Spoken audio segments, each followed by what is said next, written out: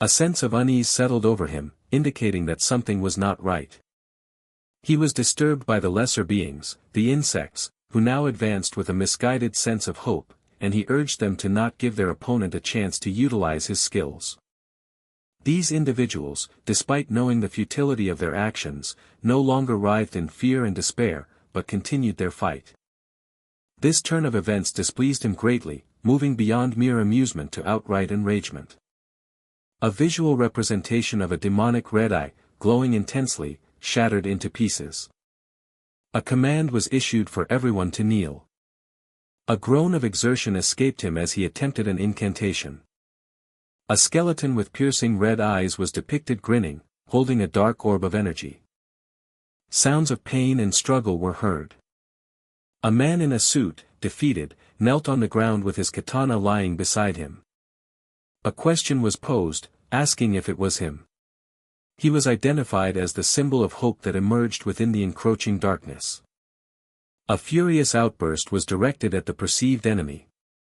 A forceful command was given to get lost.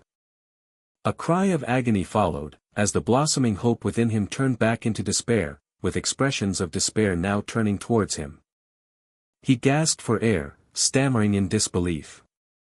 A statement declared that the situation was now much more satisfactory.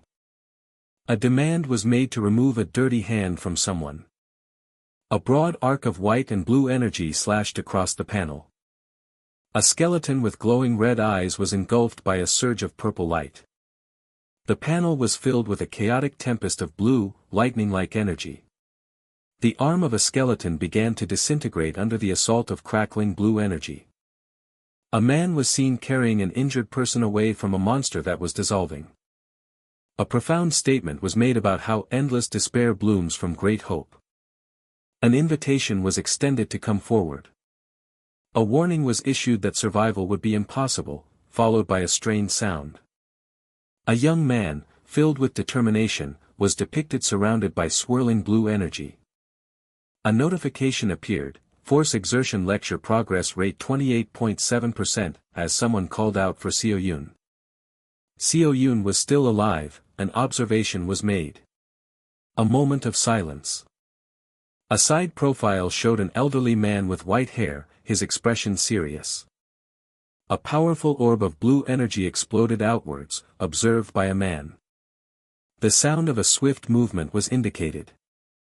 A notification appeared, Force Exertion Lecture Progress Rate 28.7%, as he acknowledged his inability to deliver a perfect blow. He stated that to fully utilize the abilities of Flornulus, he needed to increase the progress of force exertion to 30%. Notifications showed slight increases in force exertion lecture progress, moving from 28.7% to 29.1%. It was noted that his power was impressive, but human stamina had its limits, with the progress rate increasing to 29.6%. He was trying to avoid any unexpected interception at all costs, as indicated by the urgent plea to stop. His opponent declared they knew exactly what he was attempting to do, with sounds of surprise following. Sounds of surprise continued. An observation was made that he seemed to be under some form of illusion. His incantation had been broken, a realization that shocked him. The statement was made that time was not on the side of either of them. A pause in the action. A remaining progress percentage until force exertion reached 0.1% was displayed. Another moment of quiet observation. The sudden appearance of fog caused surprise. His opponent questioned if he was attempting to escape again, just like before, and vowed not to allow it. A monster grinned as a man channeled purple energy into his sword. A character unleashed a massive purple energy slash at an opponent who was falling. He admitted to a miscalculation, having believed he could reach the level of force exertion achieved in the fight against the Elder Lion, noting that even 0.1% held different significance. The crucial factor for reaching a specific level, he realized, was not the lecture progress but the precise comprehension and adaptation of the principles themselves. He acknowledged this as a fatal miscalculation and declared it was over. He contemplated using the second form but dismissed it as too unstable. Faced with the possibility of losing his life, he resolved to use the first form, annihilate. A forceful reprimand was directed at him, telling him to get a grip. Someone addressed another as Sir. The person was identified with reverence as Sir Sword Saint. An order was given to rain down attacks. Amidst magical energy, a skeletal figure attacked with a weapon that glowed.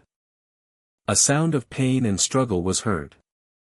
He urged the other to recover and to wait a moment, questioning the current situation. A white-haired figure cast a blue spell, healing a wounded man. An urgent command was given to hold their ground, use everything, and not allow the opponent any breathing room. He reassured them that he was fine now. Someone addressed Mr. SeoJoon. A man with a shadowed face looked down at an unconscious woman. He told her not to go anywhere. A plea was made not to be left behind, with regret expressed for making another foolish decision after an initial one. He reminded the other that the answer was not predetermined, as he had stated previously. He claimed to have known the answer from the very beginning and vowed not to leave Ms. SeoJoon behind. He realized the true path to advancement lay not in lectures but in mastering and adapting principles, acknowledging his prior miscalculation as fatal and declaring it was over. He mused that constant learning, while seemingly beneficial, could stifle genuine self-expression by merely absorbing others' ideas. He cautioned that at some point, one must cease being satisfied with simply acquiring knowledge. He elaborated that learning should serve as a tool for self-expression, lamenting his inability to employ the celestial moon meteor palm taught by the great sage. He then questioned if he couldn't, instead, unleash his own unique style. With a forceful command, he told everyone present to get lost. A sudden, shocked reaction indicated surprise at his words. A warrior, enveloped in a glowing aura, propelled themselves towards a colossal skeletal monster. The skeletal figure's eyes, glowing with an intense blue light, were brought into sharp focus. A desperate thought of escape filled his mind. He resolved that even if his body was utterly destroyed in the present moment, he had to flee. He questioned with bewilderment why his magical power was not gathering. An unfamiliar sensation washed over him, and he questioned if he was currently wielding the spear of Longinus. He was informed that he was indeed, as the spear technique reached its ultimate realm where the spear and the wielder became one. The concept was further explained, he and the spear were no longer separate entities. An exclamation of profound shock followed, indicating an overwhelming realization. An outburst of disbelief and outrage erupted, questioning how such a feat was possible. Within a vast formation of purple crystals, a solitary red orb pulsated. The orb, resembling a large eye, was shown up close, revealing a network of cracks spreading across its surface. The name of a powerful technique was declared, Dominion Divine Spear. The skeletal figure let out a piercing scream as its head began to disintegrate into countless fragments. The being identified itself as the ancient evil, a repulsive monstrosity, the demon king Archeldritch. It proclaimed itself as the end, stating that the end only brought about finality. The destruction of the warrior before it would, it declared, complete its own end. Confusion and panic ensued as someone exclaimed in shock, questioning what was happening and identifying it as annihilation magic. Another person cried out in alarm, believing the bastard was attempting to die with SeoJoon Appa. A young man in formal attire executed a high kick against an older man wielding a sword. It was stated that the sole escape from annihilation magic was death, but if someone intercepted that death before the soul fully merged with the magic, a debt would be owed. A request was made to take care of SeoJoon. Someone expressed their realization that he had been silently enduring all of this. It was thought that SeoJoon would grieve his death far more than their own. A close-up view showed a hand lying open and limp on the ground. Two figures, one with a sword and the other with a chain staff, engaged in a fierce mid-air battle. A sound of utter disbelief and surprise escaped one of the combatants. It was conveyed that without the sword master, Ms. SeoJoon would be genuinely heartbroken. A point of greater importance was then raised, directed at the sword master. It was advised that debts should be repaid with money, not with one's life. An enraged shout of "You bastard!" was heard. The action was deemed incredibly foolish. The question was posed whether they truly believed escape was possible, emphasizing that this was the absolute space of death and escape was impossible, even with drained power.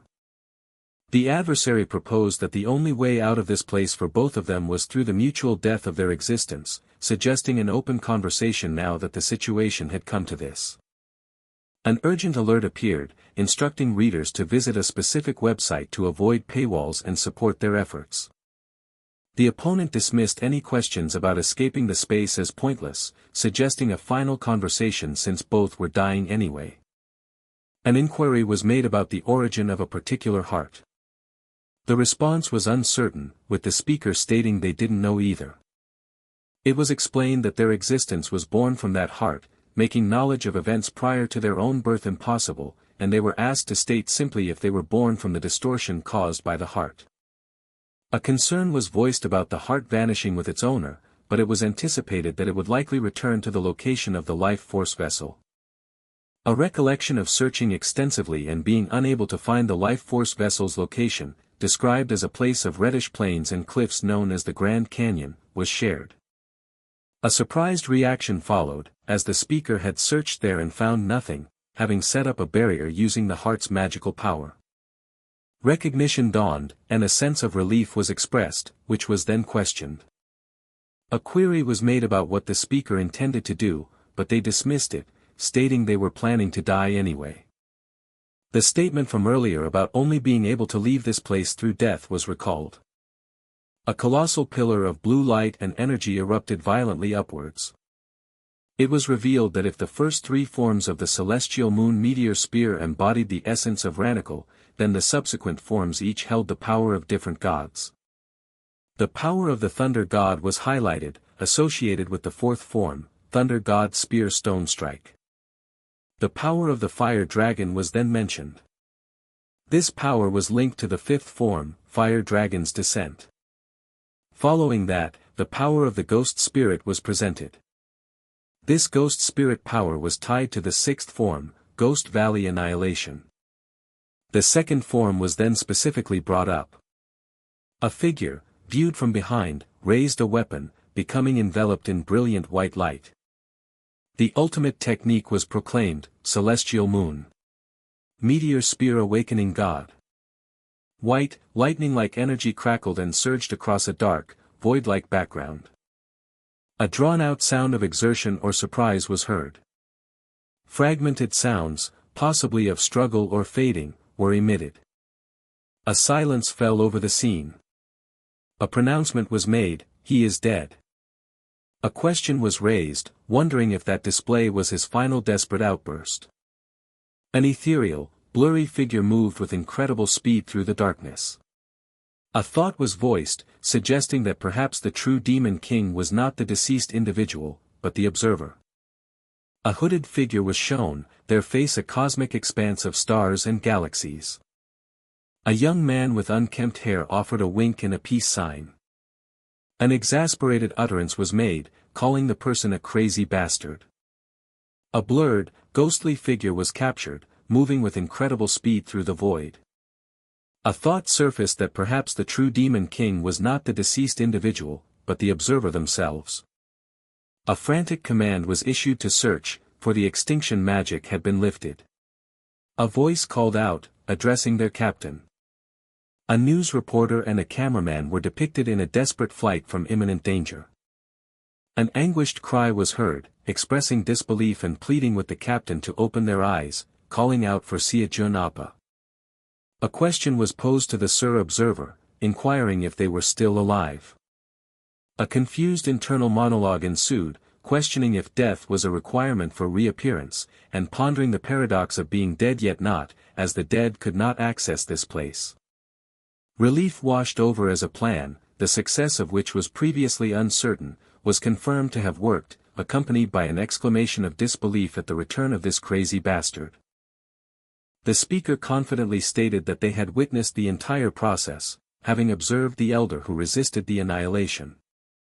However, at the very last moment, the speaker admitted to being unable to perceive anything within the absolute realm of the extinction magic that the other had performed.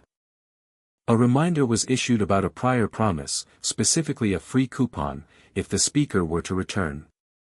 The speaker insisted that the promise was made when they were called back and that the observer could not go back on their word, questioning if they were now seeking a way out of the agreement. A demand was made to check the record of causality, asserting that the truth would be revealed and that a free coupon should be given each time they returned to this border space. A grudging agreement was given, accompanied by an instruction to leave promptly. The speaker triumphantly declared their correctness and urged the immediate fulfillment of the coupon promise.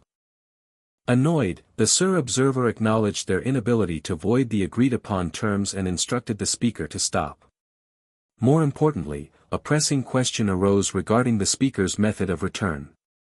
The speaker dismissed the importance of their method of arrival, emphasizing that it was the most crucial matter in the universe. The observer stated that nothing that had transpired was ever forgotten, implying the speaker's return was a deliberate choice, a situation they were determined to prevent, offering the free coupon in exchange for information. The speaker prefaced their explanation by noting its complexity, but the observer encouraged them to take their time. The speaker then proposed an additional coupon for the information, realizing the observer's awareness, and quickly shifted the topic to the Transcendent shop, noting its apparent lack of multi-items like before. An offer of 15 items was made, and the speaker began to express their agreement.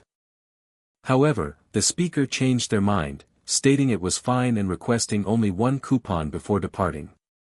The observer expressed relief, narrowly avoiding a significant loss.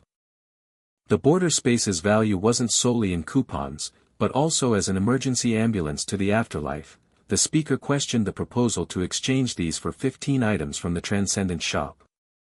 The speaker vehemently rejected the proposal as nonsense, reiterating their willingness to leave with just one coupon. The observer declared they would give nothing until the speaker revealed how they returned, prompting a defiant response. The speaker refused to comply, stating they couldn't and wouldn't, and challenged the observer to try and keep them there, asserting their own plans and defiance. The observer admitted to themselves that they should have acted sooner. A realization dawned that 3 weeks had already passed in the dimension known as Earth. The speaker described the current location as a void of pure white light, believing mortal mental strength could not endure such stillness, and predicted the other would soon beg to leave. The speaker expressed confidence in their eventual victory, noting that there was still time before the next destruction. A man with a stained shirt abruptly sat up, his expression one of anger. A voice called out to the observer, inquiring if the other had already given up. The speaker decided to seize the opportunity to teach a lesson, calling out again to the observer. A sudden realization or shock registered. The voice once again urgently called out for the observer. The speaker, exasperated, yelled for the observer, calling them that crazy bastard. A desperate plea to stop was made, with an offer of 2 coupons in exchange for ceasing the current action, followed by a confirmation that the observer was indeed present. The speaker began to reconsider, calculating that revealing how they arrived would mean forfeiting their emergency ambulance voucher, and proposed a new exchange, 2 free coupons and 10 items from the Transcendent shop. The observer reacted with disbelief and outrage at the proposal, refusing any further coupons and questioning if their life was valued so little, before issuing a threat of eternal confinement if the speaker didn't comply. A query was posed regarding supernatural forces, strange phenomena. The speaker cursed the others, then paused, realizing the immense causality required to perform the transcendent technique, and mentioned having used a coupon that the observer had given. A distinct clicking sound was heard. While waiting for the record of causality to be finalized, the speaker inquired if they could ask a few questions, acknowledging that the observer would likely engage in conversation regardless. The speaker asked why the being attempting to destroy their dimension did not take direct action if that was its goal, explaining that the reason was similar to their own, though details were difficult to provide. The concept of constraints of causality was introduced as an impossibility beyond a certain point, and the speaker questioned if this also explained why they were not killed. A moment of silence passed. A question was posed about the reason for the dimension's attempted destruction. The speaker wondered if the Sir Observer was unwilling to answer this as well. The speaker stated they did not know the details. It was clarified that the speaker didn't know the details, rather than simply not knowing. The speaker concluded that the observer knew the truth but was deliberately concealing it. A sudden increase in the Atlas lecture progress was noted, with specific percentage changes displayed. The speaker inquired about their own status in reality, addressing the Sir Observer. The Sir Observer explained that beings in this space escaped the law of causality, and their time was stopped, questioning why the progress would increase. They also recalled the Elder Lich being taken care of, then paused, mentioning Elder Lich. A desperate plea of berserk heart was made, with an urgent request to be sent back quickly, promising to forego coupons even if returning with strange phenomena once the record of causality was complete. The speaker stated they would leave their pity behind. A warning to beware of the observer was heard, followed by confusion about the origin of the voice. A statement was made about choosing when the time comes. A fiery sound, ding ding, was heard. The reason for the increased progress was revealed to be an Atlas lecture task involving withstanding 1000 degrees of heat for 10 minutes with one's entire body. A large, fiery explosion erupted, sending debris and a stick figure flying. A sound of surprise was uttered. A group of individuals in black suits stood together, their expressions somber. A name, Mr. SeoJoon, was called out. The name Mr. SeoJoon was repeated, followed by an apology for an urgent matter, a promise of a swift return, and a cry of anguish. On another channel, Suk Soo-yeon celebrated wildly, declaring that her strategy of throwing money at the problem for 3 weeks had definitely paid off. Meanwhile, Park Min-cheol recounted a bizarre event where the man he was cremating suddenly sat up with a boom, announced an urgent matter, and then vanished.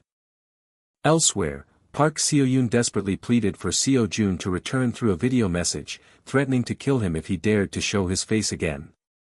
Lee Min-yeol also shouted into the camera, frantically telling his boss to come back before he died, only to immediately reverse his plea in a panic. Far from their cries, SeoJoon noted that the trail he was following had gone cold. He reflected on the hours he had spent searching, all of which had yielded nothing. He regretted not asking for more details when he had the chance and worried the object of his search had already been taken, wishing he could at least confirm its existence. Pondering his next move, he considered trying the method he once used to locate Yuzeong. With a flick of his wrist, he conjured a small, ethereal familiar into existence. He immediately commanded the creature, ordering it to go find the berserk's heart.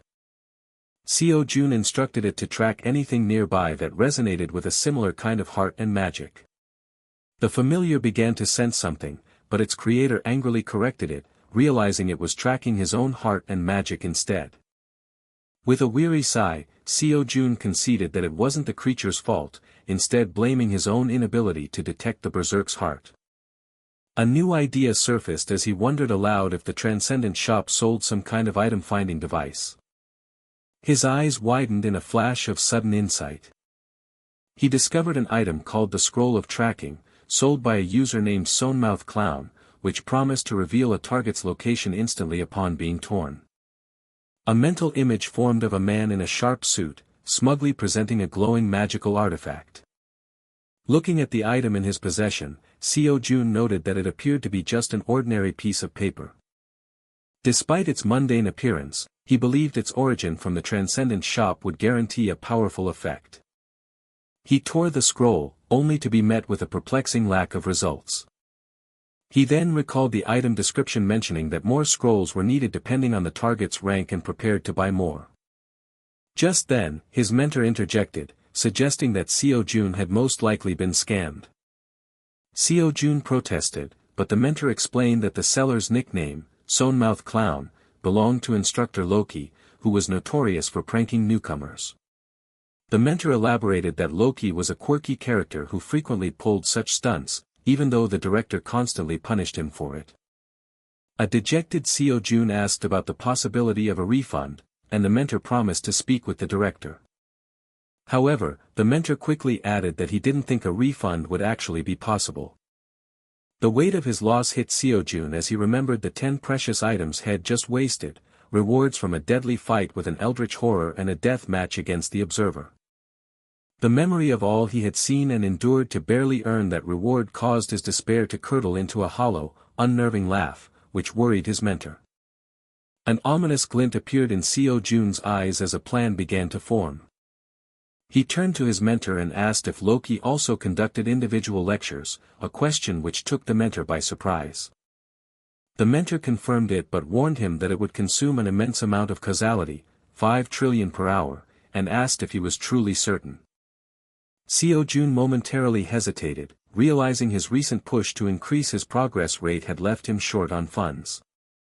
But a quick check of his balance revealed a shocking 150 trillion, prompting him to wonder what financial insanity had occurred, as a brief flashback showed his teammates celebrating a monetary victory. Putting his financial shock aside, he decided teaching Loki a lesson was his top priority and officially requested the lecture. In an instant, a man with a stitched-up mouth appeared and curtly asked what they wanted. SeoJoon coolly observed him, noting that he now understood the sewn-mouth clown nickname. He got straight to the point, asking Loki why he had scammed him, to which Loki nonchalantly confirmed he was the newbie from the shop. Loki arrogantly placed the blame on SeoJoon, mocking him for being an idiot who was foolish enough to fall for the prank. The trickster then smugly asked if SeoJoon had paid for the incredibly expensive lecture just to lash out, stating he had no intention of playing along. With SeoJoon remaining silent, Loki declared the lecture on learning scams firsthand was complete and turned to leave, dismissing the protest that there was still time left. To the mentor's utter confusion, SeoJoon calmly accepted the instructor's decision. Just as Loki was about to depart, SeoJoon casually mentioned that he also needed to meet with Odin. Loki paused, his interest piqued, as SeoJoon explained he had a favor to ask Odin and also something important to tell him that involved Loki. SeoJoon then turned to his perplexed mentor and offered to share an interesting story. He began by asking if the mentor truly knew the circumstances of Baldur's death, hinting that the official story of it being an accident was untrue. The story began, focusing on Odin's brightest and most beloved son, Baldur. He recounted how Baldur's mother, Frigg, extracted an oath from everything in creation not to harm her son, with the sole exception of the mistletoe, which was deemed too weak and insignificant. He described a scene where the gods amused themselves by throwing objects at the now invincible Baldur, and how someone quietly approached the blind and excluded God, Hod. This person handed Hod a weapon crafted from mistletoe and encouraged him to join in the fun by throwing it. SeoJoon narrated the tragic conclusion, where the excited Hod threw the weapon, which fatally pierced Baldur and ended his life. He then revealed that this mistletoe branch became the legendary weapon known as Mistiltein. The stunning twist followed, as SeoJoon named Loki as the one who gave Hod the weapon out of jealousy, a revelation that left the mentor completely aghast. He mused on what the enraged Odin, who had already killed Hod in his grief, would do if he discovered the true mastermind behind his son's death. SeoJoon morbidly suggested Odin would likely tear Loki limb from limb, a thought that was suddenly interrupted by Loki's sharp voice. Loki, who had been listening the whole time, reappeared and directly accused SeoJoon of blackmailing him. Feigning offense, SeoJoon claimed he was merely trying to share the truth, before reluctantly accepting Loki's offer of getting his 10 items back. He then smirked, telling the trickster god that he was worse with numbers than he thought. He coolly demanded 15 items, citing emotional damages, wasted time, and the causality points spent to summon him. An infuriated Loki refused the counteroffer, shouting that SeoJoon was now trying to scam him. Calling his bluff, Loki told him to do his worst, confident he could weather any storm that came his way. Unfazed, SeoJoon commented that Mr. Han was in for a headache before turning back to his mentor with a new line of questioning. He asked if Odin still rode his famous 8-legged horse, Sleipnir, which the mentor confirmed, adding that the horse was cherished by its master. A slow, wicked grin began to spread across SeoJoon's face.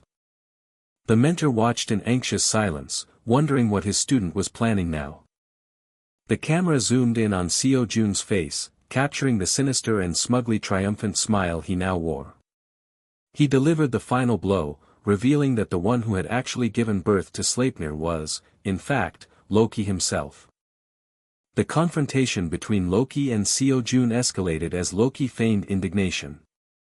SeoJoon, unfazed, met Loki's bluster with a calculated demand. Loki, exasperated, accused SeoJoon of being too greedy, questioning his prankster tendencies. He conceded to SeoJoon's demand for 15 items, acknowledging the inadequacy of his earlier offer. SeoJoon then stated his demand clearly, 15 items in exchange for Gungnir. He clarified that he was referring to the true Gungnir, the one wielded by Odin. Loki protested, citing Odin's ownership and their sworn brotherhood as insurmountable obstacles to acquiring the spear. He questioned how he could possibly convince Odin to part with something so cherished and why SeoJoon persisted in asking him.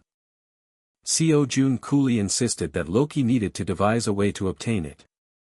In a separate realm, swirling circles of bright blue magical energy materialized within a pristine white space. A cloaked figure, seen from behind, appeared to manipulate these orbs of blue energy. The narrative paused, highlighting the enigmatic nature of the scene. It was explained that the actions of this figure had shaken the very foundations of the absolute domain, which was composed of all-dimensional causality, thus unsettling the boundary realm. This immense disruption could only be attributed to one entity, the first transcendent. The precise purpose, intent, and method behind this act remained unknown. However, the certainty was that Kim SeoJoon was an incredibly dangerous individual, and for the moment, he was allowed to act unchecked.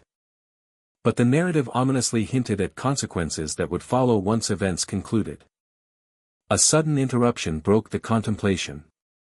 An extraordinary surge of causality was being consumed all at once, raising alarm. This unprecedented consumption could only be the work of one being, prompting an outburst of confusion and anger. The focus shifted to the legendary weapon, Gungnir. Gungnir was described as the divine relic that slew the primordial giant Ymir and was instrumental in shaping the 9 realms from his remains. It was revealed that Loki had somehow managed to persuade Odin, a testament to his scamming abilities, which SeoJoon, as a first-year student, had now acquired. A character voiced disbelief, calling Kim SeoJoon the craziest at the Transcendent Academy, dismissing the idea as a joke, even with instructor Sun Wukong present. The previous attempt with a fake Gungnir had failed, but the real one was believed capable of finding Berserk's heart. The directive was clear: go and find Berserk's heart. A resplendent red and gold spear was depicted being swung with immense force. The speed of the weapon was astonishing. A warning was issued that any lapse in attention would lead to losing sight of the target, urging for a spread of the word among the first years. A powerful beam of white and blue light shot diagonally across the panel. The visual focused on a glowing red sword moving with remarkable swiftness towards the right. Astonishment was expressed at the incredible speed. It was understood that losing Gungnir at this moment could result in the destruction of Berserk's heart. A command was given for the pursuit, urging the character to go after their dad. A bright glint of light was seen against a backdrop of a blue sky dotted with white clouds. A glowing red sword was shown plunged point down into the ground. A dark silhouette was enveloped by a radiating red hexagonal energy field.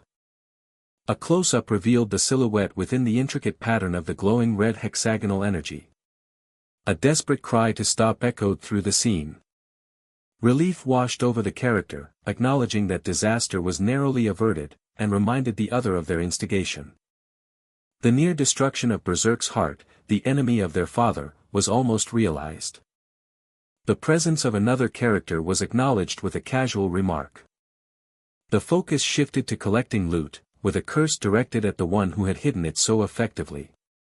A mentor figure was addressed, but their response was a muffled, pained sound. The mentor awoke disoriented, questioning their surroundings and identity, before being informed that they were now conscious. Kim SeoJoon was confronted about the abduction, but he dismissed it as a hasty, thoughtless action. He then urged the mentor to examine something of greater importance. The mentor, sensing something unusual, recognized it as the heart of Berserk, something they had been searching for, and expressed a desire to brew an elixir with it, requesting Master Hua Tuo's assistance. The request was met with disbelief at its audacity. The mentor expressed frustration that this was the first thing said upon their return, after the hard work put into refining the dragon's heart. The mentor lamented not being able to witness the absorption of the external pill and being dismissed without explanation, referencing episode 132. SeoJoon explained that it wasn't entirely his fault, citing a lack of choice and the rarity of a dragon's heart, which would have been a valuable learning opportunity. He offered something as potential compensation. The mentor reacted with astonishment, questioning the origin of the offered item, which SeoJoon vaguely attributed to luck. Witnessing the item, the mentor expressed unprecedented excitement, noting it was the first time seeing the genuine article and that Hua Tuo was equally thrilled. It was stated that with this item, they could even draw out the dragon's power, and perhaps even comprehend dragon speech. The concept of word magic was explained, and the potential to learn dragon speech, the highest tier of word magic, was revealed. The mentor marveled at SeoJoon's human ability to use dragon speech, declaring him a monster rather than a transcendent. The mentor eagerly requested to begin immediately, and SeoJoon readily agreed, admitting his heart beat wildly with anticipation. A question of concern arose. The mentor indicated there wasn't a problem, but a peculiar observation was made. The mentor questioned if it was a split dragon heart, expressing amazement at its perfect structure even if it were. It was revealed that the dragon's heart had been intentionally split. The narrative shifted to another location. A man with gray hair was shown lying on the ground, grimacing at a red orb. The implication was made that two more fragments of this nature existed elsewhere. A hand tightly gripped a cracking red orb as the character gritted their teeth in determination. A desperate voice echoed, pleading with Ryu Jincheol and admonishing his foolishness. The voice warned him that the power he sought was never meant for mortal hands, predicting it would only consume him and insisting upon its destruction. In response, Ryu Jincheol coldly dismissed the warning, stating he did not care. He recounted how he had already lost everything he had painstakingly built over the past several decades. With chilling resolve, he declared that for the sake of his revenge, he was indifferent even if the world ended or he himself ceased to exist. The unseen speaker screamed in a final, desperate plea, calling out Ryu Jincheol's name as he succumbed to the darkness. A lone figure stood defiantly in the epicenter of a swirling red energy vortex, the very ground beneath him cracked and broken. A violent, bloody maelstrom of raw power then exploded outward directly from the man's chest. An inhuman roar of pure agony ripped through the air as his body was racked with torment. A sickening crunching sound reverberated as the immense power began to twist and reshape his physical form. Through the pain, a great and commanding voice began to resonate deep within his mind. The disturbing sounds of his body cracking under the strain continued unabated. In a moment of clarity, he questioned the cosmos, wondering why he, of all people, had been chosen for this fate. A disembodied voice answered, explaining that he was simply the most suitable candidate for the ritual's demanding requirements. Ryu Jincheol, now changed, scoffed at whatever grand schemes were at play, professing his complete lack of interest.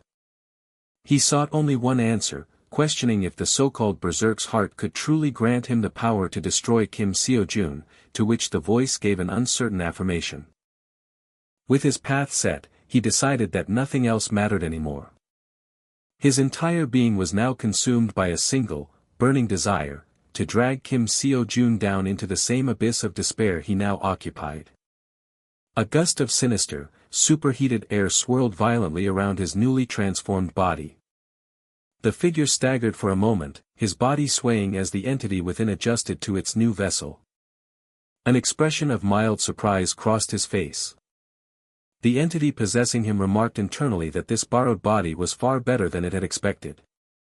It marveled at the incredible flow of mana, realizing it could use its full power, only for an external voice to curtly tell it that how the body was holding up was not its concern. The possessed man confidently planted his feet, taking a commanding stance. He casually flexed his fingers, testing the control he had over his new host. His movements became fluid and deliberate, filled with a newfound purpose. The mysterious benefactor warned the entity that its time was limited, as a being known as the Observer would eventually banish it, prompting the entity's curiosity. In response, the voice offered to prepare the final stage of the apocalypse for the entity's grand performance. Meanwhile, back in a different reality, SeoJoon's mentor stared in disbelief, asking if the dragon's heart was just one of 3 separate fragments.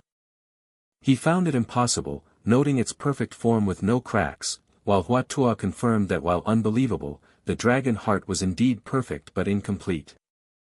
Hua-Tuo further explained that only the power inside had been divided, and the immense mana they were sensing was merely 1/3 of the total. The mentor concluded that this complication required the expertise of 2 additional instructors, a task Hua-Tuo eagerly volunteered for. Shortly after, SeoJoon was introduced to the legendary physician of the Warring States period, Bien K. He was then introduced to the second expert, the famous alchemist known as Paracelsus. Paracelsus impatiently waved off the pleasantries, desperate to examine the dragon's heart and wanting to begin the refinement process at once. SeoJoon decided to let the professionals handle the elixir while he attended a lecture, prompting Hua-Tuo to remind him of the vast amount of causality he was consuming per hour. A look of horror dawned on SeoJoon's face as he calculated that if one master cost 10 billion an hour, 3 of them would be roughly 30 billion. Hua-Tuo corrected his assumption, stating that the other masters taught different, single-subject courses, which only deepened SeoJoon's confusion about the cost. The mentor then revealed the shocking total for all 3 masters was an astronomical 1 trillion per hour. He also informed SeoJoon that before learning dragon speech, he first needed to learn word magic, and they had narrowed down 3 suitable courses for him. The presented class options ranged from a grim course offered by Jormungandr, a whimsical one from Leviathan, to a more conventional-sounding academy by the divine beast Blue Dragon. SeoJoon's attention was captured by the Blue Dragon School's advertisement, his mind reeling as he tried to comprehend the 100 trillion won tuition fee. His mentor explained that the causality costs had skyrocketed because he was already taking advanced-level lectures. He was then told this was actually a discounted price, and heard a cautionary tale about another first year who farmed causality for 137 years just for one class. While muttering about needing to buy a pass, SeoJoon overheard the masters debating the safest way to absorb the elixir's potent life force. Worried they might not finish in time, he grimly authorized the purchase of a 150 billion won free pass to expedite the process. A wave of financial and psychic shock washed over him as the transaction was confirmed. At long last, the masters announced the elixir's completion, startling SeoJoon from his daze. They presented the final product, a dragon's heart now imbued with the essence of all 3 legendary figures, and urged him to consume it.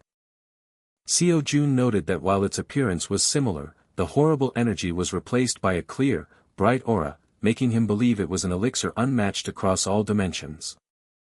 He felt that even calling it the ultimate elixir failed to do it proper justice. Just then, a system message alerted him that his causality balance had officially dropped below 1 trillion. His mentors, practically vibrating with anticipation after missing the last event, urged him to hurry and consume the pill. With a solid, cracking sound, SeoJoon bit into the refined dragon's heart. His immediate reaction was that the taste was rather unremarkable and plain. Suddenly, an intense and unexpected reaction began deep within his core. He could feel the immense power surging through him, beginning to violently crack his internal magic circle. Panic set in as he questioned if this was supposed to happen, exclaiming that his magic circle was literally breaking apart. He was overcome with a profound sense of dread, seriously questioning if this entire process was actually safe. And then, abruptly, everything stopped. The young man with dark hair was seen lying on the ground, his eyes closed and a peaceful, content smile gracing his lips. In another location entirely, a mysterious individual confirmed the information he had just gathered. He acknowledged that his source, like him, had no idea where the first-year student Kim SeoJoon had gone. This development was a problem, he noted, as his own time was running out. The man expressed his growing frustration, feeling he deserved some sort of reward for coming all this way. His gaze then settled on the person before him as he asked a chillingly simple question about how much causality they possessed. A soft, drawn-out hum filled the silence. Someone called out, asking if he was awake, addressing him as mentor. A sudden, loud yelp escaped someone's lips in surprise. Confusion was evident as someone questioned what was happening. A distressed voice explained that only a small amount of magic had been used to clear darkness, but a magic storm had erupted, pleading with their mentor to save them. Guttural sounds of distress and pain were heard. A voice reassured that they were alive, explaining that a bit of magic was used to brighten their vision in the darkness. Astonishment was expressed at the significant increase in magic and a change felt within their heart. A bug or error was suspected, with a concern that something was wrong with causality. An astonishing percentage of lecture progress was displayed, alongside various other progress updates. A notification declared the completion of the Dragon Aura lecture, with a warning that the progress exceeded the permissible causality threshold and a reset of causality was initiated. The Dragon Aura evolved into Dragon Heart, and a new lecture completion notification for Dragon Heart appeared, met with utter disbelief. Exclamations of shock and confusion arose, stating this was unprecedented in the history of the Academy. A strong sense of disbelief and the feeling that this was impossible were expressed. A sharp intake of breath indicated a sudden realization or surprise. The person explained the need for an urgent departure, despite the mentor's wait, indicating a place they had to be. The destination was stated as New York. A desperate plea for help was heard, followed by a scream. An individual enthusiastically noted the insane causality farming potential, able to gather in a day what normally took 43 years. A questioning sound indicated slight surprise or curiosity. A child's voice, filled with fear, pleaded for their life. The question was posed if the child truly wished to live, inquiring about their possession of causality, which was clarified as money in that dimension. A series of faint, shuffling sounds were heard. A choked sound expressed a dire situation. The response indicated only coins were available, not bills, and a desperate plea was made for mercy.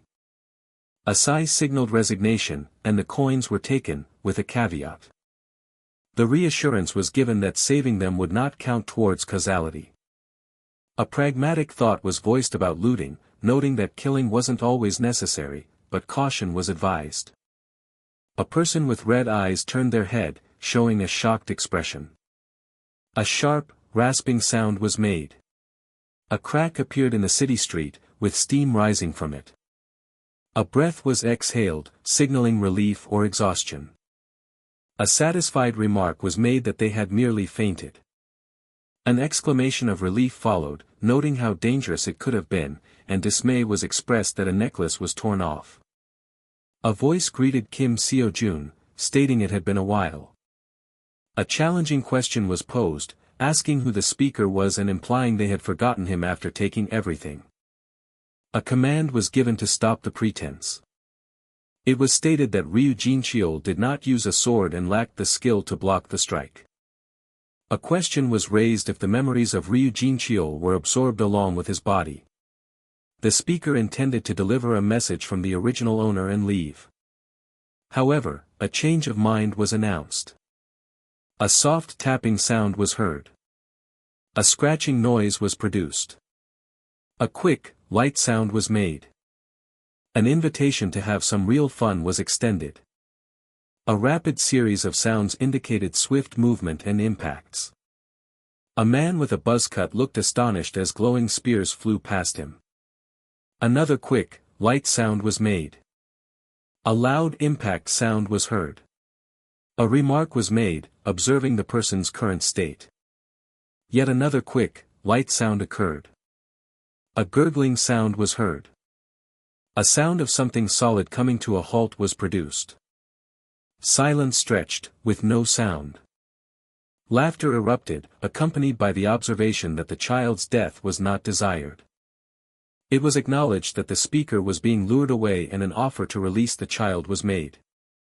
A dismissive comment was made about people being mere clumps of causality, questioning attachment, and mentioning causality again. A realization dawned, asking if that person was. An offer was presented, but the speaker was hesitant, stating they weren't really interested. Two conditions were laid out, with the first being that this was the speaker's first encounter with the child. It was asserted that there was no connection and that using the child's life as leverage would not work. A statement was made that, ultimately, the other person also viewed the child as just a lump of causality, and the second condition was introduced. A sharp gasp of surprise or shock was heard. A dire consequence was stated: if involved with that child, the other person would also die. A stark exclamation mark conveyed utter disbelief and shock. A dire warning was issued, stating that involvement with the child would result in death. A sharp, guttural sound escaped someone's throat. A choked gasp of pain was heard. An individual with a buzz cut expressed their astonishment, noting that their body would have been cleaved in two had they not braced themselves with both hands. They questioned the opponent's true intentions, wondering if they had been testing them all along by concealing their power. A dismissive question was posed regarding the significance of a single child's life, framing it as a mere bundle of causality. The speaker reacted with outrage, incredulous that their elaborate efforts were motivated by such a trivial concept as causality, yet simultaneously marveling at the abundance of causality present in this location. A bewilderment was expressed about the speaker's inaction, given that causality was paramount for beings like them and this place offered an easy means of acquiring it. A pointed question was directed at the speaker, inquiring about the nature of the causality behind their current actions. It was acknowledged that the Transcension Academy's stated goal of acquiring causality was merely a facade for their involvement with the cadets, yielding no personal gain regardless of how the causality was obtained. With no earthly hunters capable of stopping them, the speaker stated their intention to seize all the world's causality through methods similar to the one who had wronged them. However, a crucial turning point was signaled. The speaker declared their disinterest in causality as it pertained to the other person, finding their own current state sufficient for the speaker's own pursuit of causality. This moment was deemed entirely adequate. A series of sharp, ragged breaths were heard. Amidst the chaos, a voice urged everyone to remain calm and move with caution, offering assistance and expressing gratitude. Frustration was voiced over the dire shortage of personnel, especially after the entire Professional Hunter Management Bureau had been compromised, and an inquiry was made about the status of Director Leesberry, with a grim confirmation of their fate. A question arose concerning Hunter Kim SeoJoon, who had been missing since the funeral. A grim suggestion that he too had fallen victim was quickly silenced by a stern warning to mind their words. A reassuring voice, despite their own distress, urged their big sis to focus on what they could accomplish. An exclamation of pure surprise was uttered. A voice excitedly announced the return of SeoJoon Appa, met with disbelief. Rumors were circulating on social media about sightings of him. Someone asked if they were okay, noting a strange vibration and questioning if a fight was occurring. A decision was made to investigate the disturbance while others continued the evacuation, met with a panicked Big Sig. An expansive aerial view showcased a city dominated by towering structures, bisected by a vibrant, geometrically defined energy pathway. Against a backdrop of a clear sky, a woman in a suit with a sword in hand launched herself from a low brick structure. A woman with dark hair pulled back gasped in shock, her mouth forming a silent M-. The name SeoJoon was uttered with alarm. A realization struck as someone pointed out the individual fighting in the distance. Surprise turned to confusion as the identity of Ryu Jinchul was recognized, and even more so, the fact that he was engaged in a fight of equal footing with Mr. SeoJoon. A moment of quiet contemplation passed. The observer felt an immediate urge to intervene but recognized their limitations, concluding that a calm, rational approach was necessary to be truly helpful. A peculiar observation was made: Mr. SeoJoon's movements were noticeably more restrained than usual. It appeared as though he was fighting with a sense of protection, as if guarding something. A young girl lay prone on the ground, enveloped by radiating lines. A heavy thudding sound was produced. A distinct red symbol materialized, hovering above a skyscraper. An expression of exasperation was directed at the opponent's mastery of Thialphus' divine speed. The speaker explained that while Thialphus' speed was theoretically unmatched, most cadets couldn't handle the recoil. However, the opponent was not merely using it but doing so with exceptional control. The opponent's movements were described as so deceptive, seemingly breaking space itself, that they left one questioning reality, possessing an almost transform-like quality. A skyscraper began to tilt precariously, enveloped in a shroud of blue energy. A light, sharp sound was made. A defiant declaration was made, asserting that the one being addressed was not the sole recipient of such transformative experiences. A soft tapping sound was heard. The declaration summoning legion echoed. A question arose regarding the nature of the energy being displayed: was it transcendental energy? Brilliant streaks of bright pink energy cut across the urban landscape. A figure lay on a fractured road, with pink energy radiating outwards from them. An urgent plea interrupted, stating that the child was still present. A decisive leap was executed. A pained grunt was heard. This was dialogue. The speaker exclaimed SeoJoon. Mr. SeoJoon. And then urged Mr. SeoJoon to leave the child to them. A fierce vow was made to protect the child at all costs. A statement of acceptance and lack of regret was made, indicating satisfaction with the current situation. This was dialogue. A figure was depicted falling, struck by a spear, amidst a burst of fireworks. The speaker articulated their desired path of transcendence.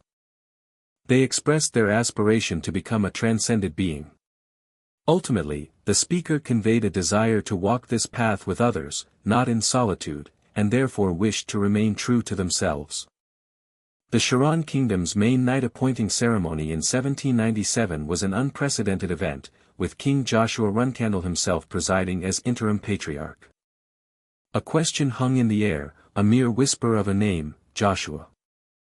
The shock rippled through the room as the implication formed: he was alive.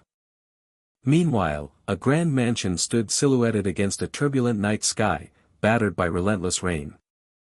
A sharp, pained sound escaped someone's lips, a guttural utterance of distress. The pronouncement was made, declaring the weight of leadership upon the one destined to be the next Runcandle patriarch. A swift, tearing sound echoed, like fabric ripping under immense force. The speaker lamented the pathetic state of someone trembling alone in a dark basement. They declared this solitude to be utterly pitiful. A voice, laced with suspicion, asked if the visitor had come solely to mock them. The response was a chilling affirmation: yes, and the mockery would extend further. The speaker pointed out the irony of the situation, that the one who destroyed an unwanted group was now the trending topic due to unforeseen consequences, and thus deserved to laugh at themselves. A justification followed, explaining that there was no choice but to confront and defeat the Manhwa summoned by the youngest sibling. A harsh, disbelieving laugh erupted, full of scorn. The speaker deemed the act foolish, explaining that the Manhwa were beings from a dead world, never truly belonging to this one. They accused the other of discarding the clone they had painstakingly created.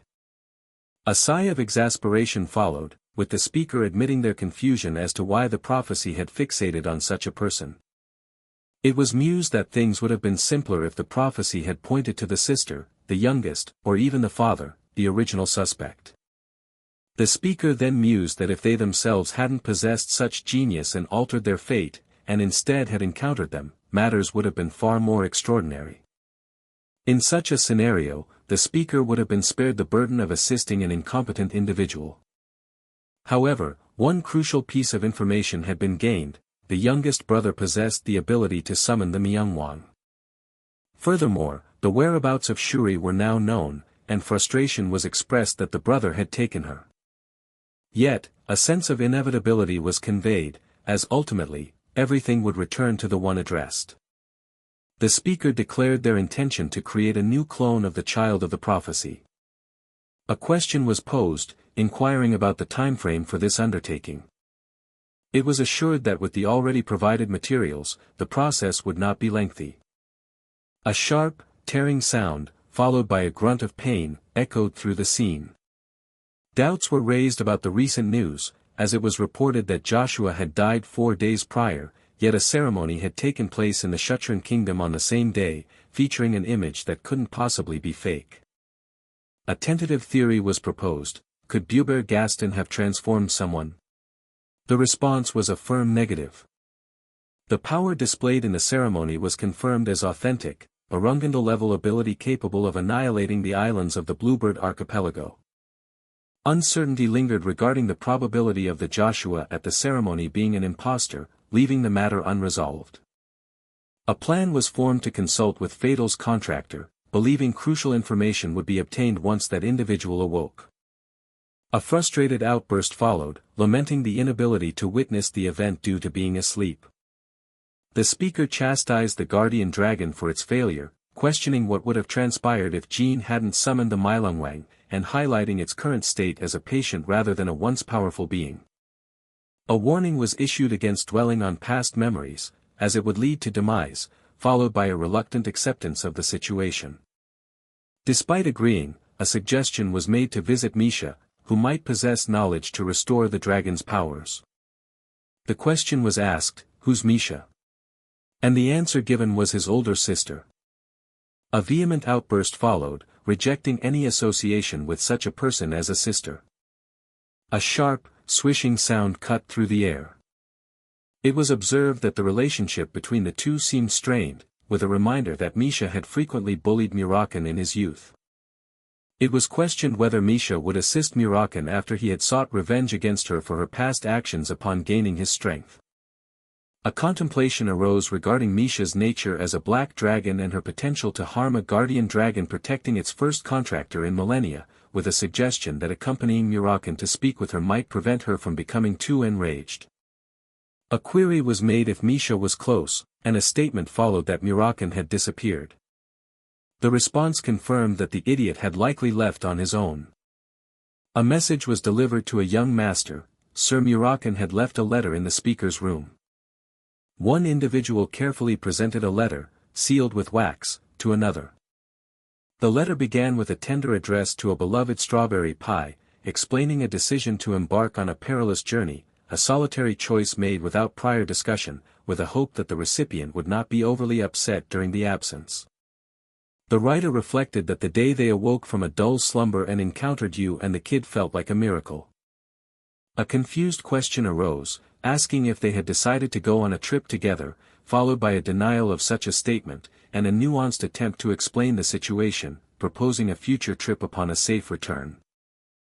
A name was softly spoken, imbued with a sense of loss: Murakan. A sliver of a crescent moon peeked through the heavy, dark clouds that obscured a deep blue night sky.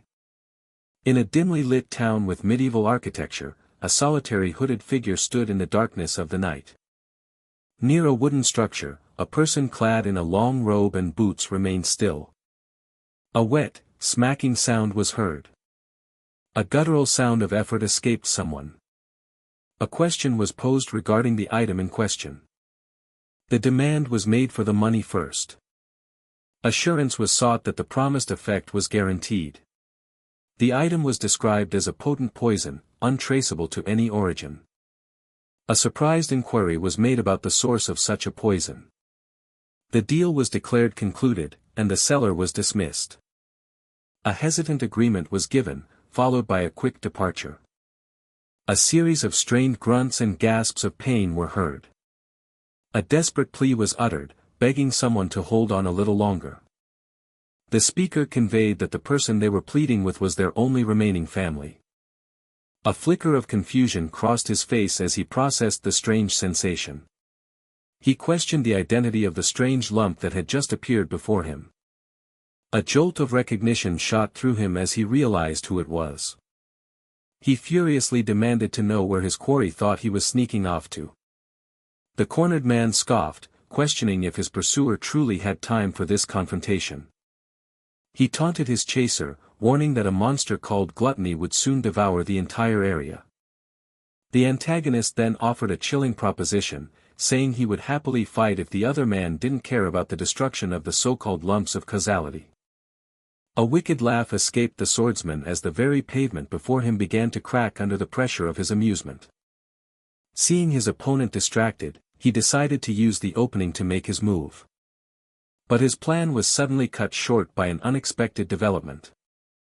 A man dressed entirely in black stumbled into the scene, a large red sword strapped to his back. The swordsman stared in disbelief, wondering why this newcomer was now chasing after gluttony. He then questioned what invisible force was suddenly preventing his own escape. An enraged scream echoed from elsewhere as a powerful figure ordered the swordsman to be tied up so they could deal with the greater threat. Elsewhere in the city, a civilian screamed in terror, wondering what new monstrosity had just appeared. An official frantically ordered everyone to stay back, warning that the creature would swallow them whole as he demanded the immediate evacuation of all civilians. In the midst of the chaos, one woman calmly informed another that she was safe. An inquiry was made about a child's status, and the response confirmed the youth was unconscious but had no major injuries. The revelation left a dark-haired woman in a state of shock, while her companion watched the unfolding disaster with unsettling composure. Someone nearby grunted in dismay, horrified that the monster had advanced so far and questioned its all-consuming nature. The calm woman simply told her companion that it was okay, which only deepened the other's confusion. She then confidently predicted that their savior would be arriving very soon. As if summoned by her words, a brilliant slash of white energy tore through the darkened sky. High above the city, a lone figure hovered, cloaked in a sinister purple aura and brandishing a weapon that pulsed with light. He began to chant the name of his technique, invoking the power of the divine star Choku. He continued his incantation, declaring the first form of his celestial moon meteor spear. A blinding lens flare erupted from within the purple energy clouds, bathing the cityscape in an overwhelming light. The warrior finished his attack by announcing its ultimate purpose, the collapse of all phenomena. In the aftermath, the sky was left choked with roiling purple smoke and crackling residual energy. The crowd below wondered if the monster had vanished, until someone spotted a figure in the distance and urged others to look. A name was shouted in recognition, identifying the hero as Hunter Kim SeoJoon. A wave of joyous relief washed over the people as they celebrated the triumphant return of their protector. On the ground, a female warrior with a ponytail knelt and smiled, relieved that the danger had passed. In another part of the city, a young man in a suit with distinctive spiky hair also allowed himself a satisfied smile.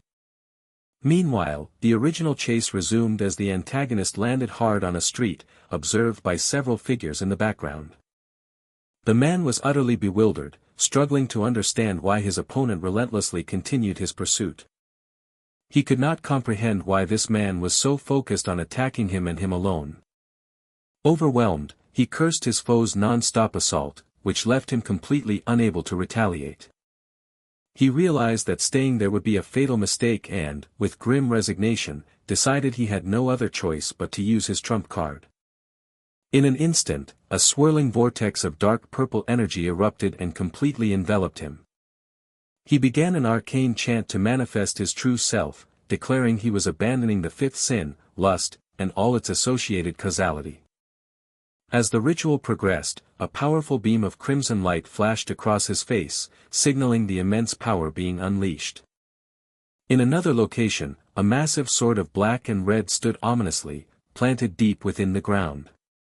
A close-up view revealed the antagonist's hand transforming, its skin cracking like stone as it clenched into a tight fist. A guttural, monstrous roar of pure power erupted from the transforming being. Across the ground, a white blur streaked past at an impossible speed, targeting the new demonic form. The man who had been fleeing felt a surge of relief, noting that his pursuer was no longer chasing him. He acknowledged that losing his causality was painful but justified it as a necessary investment for a greater prize promised to him. His thoughts of future victory were cut short by the shocking realization that his plan had not fully succeeded. He whirled around, screaming an insult at the bastard who was once again on his tail. Utter panic set in as he understood that if he were caught this time, his death would be absolute. In a final act of desperation, he sacrificed another of his core powers, the seventh deadly sin of sloth. He invoked the name of his escape technique, fueled by this immense sacrifice. His pursuer, wreathed in crackling blue lightning, swung his colossal, glowing blade in a desperate attempt to strike him down. As he vanished, the villain vowed that their next encounter would not unfold in the same way. He continued his promise, stating that without fail, his vengeance would be absolute. The villain swore with chilling certainty that he would return and kill his foe. The hero could only react with stunned surprise at his enemy's sudden disappearance. He looked around in disbelief, questioning how his target had managed to vanish so completely. Far away, the battle against the transformed demon raged on as two immense black and red swords clashed with incredible force. The hero scanned the area but found that no trace of his quarry's magic remained, leaving him completely baffled. With a heavy sigh, he conceded that he had lost him. He reflected on the unexpected encounter, realizing that this rookie was not gone for good and would certainly appear again. He concluded that to truly defeat this new threat, he would need to unleash the full power of Longinus, a task that was once again complicated by a lack of money. His frustrated thoughts on his financial predicament were suddenly interrupted as something new caught his eye. A ragged breath escaped, the sound raw and strained. A voice called out, inquiring if Colin was awake. Colin, disoriented, questioned their surroundings, only to be informed it was a hospital, a consequence of Kim SeoJoon's actions. The name Kim SeoJoon sparked a strong recollection, confirming his identity. He lamented his lack of proper reaction due to lower defenses, vowing a different outcome in their next confrontation. He questioned why the other person was laughing, recalling their shared defeat, and was met with a clarifying response. The first speaker clarified their statement, explaining that while Kim SeoJoon was the reason they were there, it didn't necessarily mean he had defeated them. The implication was that SeoJoon had arrived too late to prevent their current predicament. Shifting focus, the speaker announced they had something for Colin. Colin was presented with a bill, utterly shocked by the staggering amount of $50 billion, demanding an explanation. He was informed that this represented his life's worth and that he was expected to repay it diligently, especially with the director's recent severe injuries creating a heavy workload. A news headline declared Hunter Kim SeoJoon had once again saved America after defeating the Elder Lich a month prior. Silence hung heavy, punctuated by the sound of labored breathing. A thought of defiance crossed his mind, questioning who he had dared to provoke. A voice acknowledged that he had finally encountered another cadet from a different dimension. The speaker mused that it seemed like strange occurrences constantly surrounded Kim SeoJoon. They then asked if he could examine something, revealing a staggering sum of 200 trillion.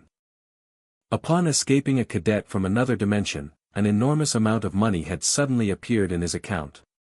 Having found no deposit from any other source, he inquired if the mentor knew the cause, who, after some thought, reassured him that it should be fine, given his awareness of the observer.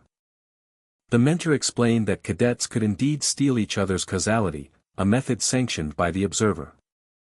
Kim SeoJoon questioned the observer's motives, referencing the strained relationship between their academy and the observer.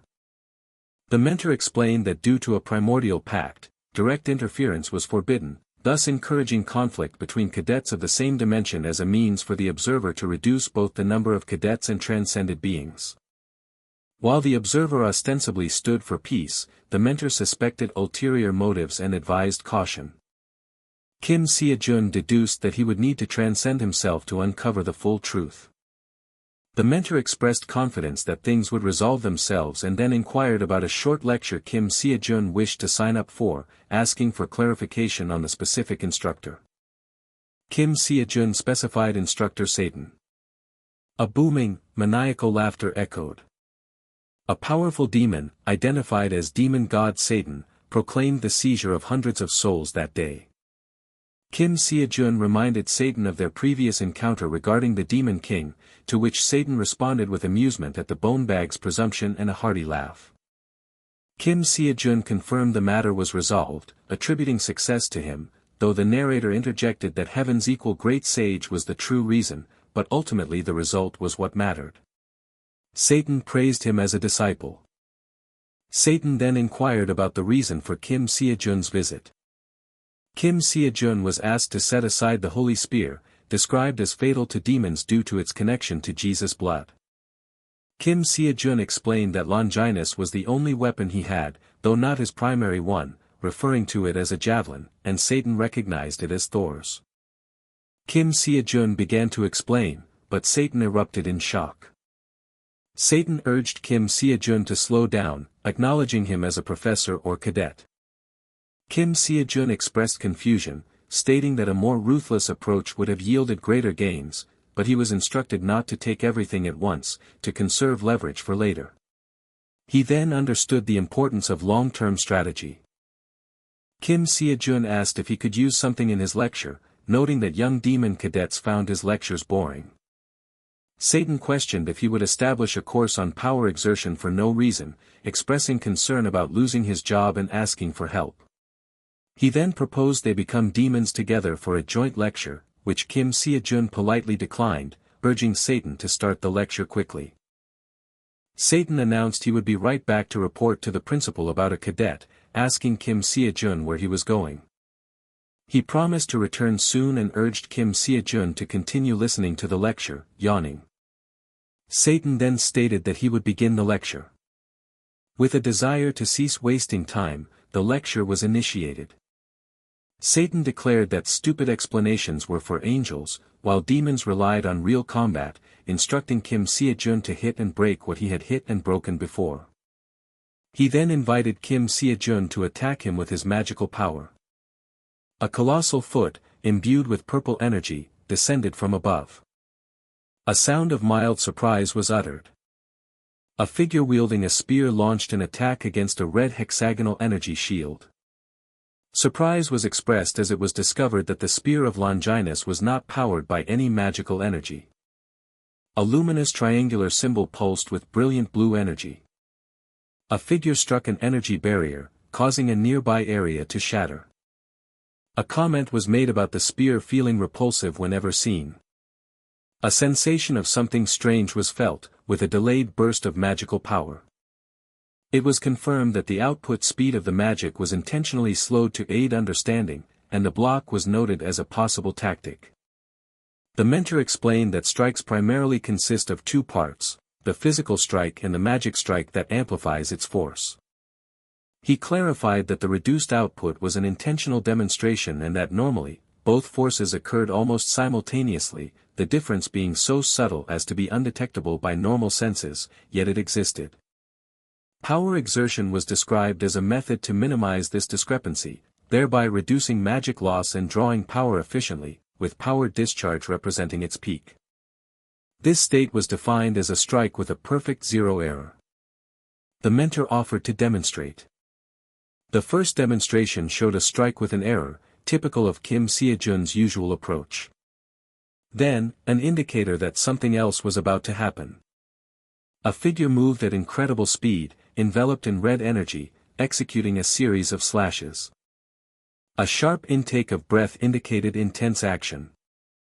With a seemingly light swing, space itself was affected, illustrating power discharge in its perfect zero state. When the errors of two forces collided and reached perfect zero, a resonance occurred, causing a powerful distortion of space and time with transcendent power. The mentor noted his own power exertion progress rate at 25.9%, realizing it was more significant than initially thought. The mentor considered the idea of reaching this level by fighting the super-rich as arrogance, stating that learning power discharge was exceptionally difficult, with few transcended beings capable of it, and that most people gave up after learning the basics, then inquired about Kim SeoJoon's potential. Kim SeoJoon declared that regardless of difficulty, he needed to learn it. He inquired about what was required to achieve that zero error. A figure with horns, wearing sunglasses, stood with arms crossed. The horned figure grinned menacingly, revealing sharp teeth. A hushed question arose, contemplating if a certain individual might be one of the feared 7 deadly sins, referring to them as the original human sins. The accusation was confirmed, with a sigh acknowledging the oversight of such a powerful being, listing pride, gluttony, envy, wrath, lust, greed, and sloth as the fundamental roots of human sin, and noting their origin in humanity's fear of one another. It was further elaborated that the genesis of this fear was intrinsically linked to human wickedness. A serious warning was issued, questioning if the listener knew of Mephistopheles, the infamous demon who attempted to corrupt Faust. The narrative confirmed this, recounting Mephistopheles' obsessive pursuit of Faust, which culminated in an incident that birthed a hell of pleasure fueled by mankind's original sins and the 7 deadly sins. A surge of anger welled up at the mere thought of the chaos and suffering inflicted upon the demon realm during the cleanup of this disaster, sparking a flicker of recognition about the hell of pleasure. A connection was made to a question from a Transcendence mock exam, where a weakened version of this concept was used due to its unique nature. The concept of hell was explained as a spiritual territory for demons, serving as a cultivation ground. Thus, if humans were drawn to it, the demon realm would strengthen, but a place of suffering wouldn't attract them, leading to the creation of a tempting opposite. Consequently, demons devised a deceptive hell disguised as heaven, specifically the hell of lust, where no desire was denied. This was followed by the hell of greed, a paradise offering every conceivable object and the fulfillment of all wants, a world devoid of deficiency. The hell of sloth was depicted as a heavenly realm where even angels found ultimate happiness, and the hell of gluttony was a place of endless food, never satisfying the desire for more. The hell of wrath offered a heavenly space to enact revenge upon tormentors and abusive figures, while the hell of envy catered to the yearning for things unattainable. It was understood that the fundamental human sins were ultimately byproducts of pleasure, which the demons exploited by satisfying these primal desires under the guise of hell, but an unforeseen accident occurred. The listener, having witnessed the resulting explosion, was asked if they understood the implications, specifically regarding the hell of pride. The incident's origin was confirmed to be the hell of pride. The narrative detailed the beginning of the incident with a man entering the hell of pride, noting that little attention was paid due to its perceived lack of true pleasure, leading them to dismiss the man as foolish. However, the speaker admitted their own foolishness in underestimating the situation. The mistake was attributed to overlooking the extreme heights of human pride that could be achieved. The sheer magnitude of superbia, the ultimate human pride, was emphasized. A specific individual was identified as having an overwhelming desire to become a god, driven by an immense sense of pride. Time had advanced, and despite continuing instructor Satan's courses, the distorted existence had not reappeared. Investigations into other countries' activities were ongoing, searching for any signs of the entity's operation elsewhere. Yet, not a single trace of this distorted existence was discovered anywhere in the world. An exclamation of delight was heard as they expressed joy at returning home after such a long time. Familiar greetings were exchanged, addressing dad, master, and instructor, with the latter designation quickly corrected to master. Profuse gratitude was expressed for their excellent work. A formal expression of thanks was given on behalf of all Korean hunters to hunter Kim SeoJoon, with a bemused question about his disciples' whereabouts in America. A gift was offered to Mr., prompting a curious The website wristables.com was displayed. The gift was revealed to be the Lich's skull, a promise fulfilled to let him play soccer with it. A concerned question was raised about whether the skull belonged to an elder Lich, with the disappointing news that it had disappeared and could not be brought. The speaker clarified that it belonged to a Lich before it ascended to elder Lich status, suggesting a connection between the two. A request was made to also bring a dragon's corpse later, though it was mentioned that a dragon could have been brought, but Berserk had disappeared in England. A surprising offer was made to be touched, stating that in a way, they were also a dragon. Several months had passed since their last meeting. Leaving behind their anxieties, they returned to their everyday lives. A sound of exasperation, agu, was heard. The lecture progress for Satan's course remained at 0%, with a frustrating stagnation of 29.9%. A plea was made for any tips or know-how from the instructor. The instructor mused that while there were no specific tricks, learning a new sense might be beneficial, prompting a question about what kind of sense that might be. The conversation confirmed the learning of a metamorphosis sense, with the instructor acknowledging Ch151's natural talent for cultivation. However, it was noted that this sense alone was insufficient for freely utilizing forced discharge. The limitation wasn't with metamorphosis itself, but rather the excessively high difficulty level of forced discharge, ranked A. It was stated that Ch151's sense could perceive anything except for the two transcended beings, heaven's equal divine sage and Satan. Forced discharge was described as an advanced technique, challenging even for transcended beings, and Ch151's sense had its limitations as instructor Satan had mentioned. A question was posed as to whether learning a new sense would make mastering forced discharge easier. The principle of forced discharge was fundamentally tied to sense. A perfect zero error couldn't be intentionally achieved but was more of a habit developed through senses. The speaker acknowledged the current stagnation, stating that progress wouldn't be made in the present state. This implied that further courses and lectures would be a waste of money. A decision was made to learn a new sense and then return, with the understanding that while causality was important, precious time shouldn't be squandered. A humorous, yet ominous, remark was made about the non-refundable nature of remaining time, followed by a startled exclamation. A moment of disbelief ensued as a displayed timer showed 1 hour equaling 1 trillion remaining time, with 47 minutes and 17 billion per minute. An approximation of 800 billion was calculated as wasted. The realization of being scammed was exclaimed. A visual of a dark, stone hallway adorned with banners appeared. A swirling, dark, tar-like substance was depicted moving along a stone wall. A period of silence or contemplation was indicated. A revelation was made about the 7 deadly sins, the original sins comprising the twisted being, and the unexpected elimination of 3 of them, accompanied by frustrated exclamations. A plea was directed towards someone, reminding them of a promise to prepare the stage, followed by a pained gasp. A desperate question was posed about what needed to be done, with the reassuring statement that the most crucial power of pride remained intact. An instruction was given to follow. Muffled words of vengeance were heard, vowing to kill, as the speaker expressed disbelief at losing 3 sins. Despite the losses, the power of pride was noted to be sprouting sooner than expected, with the name Kim SeoJoon being menacingly invoked. Out of an initial 205 trillion, only 97 trillion won remained.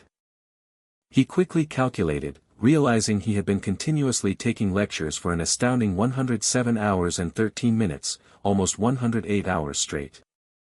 A man stared with intense focus at his phone, the numbers reflecting his rapidly dwindling resources.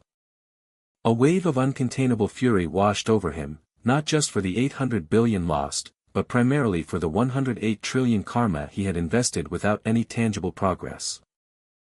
He wondered if instructor Satan had been right about needing a new sense, and the looming dragon speech lecture added to his woes. The alternative, Blue Dragon School, with a 100 trillion tuition, left him with only 47 trillion remaining.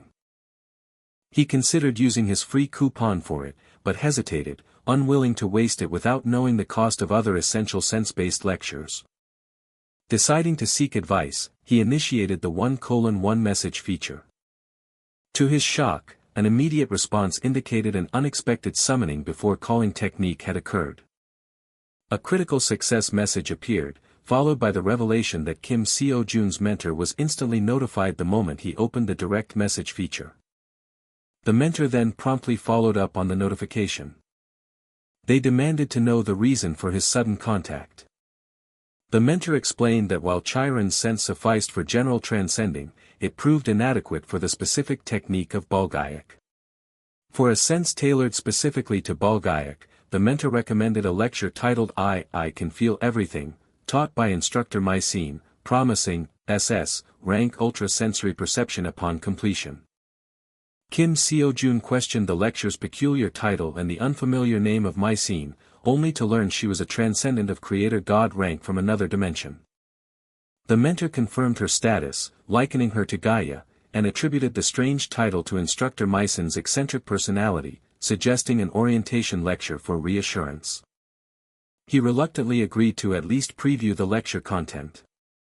The orientation began by defining sense as a change in awareness from external stimuli, and explained that this course's SS rank ultra-sensory perception allowed for the perception of all external data. It promised the ability to detect and understand everything, even hidden aspects or things opponents were unaware of, which initially struck him as surprisingly normal until a sudden, intense sensation made him exclaim. The instructor, Mycene, then directly perceived his fiery passion, asking him to hold a moment before a system message announced enrollment in accordance with regulatory guidelines. He questioned the appropriateness of learning such a skill for an all-ages webtoon, yet the system reassured him of the lesson's solid content despite the instructor's eccentricities. Despite how peculiar the instructor seemed, he decided to trust the highly recommended rating, believing it unlikely to be misleading. He then inquired about the tuition, discovering it was an insane 150 trillion, far exceeding his remaining 97 trillion. Cursing the Academy's exorbitant prices, he despaired over how much wealth was needed there, realizing his single free coupon was insufficient and he still needed to retake Satan's lecture. He lamented the lack of discounts for such expensive courses, then suddenly paused, a thought occurring to him. He quickly explained that he had merely been browsing the available courses, finding them fascinating. He then asked his mentor if a certain past event was still active, prompting the mentor to ask for clarification. He specified the mock test event, which the mentor then recognized as the support program for improved mock test scores. The mentor confirmed the event was still running, much to his satisfaction. He recalled the support program's function, which rewarded transcendents who improved their mock scores, remembering how he once received an 80% discount on a Radical lecture through it. He calculated that doubling his previous score of 52.2 to 104.4 would grant him a 100% discount, and repeated improvements would yield multiple such coupons. Determined to create his own discounts if the overseer wouldn't provide them, he decided to test his current skills, a decision his mentor eagerly supported, noting his long absence from mock tests. His mentor immediately registered him for the Transcendent mock exam, detailing the 3 billion won registration fee, the 7-subject structure, and the scoring based on past official exam problems. The first subject, combat power, began with a 15-step question, as the overall exam's perfect score of 700 was revealed. Based on his calculations, he realized he could earn a maximum of 3 free coupons, but overshooting 104.4 points to 200 would only net him 2. His goal was precisely 104.4 points, a 100% increase, and level 1 required defeating Tao Tai, one of the 4 fiends, within 30 minutes. Tao Tai, a massive, beast-like creature, unleashed a ferocious roar, baring its sharp teeth. He expressed astonishment that one of the 4 evil gods of Chinese mythology was merely a level 1 question. This, he mused, truly indicated a transcendent mock exam. A fiery explosion erupted violently within a dense forest. A close-up revealed the creature's angry, glowing yellow eyes, burning with malice. The very ground beneath their feet was shattered and deeply cracked from a powerful, unseen impact. He reacted with silent bewilderment as the events unfolded. He declared his intention to begin lightly. Bright blue energy, crackling with lightning, surged powerfully upwards from the ground. A dark, indistinct fuzzy creature was struck by a potent, light blue energy beam from above. A man with a prominent nose, mustache, and horns screamed in agony, enveloped in blue lightning. A formidable blue energy beam struck the ground, creating a blinding explosion amidst the surrounding foliage. He observed the outcome in silent contemplation. He declared his intent for one more decisive strike. A moment of silence passed before the result. The system announced level 1 cleared, displaying an astonishing 29 minutes and 53 seconds remaining, which left him utterly surprised. His mentor erupted in enthusiastic praise, amazed at Kim SeoJoon's incredible feat of clearing even the difficult Tao Tai in a single blow. The next objective appeared. Level 2 required defeating the Kraken within another 30-minute time limit. A giant, textured, dark gray face with 2 large X marks for eyes loomed ominously. The system immediately announced Level 2 cleared, with 29 minutes and 47 seconds still remaining. The mentor continued to express utter awe at his consistently impressive speed. Suddenly, he shouted for the mentor to pause the test, claiming a timeout, which puzzled his mentor given his excellent performance. He feigned a stomachache, stating he couldn't focus, and the mock exam was promptly paused at the administrator's request. He then asked the mentor if his current score could be checked, but was informed that scores were only visible after a subject's completion. However, based on what the mentor had witnessed, he confidently estimated that a score of 20 points should be easily achieved. The mentor, startled by his sudden intensity, asked if his stomachache was truly that severe. He realized he was on track for a perfect score, but then emphatically countered the mentor's assumption that it was a good thing. He wondered when a perfect score had become undesirable, questioned if he could cancel his score, and railed against the test's excessive generosity, lamenting the loss of his free coupon. He worried that scoring too high would prevent him from obtaining even 2, let alone 3, coupons, frantically searching for a way to lower his score. Then, a sudden realization struck him: a solution did exist. He discovered that watching explanation lectures, particularly those describing creatures like the Kraken, would actually reduce his score. These were the true balancers, and he immediately activated continuous playback for all of them. He could literally hear his score being shaved off, eagerly anticipating his free coupons, while his bewildered mentor declared she didn't even want to understand his bizarre actions. The recap continued, reminding viewers that their support helped pay the staff and ensure faster updates. His second trial, a test of basic endurance, was announced. He had 1 hour to steal the Sintamani from an invulnerable creature named Imugi Kongcheol. The monstrous being let out a guttural roar, demanding that he stop moving and stay put.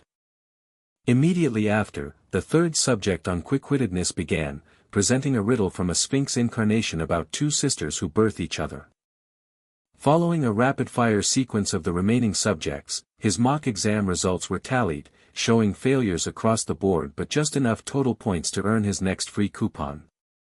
He then recalled his previous exam, where a higher score of 214 points had granted him a second coupon, bringing his collection to a grand total of 3. With newfound confidence, he acknowledged that any previous uncertainty had vanished, as he was now completely sure of his score-manipulating strategy. His mentor watched in disbelief, finally comprehending that Kim SeoJoon was perfectly and intentionally adjusting his scores. She internally questioned the sheer audacity of gaming the system just for a discount rate, as an ecstatic SeoJoon declared he was ready for his last attempt. He proclaimed his intent to go all out for this final run, a statement that was immediately followed by a sharp system notification. However, a staff member interrupted, informing Mr. Kim SeoJoon that the principal wished to have a quick word with him. He dismissed her without a second thought, stating he was too busy and would talk later, leaving her completely stunned by his curtness. He inwardly grumbled, suspecting that this sudden summons was undoubtedly about the free coupons he had so skillfully acquired. He then firmly insisted they start the mock test immediately and postpone any interviews, much to the assistant's frantic dismay. The assistant became desperate, explaining that the director was begging for a brief chat and grabbing his arm to prevent him from leaving. Her pleas grew more and more intense, until her sheer persistence finally broke through his stubborn refusal. He sighed and reluctantly agreed to a quick chat, mentally preparing to lie down and protest if they tried to take his coupons, which brought the assistant immense relief. Without warning, an enigmatic, elf-like woman with a shadowed face brought her hands together in a deliberate motion. He felt a sensation that was both strange and familiar, recognizing it as the exact same energy he felt when casting his Annihilate skill. His eyes widened in utter shock as he processed the sudden and unexpected development. In the blink of an eye, he was transported to the Transcension Academy headquarters, expressing his profound surprise to his mentor. Nearby, a staff member was on the phone, confirming with instructor Hermes when his lecture was scheduled to conclude. The ongoing call revealed a glimpse into the Academy's internal turmoil, from troublesome instructors to a causality system near collapse due to one cadet's actions. The staff member concluded the call with a sigh, noting that all other event plans would have to be cancelled before directing them to proceed. They were then approached by a new figure who immediately questioned SeoJoon's identity, remarking that he did not seem like a newly transcended being. His mentor quickly identified the being as Thoth, the Egyptian god of knowledge, and explained that SeoJoon was a cadet from Earth. She further clarified that the principal, Irina, had personally summoned him, a piece of information that Thoth found completely absurd. A glimmer of recognition sparked in Thoth's eyes as he asked if SeoJoon was that guy, prompting SeoJoon to wonder if he was famous.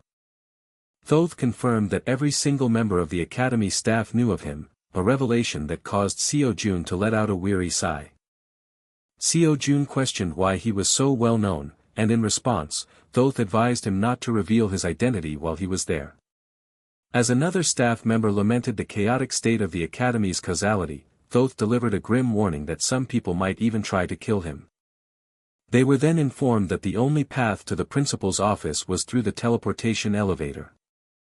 Inside the office, the heavens-equal great sage was being reprimanded by a woman he called Auntie, who squarely blamed his lecture for ruining the Academy's causality. The great sage defensively argued that her tone would be different if she had to face the true culprit herself, and at that moment, SeoJoon recognized his instructor's voice. Realizing who was being held, he turned his attention to the woman in charge, deciding to see for himself who she was. The mysterious woman's hands were shown clapping together lightly, a subtle gesture that seemed to hold immense power. SeoJoon gasped in pure astonishment at the incredible scene that was unfolding right before his eyes. A colossal man clad in heavy armor was effortlessly holding the much smaller heavens-equal great sage by the collar of his shirt. Completely unfazed, SeoJoon casually greeted his instructor as if they were merely old acquaintances catching up. He then turned his attention to the woman in power, offering a polite and formal greeting. She introduced herself as Irina, the principal of the Transcension Academy and the legendary second Transcended. SeoJoon privately noted her elven appearance was different than had imagined, while the captured great sage mentally warned him not to be fooled by her looks. The great sage was suddenly struck by an unseen force for his insolent thought, letting out a strangled gasp of pain. SeoJoon observed with awe how even the mighty instructor was rendered powerless in this extra-dimensional space, just as Irina declared she would get straight to the point. The principal explained that the Academy's financial situation was dire, as it had been forced to bear the massive causality burden related to the coupons he had obtained. She then delivered the blow he had been expecting, stating that they would be unable to honor the discount event he had so effectively exploited. SeoJoon appeared to accept her decision with understanding, and she thanked him, adding that the Academy's financial state was harming other cadets' benefits. His seemingly cooperative expression suddenly vanished. Looking her directly in the eyes, he defiantly challenged her to sue him. The great sage howled with laughter, remarking that this was precisely why he had warned her not to meet this dimensional lunatic, a title SeoJoon seemed to accept as he steeled himself to fight for his coupons. He began to argue his case passionately, insisting he had not exploited any loopholes and had acquired his rewards through completely legitimate means. His mentor, however, privately noted that his actions were more accurately described as abusing the system's rules. He shot back that if that were the case, then the rules should have been written more clearly in the event notice from the very beginning. He firmly argued that the event was designed to give cadets the most benefits possible, and he had simply succeeded in achieving that intended outcome. Taking a breath, he stated that he had tried to be polite, but now he was going to be completely frank with them. Irina countered his claims, asking if he truly realized the chaos he had caused, explaining that while his own causality wasn't measured, the Academy still had to pay a price. She elaborated that lectures required a causality payment that couldn't be collected from him, forcing the Academy to pay it themselves to avoid being shut down by the observer. She pleaded with him to yield just this one time, asking him why it was so difficult for him to make a single concession. A brief, whimsical image flashed, depicting the carefree celebration of some, paid for by the toil of another. SeoJoon flatly dismissed her plea, declaring that the Academy's financial problems were entirely separate from his rightfully earned rewards. He then doubled down on his defiance, shouting once more for her to sue him if she had a problem. The armored giant finally spoke, threateningly asking if SeoJoon understood his current location and that he could easily be cut down. The great sage joined in on the threat, offering to choke SeoJoon out himself, a comment that finally drew a startled reaction from him. The great sage's threat to personally choke him finally drew a look of genuine shock from SeoJoon. He then goaded SeoJoon to stop whining, which made the cadet realize that unlike the observer, the principal had no reason to keep him alive. Yet, even with this chilling thought, SeoJoon strengthened his resolve, deciding he could not back down. The armored giant watched in surprise, sensing that the young man had somehow overcome the immense spiritual pressure. His simian companion smugly asked what SeoJoon intended to do next, questioning if he was planning a counterattack. SeoJoon offered only a vacant stare in response. He then laid back down with a smirk, defiantly telling them to go ahead and cut him open if they so desired. The great sage erupted in a fit of laughter, utterly baffled by SeoJoon's decision to simply lie down again. Internally, SeoJoon reflected on his guilt, admitting that the Academy had been essential to his growth and had shown him considerable leniency. He reasoned, however, that he had his own lectures to attend and couldn't just throw away his coupons, just as a brilliant idea struck him. He suddenly announced his decision to surrender all the free coupons from the mock exams, a proposal so stunning it made his mentor wonder if he had gone mad. SeoJoon quickly added that his offer came with a single condition. He then boldly requested that the principal herself directly teach him the lectures he had intended to take with those coupons. Irina immediately shut down his proposition, declaring it impossible. SeoJoon astutely questioned if her refusal was because of the observer, a deduction that caught her completely off guard. She let out a weary sigh, conceding that he had figured out the truth. SeoJoon laid out his logic, explaining that he knew such a meeting carried a massive causality burden that the financially strapped Academy couldn't possibly afford. He correctly surmised that the observer must have requested the meeting and agreed to bear the cost himself, a fact Irina confirmed. She further explained the observer's condition: he would cover all causality if she could force SeoJoon to relinquish his coupons, confirming SeoJoon's suspicions. SeoJoon then cleverly pointed out that by this logic, any causality from her teaching him would also become the observer's burden. Irina argued that the causality wouldn't simply vanish and the observer would still be burdened by it, something SeoJoon already knew. Unconcerned, SeoJoon asked why that should matter to them, leaving the principal momentarily speechless. He then turned her earlier words back on her, pointedly asking her to consider the true nature of their current location. As realization dawned on her face, SeoJoon affirmed that her sudden thought was exactly correct. He explained that the Academy was an extra-dimensional space, safely beyond the observer's pervasive gaze, where their actions would go unnoticed. He cheekily suggested that if questioned, she could simply state that she had fulfilled her end of the deal. His mentor marveled at the situation. They were effectively returning the causality problem to the observer 1,000-fold. Having settled the matter, SeoJoon turned to his mentor with a new request. He asked the old sage to summon Thoth, a plan so audacious it left his mentor wondering if he was truly committed to this insanity. SeoJoon countered that they had no other choice, as without causality they would need to rely on their physical bodies for the training. Irina interjected with a warning, stating that an excessive causality burden could risk the dimension's collapse, a danger SeoJoon acknowledged. She then asked which specific lectures he had planned to learn, and he named Instructor Mozine's superhuman senses and the Azure Dragon Tongue. After a moment of thought, Irina decided that sensory-related techniques would be the most suitable starting point. She turned towards the great sage, asking for his assistance in the lesson. The sage eagerly asked if they could demonstrate something a little stronger, and she consented to whatever he had in mind. With a battle-hungry grin, the great sage declared he was ready to begin. Irina started her instruction, explaining that SeoJoon's senses could be expanded beyond mere awareness to a realm of environmental control. She elaborated that at its peak, this sense of dominance made incredible things possible, and then she called upon the great sage to demonstrate. The sage roared with excitement as he began to unleash his power.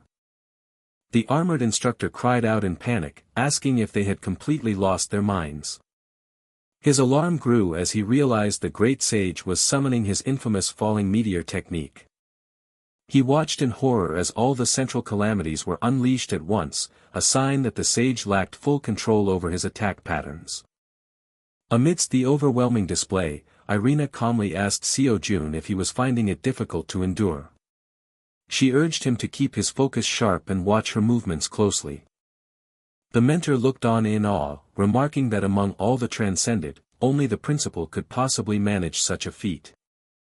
He knew her ability to do so stemmed from her unparalleled status as an EX rank. A colossal number flashed into existence, representing the immense power being unleashed.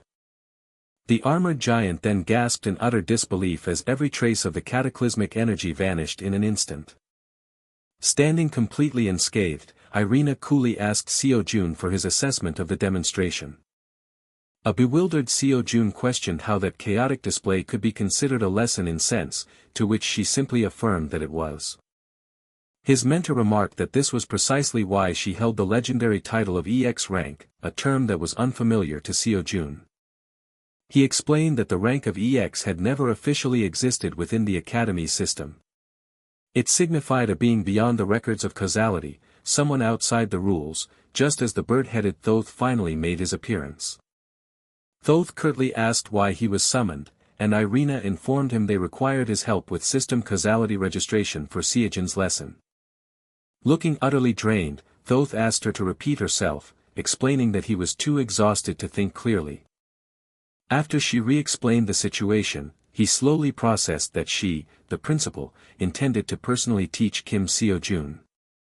A long, heavy silence fell as the scribe stared at her, the impossible implications of her words sinking in. His silence finally broke with an explosion of pure, unadulterated rage. He furiously questioned if Irina was aware of the severe consequences of a principal directly teaching a cadet, brushing off her claims of special circumstances. She began to explain that this was only possible because of the unlikely scenario where the observer himself was bearing the causality, which was exactly the case. The great sage howled with laughter, thoroughly enjoying the look of absolute shock on the scribe's face. Meanwhile, the armored instructor found himself momentarily distracted by SeoJoon's presence. He mused aloud about the boy's immense talent, wondering if a lecture was being recorded, which startled SeoJoon. Thoth pressed Irina for her thoughts, and while she admitted there were limitations, she vowed to find a way, even as SeoJoon insisted he was only there to learn. A title card revealed their metaphysical location, the Akashic Records. Inside, the four individuals were enveloped by a swirling vortex of brilliant golden energy. Irina explained that Thoth was in the process of registering her demonstrated technique into the causality records. She elaborated that there were inherent limitations because SeoJoon had not yet reached transcendence. A clear, crisp chime suddenly resonated through the ethereal space, announcing a system update. The system formally announced that the registration of the skill known as sense was officially complete. SeoJoon eagerly wondered if this meant he could now use sense, but Irina clarified it only granted him the authority to learn it. The cadet was left slightly dumbfounded by this critical distinction. The principal then informed him that he now had to learn the skill on his own, catching him completely off guard. Citing a lack of time, she announced her intent to quickly teach him the necessary concepts and theories. She then added ominously that he would be learning these concepts with his own body. A strangled gasp escaped SeoJoon's lips as an unseen force violently slammed into him. He cursed through the pain, staggering from the sheer power of the unexpected lesson. Irina declared their goal was to completely shatter his preconceived notions of sense, forcing him beyond simple perception. She instructed him to focus on creating his own personal realm through sense, which would allow him to dominate any given space. Without another word, she moved to provide him with another brutal demonstration. SeoJoon yelped in sheer panic, bracing for the next phase of his torturous training. The great sage swung his luminous blue staff, violently tearing open a dark, empty void. SeoJoon watched in stunned disbelief as the very fabric of space began to warp and distort. He realized with chilling certainty that a moment's hesitation would have resulted in his entire body being crumpled. Irina calmly noted that if he kept experiencing these attacks, he would quickly grasp the feeling behind the technique. She then challenged him to try and launch an attack of his own. SeoJoon reflected on the EX rank skill, realizing it would improve not just his forced discharge but all his future techniques. With a surge of newfound purpose, he vowed internally that he would absolutely master this power. The armored instructor, watching from the side, acknowledged that SeoJoon was on an entirely different level from ordinary cadets. He finally began to comprehend why both his mentor and the great sage had praised the young man so highly. SeoJoon gathered his power, manifesting a crackling sphere of chaotic red and black energy in his hand. By this point, several arduous hours had passed since the intense class had first begun. Calling for a brief respite, Irina allowed SeoJoon to recover, who felt as though his body had been systematically crushed. Despite the agony, he recognized that he had briefly felt a flicker of Irina's sense, proving the pain was not in vain. While he was recovering, he became aware of the peculiar conversation the others were having nearby. His focus immediately shifted to the strange discussion unfolding between the great sage and the instructor. The sage asked the instructor if he was bored and proposed they do something fun, which successfully piqued his interest. He then suggested a genuine showdown with the principal, an offer the instructor flatly and immediately rejected. SeoJoon looked on, completely bewildered by the instructor's swift refusal. The sage expressed his own confusion, pointing out the instructor's obsession with fighting, but the armored man countered that he had no hobby of being unilaterally defeated. The great sage then asked if the principal was truly that powerful, prompting the instructor to question if strong was even the right word. He elaborated that even if every transcended being in the academy attacked her simultaneously, her defeat was not guaranteed. SeoJoon was left speechless, trying to wrap his head around such an inconceivable level of strength. The instructor added that he had never once seen her fight with all her might, a fact the sage also realized, making SeoJoon reconsider the demonstration from earlier. A sudden realization struck the great sage as he exclaimed that there was, in fact, one person who could stand up to her. The instructor asked in sheer disbelief who on earth could possibly accomplish such a feat. The sage turned and pointed directly at the still recovering Kim SeoJoon. He explained that SeoJoon's unique ability to utilize all three energy centers was enough to contend with her power. The sage added that his insane growth rate might even allow him to win, an idea that SeoJoon dismissed as him fighting an unbelievable monster. Irina mused that the word incredible that people used to describe him felt wholly insufficient for his true potential. The instructor reminded SeoJoon of her previous words about potentially stepping down, recalling his first consultation about the three energy centers. Irina then chuckled and clarified that, to be precise, there was one other person besides SeoJoon who could compare to her. The great sage immediately guessed she was referring to the fabled first transcended. A shadow of concern flickered across the principal's face at the mention of her old master. She quickly dismissed the comparison as impossible, and her humility prompted the sage to wonder whatever happened to him. Irina admitted with a heavy heart that she did not know his ultimate fate. She revealed that his causality records had completely vanished, as if his entire existence had been erased, leading SeoJoon to a dreadful suspicion. The principal confirmed his fear, stating that the observer had been the one to wipe him out completely.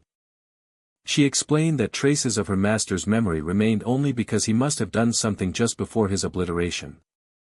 As an alternative theory, she considered the grim possibility that he may have erased himself. This, she confessed, was why she needed SeoJoon to be the one to uncover that deeply buried secret. She told him directly that she had very high expectations for him, a heavy burden that SeoJoon quietly accepted. With the serious conversation over, Irina announced it was time to end the break and resume training. The great sage, declaring his boredom from merely watching, offered to help, which made the instructor question his earlier refusal to fight. The sage clarified that his aversion only applied to the principal, and that fighting SeoJoon would be fun, prompting the cadet to call him a coward. Unfazed, the sage retorted that as long as the fight was entertaining, he didn't care about anything else. SeoJoon shouted again, labeling the ancient and powerful being an unapologetic coward. Far away, at the Korea Pro Hunter Association headquarters, a high-ranking official stared at a report, asking if its contents were truly real. His subordinate solemnly confirmed that he had verified the astonishing information multiple times. The official gave a new, urgent directive: they had to find Hunter Kim SeoJoon at once. A pained grunt echoed through the air as the assault began. A brilliant green beam of energy sliced through the dense forest, leaving a trail of destruction. The principal found the encounter boring, challenging the opponent to try harder with a playful cackle. They boasted of wielding the unrestricted power of heaven's equal great sage. Expressing extreme boredom, the principal yearned for more excitement and attributed the dullness to the crazy monkey opponent, demanding he take responsibility for the lack of challenge. Mr. Kim SeoJoon protested, asking if the principal was already giving up and pointing out that this session was meant to train his senses, not just be a one-sided defeat. The principal chuckled, dismissing his concerns by stating that pure training would be too dull. A new proposal was then made: if Mr. Kim SeoJoon could touch even a single strand of the principal's hair, they would engage in a proper match with that auntie. Mr. Kim SeoJoon pondered the image of the heaven's equal great sage being easily bested by the principal, then slyly thought that touching just a bit of hair would suffice. He eagerly confirmed the agreement, and the principal sought the auntie's approval, which was readily given.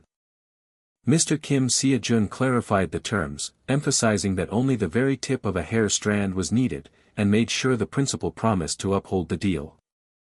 The principal reassured him, affirming their commitment to promises despite their tendency to joke.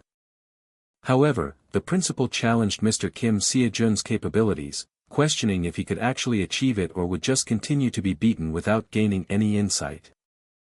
They warned him to brace himself for another defeat at the hands of the principal. A final, dismissive taunt of slowpoke followed. Suddenly, a man kneeling on one knee unleashed a potent blast of light from a spear. Mr. Kim SeoJoon wondered where his opponent had vanished. He acknowledged that even with his Chiron-like senses pushed to their absolute limit, he still couldn't track the principal. He realized that facing a crazy monkey and a transcended being vying for the top spot meant he couldn't possibly perceive them at his current level. Resolving to overcome this barrier, he decided he must push beyond his present capabilities. He began to theorize about senses, understanding they originated from recognizing the fundamental elements composing a target's environment, as any existing entity necessarily occupied and influenced space. He considered the subtle ways an entity left its mark, like the altered flow of air from exhalation or the faint vibration spread by footsteps. He concluded these were unavoidable influences every perceived entity had, believing that even without direct perception, one could indirectly sense them through psychic induction, thus touching and perceiving the environment. Step by step, he began to gradually unfold his perception. He envisioned the surrounding environment transforming into his own sensory domain. As he drew the environment into his realm of senses, he found that while he still lacked direct perception, he could vaguely feel a presence akin to the heavenly Buddha's great sage. This presence manifested as an elusive threat, seemingly within reach yet just beyond his grasp. In a flash, one fighter delivered a powerful, blue energy kick that landed squarely on the other. A jolt of intense realization swept through him. A silhouetted figure stood in rippling water across 2 consecutive panels, a stark visual. He observed that his opponent had moved back. He could now distinctly perceive the heaven's equal great sage's movements, speed, and attacking trajectory, all of which had been invisible to him moments before. He confirmed to himself that he could now feel everything. A massive burst of yellow and white energy erupted outwards, momentarily blinding the space. A powerful orange and yellow energy attack then completely filled the panel, indicating an intense impact. A man wielding a spear launched a wave of energy, forcefully knocking an opponent backward. The principal reacted with a startled exclamation, wondering about the sudden change. They commented on Mr. Kim SeoJoon's movements, which had improved dramatically all of a sudden.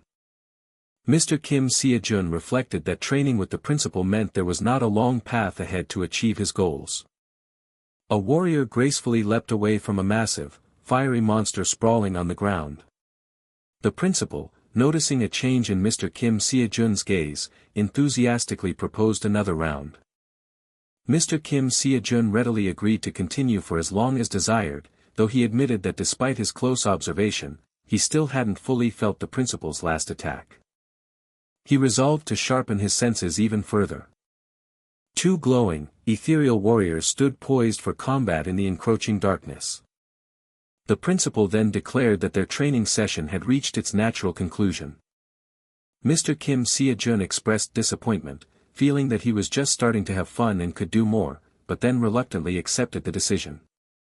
The principal explained that Mr. Kim SeoJoon's condition was not optimal, as he had pushed himself too hard, noting that while there were no physical injuries, relying on Buddha's mental power had its inherent limits. Despite the warning, the principal praised Mr. Kim SeoJoon for his amazing ability to grasp the concepts so quickly. The principal advised Mr. Kim SeoJoon to internalize the theories in his own way and, more importantly, informed him that someone was waiting, urging him to return. Mr. Kim SeoJoon reacted with surprise and slight disappointment, questioning who it could be. He mused that he didn't expect anyone to be waiting, just as a distinct ding-ding sound interrupted his thoughts. A series of Atlas lecture progress notifications flashed, and Mr. Kim SeoJoon exclaimed that his body was burning up again, sensing the intense presence of whoever was causing the rapid progress. Panicked, Mr. Kim SeoJoon urgently pleaded with the principal to send him back quickly, which caused the principal to express surprise, reminding him of his earlier eagerness to continue and the uncertainty of their next meeting.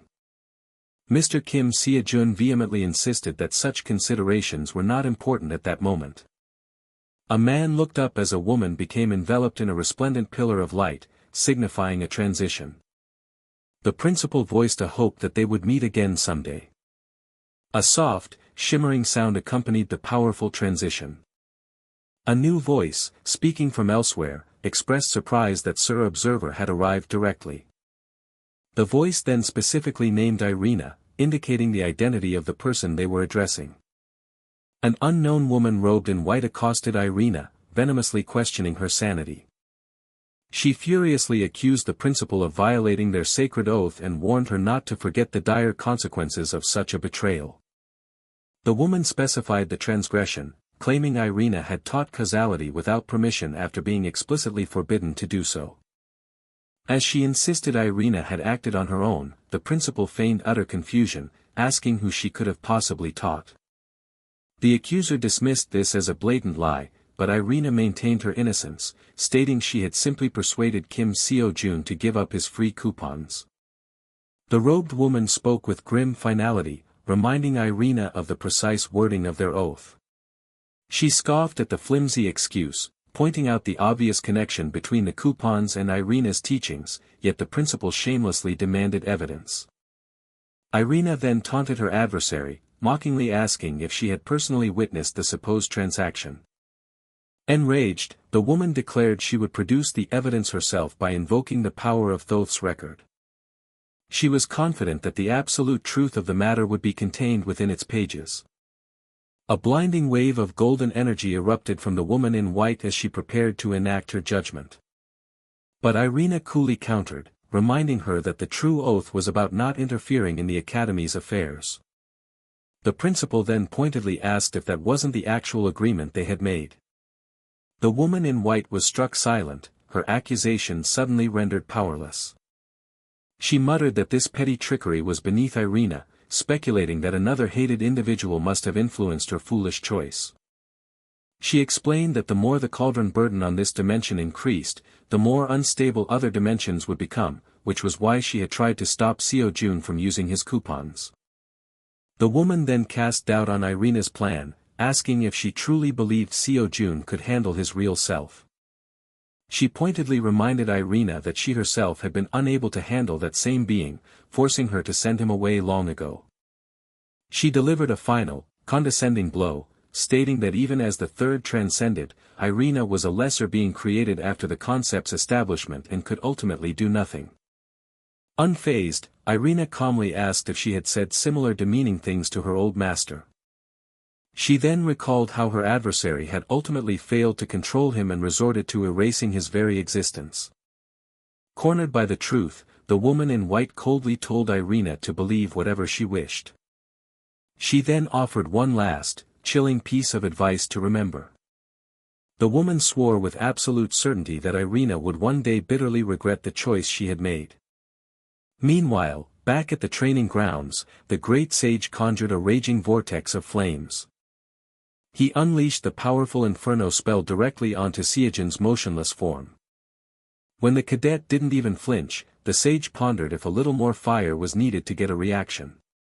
Just as he prepared to cast the spell again, a desperate voice cried out for him to stop, confirming that SeoJoon was still alive. A furious official from the Hunter Association demanded to know what the sage was doing, to which he nonchalantly replied that he was performing a cremation.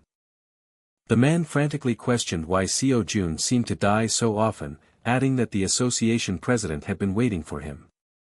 But as he rushed forward, his colleagues physically blocked his path, begging him not to approach and insisting he must not see the scene. The official suddenly stopped in his tracks, his eyes widening with dawning horror. He stammered that he hadn't seen a thing before yelling for everyone to clear out immediately. The suit-clad man stood frozen, his face bright red with a mixture of shock and profound embarrassment as he looked down. A short time later, a fully clothed SeoJoon apologized for the delay, prompting his captain to express immense relief at his speedy revival.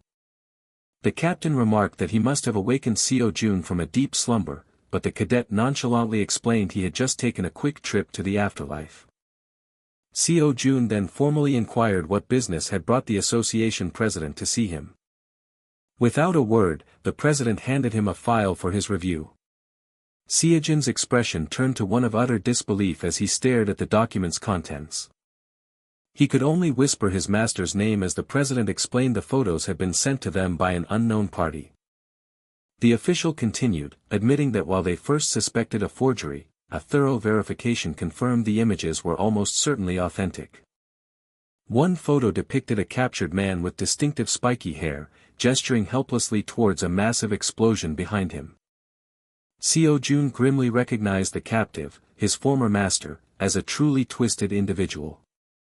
He asked if the kidnappers had demanded a ransom, but the president confirmed they had not.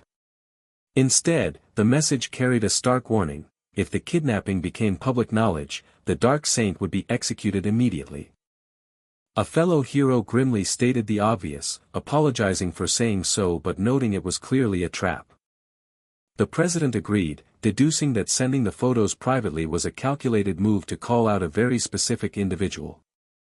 SeoJoon's face hardened as he realized the summons was meant for him and him alone. He wasted no time, immediately demanding to know the location shown in the pictures.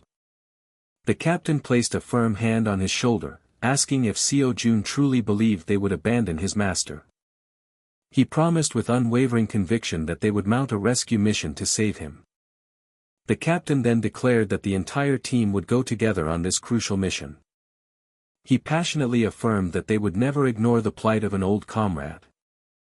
To everyone's surprise, SeoJoon requested that all the heroes remain in Korea. He laid out his suspicion that the dangerous Order of Truth was also involved in the incident. He argued that with the entire dream team gone, Korea would be left vulnerable, and thus the heroes needed to stay behind to prepare for any eventuality. After a moment of heavy silence, the president conceded and agreed to the plan, entrusting the perilous mission to SeoJoon. SeoJoon turned his attention back to the president, asking once more for the location in the photographs. The president gravely informed him that the site was located in the southernmost region of the African continent. He specified the nation as the Republic of South Africa. Far from their location, a shadowy figure cackled with insane glee, marveling at how causality was accumulating to an overflowing point just by his mere presence. He laughed triumphantly, declaring the situation absolutely perfect before ordering his minions to move quickly. His dark, ominous silhouette loomed as he set his nefarious plans into motion. SeoJoon's journey brought him to the Kimberley Airport in South Africa, where his perilous mission was set to begin. An official saw him off, watching as the lone hero adjusted the strap of his bag, ready to face the unknown. The man gave SeoJoon's shoulder a final, encouraging pat. He voiced his complete confidence that the Dark Saint would be safe in SeoJoon's hands. Elsewhere, a support team decided there was no time to lose, agreeing to split up and gather intel as quickly as possible. But SeoJoon, driven by a desperate urgency, knew he couldn't afford to waste a single second. He immediately summoned his trusted familiar, commanding Fino to begin the search for the Dark Saint. In its spear form, Fino clattered onto the cobblestone streets, its magical essence primed to track its target. A moment later, however, SeoJoon felt a wave of confusion. He found it strange that his tracking ability had failed, immediately suspecting that the Order of Truth was somehow interfering. Just then, a young boy approached him, asking if he was the professional hunter who had come because of that incident. The hero looked down, puzzled by the boy's cryptic question. He asked what the boy meant by that, inquiring if some other event had occurred. The boy's demeanor shifted instantly as he suspiciously accused SeoJoon of being a follower of the Order of Truth. SeoJoon attempted to deny the claim, but the child cut him off, angrily insisting he knew all about the Order's vile deeds. As he tried to calm the boy down, nearby townspeople misheard the commotion and began to crowd around, believing SeoJoon to be a member of the benevolent order. They gratefully pressed gifts into his hands, thanking him for their survival while SeoJoon, flustered, tried to explain they had the wrong person. After narrowly escaping the adoring mob, he looked around, wondering where the boy had disappeared to. He mused on the stark contrast between the town's deep trust in the order and the boy's fierce aversion, realizing the child's mention of that was a critical clue. A sudden thought struck him with certainty: that boy knew something vital. His train of thought was shattered by the sound of someone crying out in pain from a nearby alley. He found the same boy being threatened by loan sharks, who were demanding more money despite the boy's pleas that he had already paid his debt. One of the thugs then noticed the basket of herbs the boy was carrying and moved to take it, but the child desperately clutched it, refusing to let go. Just as a thug raised his fist to strike again, SeoJoon's voice cut through the air, commanding them to stop. The men turned on him, telling him to get lost, but SeoJoon calmly stated he had business with the boy and wasn't going anywhere. The thug sneered, questioning his business and asking if he was another creditor, a notion SeoJoon quickly dismissed. He then cheekily replied that he was still thinking about what his business was, which only served to enrage his opponents. One of the men lunged forward with a murderous threat, but SeoJoon merely sighed at the predictable escalation. Looking into their eyes, he coolly observed that their killing intent suggested they had taken lives before. The attacker froze in shock, stammering as he tried to call for a timeout, completely unnerved by the hero's perception. In the next instant, a flicker of movement left only stunned silence in its wake as the thugs were neutralized. SeoJoon turned to the boy, gently asking if he was okay after noticing how badly he had been beaten. While cursing the men who would hurt a child, SeoJoon learned from the boy that he had foolishly borrowed money from them. He asked how much the debt was, and the boy quietly admitted he had borrowed 25,000 rand. The child explained he had repaid the full amount on time, only for the thugs to claim it was merely interest and demand 10 times the original sum. The boy thanked him for his help before cautiously confirming that SeoJoon was not with the Order of Truth, prompting SeoJoon to ask why he hated the organization so much when the rest of the town loved them. His suspicions were confirmed when the boy explained that the people were simply unaware of the evil deeds the Order was committing in their country. Seizing the opportunity, SeoJoon requested that the boy tell him everything he knew about the Order of Truth's dark activities. The boy led him away, the path taking them toward a dilapidated village that sat in the shadow of a modern road. Within the impoverished community, 2 armed men stood guard, deep in conversation.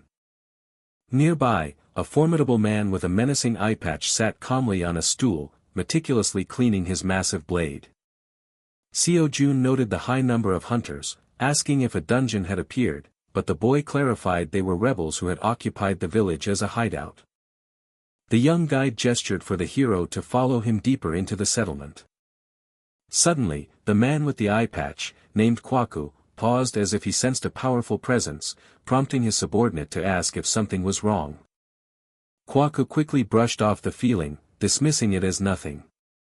He muttered to himself that it was impossible for a certain person to be in a place like this. Unaware they were being watched, the boy welcomed SeoJoon into his humble home, apologizing for their lack of accommodations. From within the small shack, a young girl's voice called out for her older brother. The boy warmly responded, letting his sister, Equina, know that he had returned. She immediately noticed his bruised face, but he quickly lied to avoid worrying her, claiming he had just tripped and fallen. Equina eyed him with suspicion, clearly not believing his simple explanation. He insisted with false confidence that it was the truth. Her attention then shifted to the stranger with her brother, and the boy explained that this was the person who had helped him earlier. The little girl offered her sincere thanks for his help, which SeoJoon graciously accepted with a humble reply. Nearby, a calloused hand was shown tightly gripping the handle of a dark, axe-like weapon, hinting at the ever-present danger.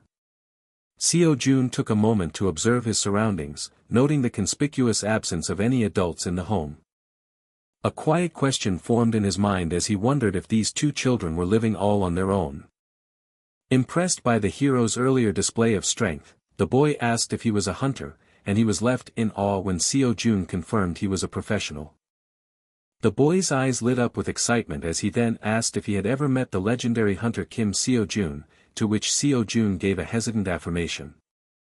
The child could hardly contain his disbelief and joy, amazed that he was speaking to someone who had actually met his idol.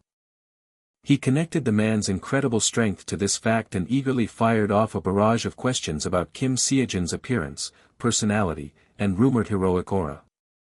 SeoJoon awkwardly tried to downplay his public persona, describing himself as rather ordinary, but the boy passionately refused to believe it. The young fan declared that Kim SeoJoon must be far cooler than he ever imagined, prompting an amused SeoJoon to ask if the boy himself wished to become stronger. A flash of the boy's memory showed the heroic, public image of Kim SeoJoon, a stark contrast to the man standing before him.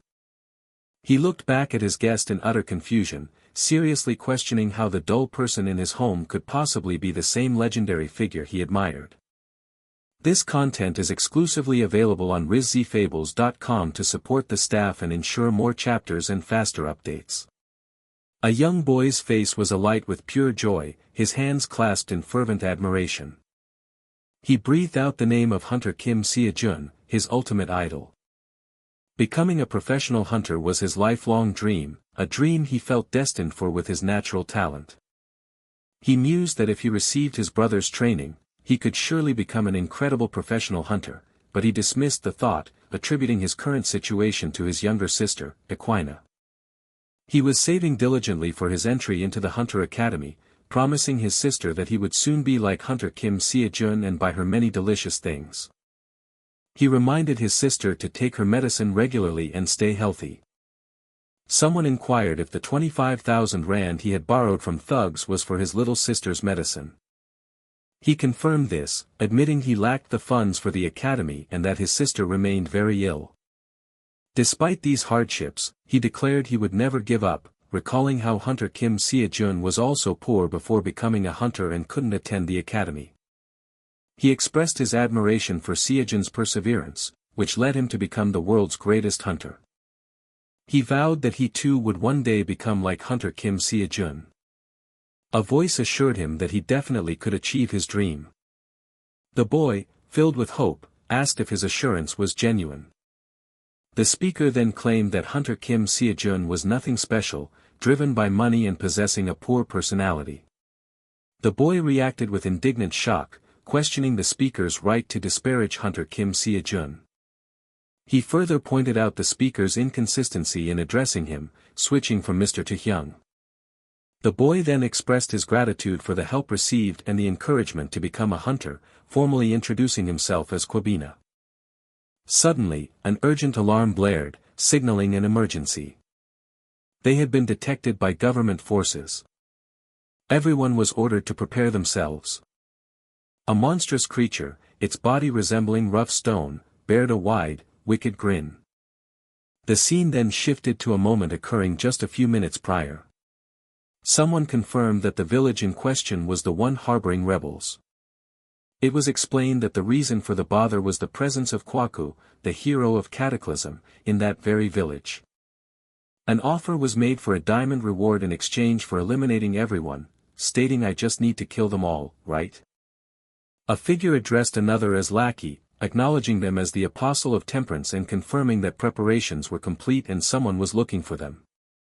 The lackey expressed surprise at the suddenness of the situation and asked for a moment. A question arose about breaking a promise, but the speaker reassured them, stating they wouldn't cheat and that causality couldn't be cheated, promising to return and handle things. A threat was issued that the promised diamond would not be given if the speaker didn't cooperate. The speaker's intent to seize causality was questioned. A direct threat of death was made. A pained gasp was heard, and a plea for mercy followed. A command was given not to kill the individual, as cooperation from the government was still needed. A bewildered exclamation about the complexity of humans was uttered, accompanied by another pained sound. The speaker declared they would let the individual off this time, bestowing mercy as they were soon to become a complete god. The speaker then stated that all they needed was pride. A man clutched his chest as a burst of red energy erupted from him. A terrified shriek was heard. A shadowy, multi-limbed humanoid creature crawled across the ground. This was identified as the second power of the 7 deadly sins, greed, avaricia. The word here was spoken. A question was posed about whether it was enough, followed by a growl of frustration. A bandaged hand pointed downwards at a cowering, featureless dark creature. The creature was directed to look at the village, where it would find everything it desired to fill its emptiness. Instructions were given to make it as painful as possible, allowing the villagers to indulge in fear and terror. The final command was to kill them all. A grotesque, dark-skinned monster revealed a mouth filled with sharp teeth in a smile. Despite reports of government detection, the monster observed that the person was alone and questioned if they knew the hundreds of elite rebels gathered there. A warning was issued that further approach would not end with just a warning. A choked sound was heard, followed by a confused huh. The sound of something being crushed was depicted. An enraged individual shouted at a target, ordering an attack. A dark, shadowy blade sliced rapidly through the air. Dark tendrils thrashed violently within a room where a defeated person lay. A white impact flash was shown against a backdrop of blue speed lines. An order was given for everyone to fall back. A man with glowing eyes defended himself against multiple sharp, white projectiles. A sharp sound effect was represented by the text. A distinct sound effect was represented by the text. A grasping sound effect was depicted by the text. A swift movement sound effect was represented by the text. A guttural choking sound was indicated by the text KHOKKK. An exclamation of alarm was directed towards Sir Kwaku. A gasp of pain was heard, represented by AH. A sound of struggle and pain was depicted by an O. KRKK. A heavy impact sound effect was written as. The name of an attack, Heavenly Meteor Spear, was revealed. A description noted the presence of an unpleasant energy in the air. The speaker mentioned having felt a similar energy before. A question was posed about the location of the twisted being. A man observed from a high vantage point, his staff held steady, looking down upon another individual on the ground. He confirmed his initial suspicions were correct. He questioned the presence of Hunter Kim SeoJoon, acknowledging that he himself had his own reasons for being there.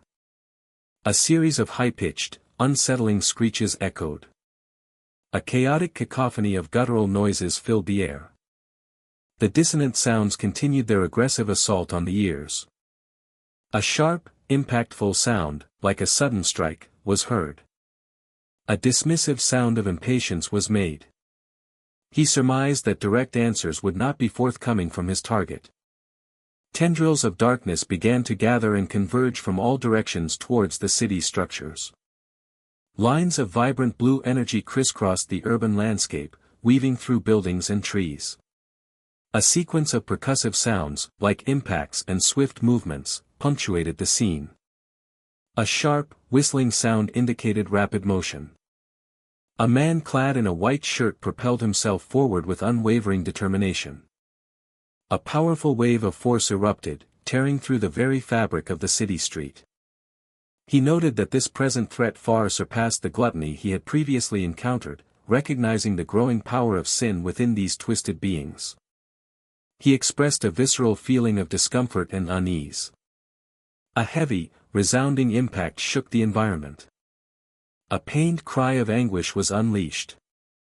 A young man, garbed in white and holding a staff, descended through the sky.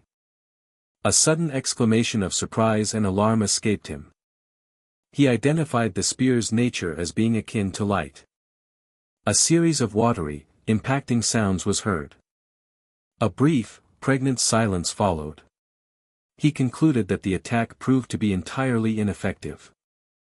A monstrous creature with multiple legs was forcefully driven into the earth. He inferred that, much like the other twisted beings, its destruction required the obliteration of its core.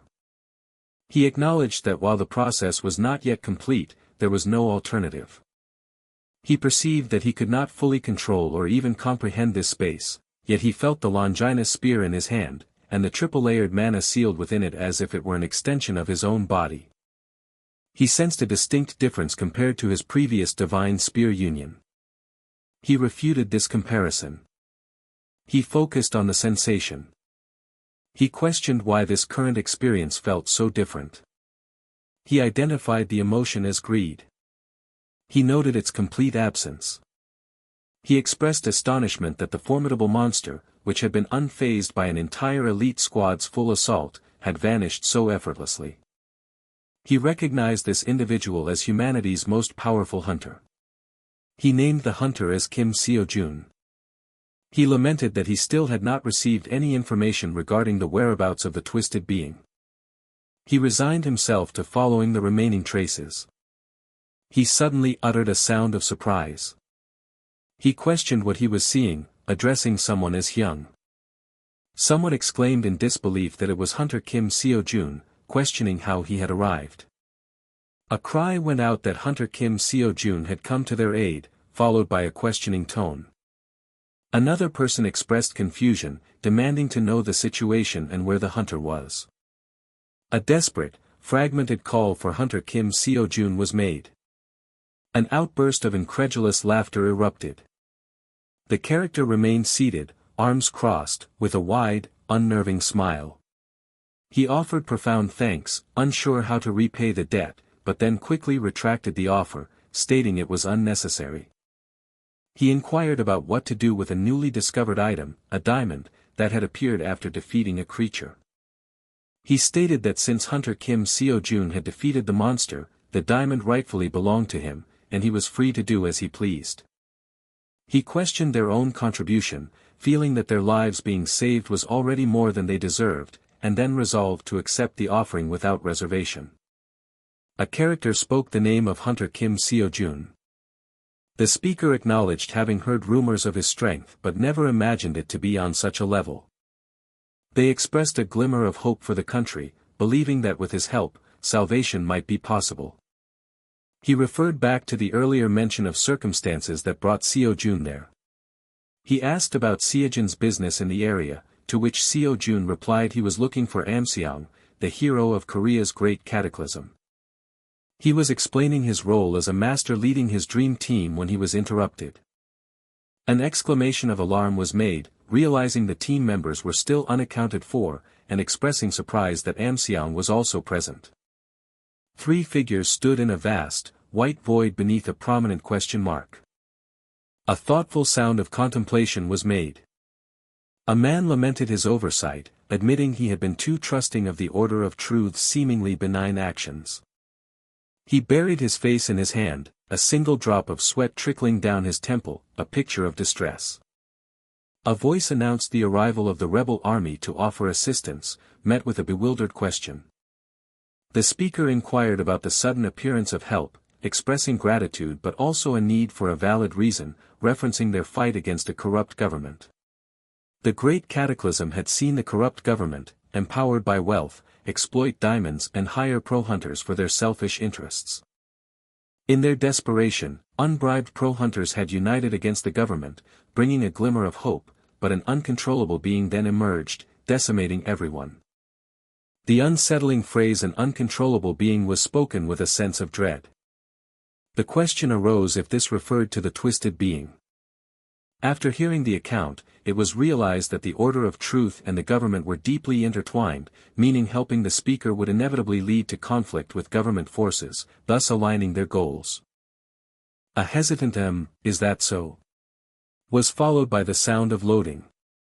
An offer was made to utilize their forces however needed, suggesting they begin by locating the Dark Saint, and then asked if their help was acceptable.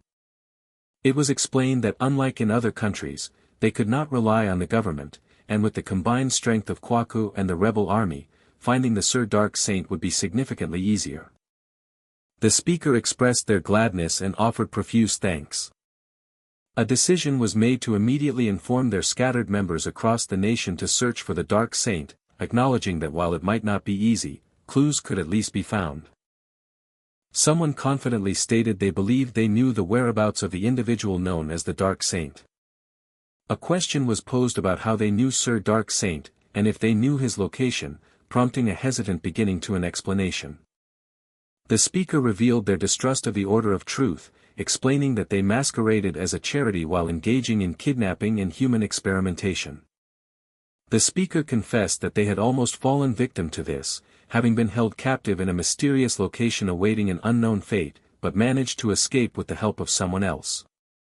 When asked about the identity of this helper, the speaker confirmed that the person had indeed identified himself as the Dark Saint. While the location wasn't inherently difficult to describe, it was acknowledged that it would be challenging for the listener to find, as even local villagers often became disoriented there. A proposal was made to guide the speaker to the location, with a tentative offer of compensation. The speaker, flustered, denied that the offer was too little, stammering that it was not the case. After a moment of uncertainty, the speaker resolutely agreed to the task. A frustrated voice exclaimed at Mr. SeoJoon's sudden and unexplained departure. Another person playfully chided Appa, expressing relief that he wasn't dead again, though he should have given them some warning. With everyone gathered, the group prepared to depart, and Kwabena was asked if he would guide them, to which he agreed. A subtle shuffling sound was heard. A direct question was posed about whether the speaker disliked the rebel army, to which the response was an honest affirmation. The speaker was questioned for the reason behind their dislike, even while acknowledging that Sir Kwaku and the rebel army seemed to be striving for a better world and asking if there was a reason to oppose that sentiment. The speaker stated they were indifferent to concepts like justice or faith, their sole desire being to live peacefully with their sister, Equina, believing involvement with the rebel army offered no benefits, citing the day's events as an example of how their presence had attracted danger. They emphasized that thanks to the speaker's intervention, everyone survived, but without them, neither the speaker, Equina, nor the village inhabitants would have lived. The speaker admitted an inability to definitively declare what was right or wrong, recognizing that pain was a subjective experience for each individual based on their circumstances. The speaker then mentioned a highly skilled medical practitioner named Medical Saint in their home country of Korea, suggesting this person might be able to cure their sister's illness. A proposal was made to travel to Korea together after the current situation concluded, with the speaker offering to request assistance from Medical Saint, met with surprised hope. A soft, approving sound was heard, accompanied by a nod. Deeply grateful, the speaker offered their sincere thanks. A gentle rubbing sound indicated affection. A command was given to depart, met with a compliant yes, Hyung. The preparations for a ritual were declared complete. A hesitant question was asked about the exact nature of the intended actions. Silence.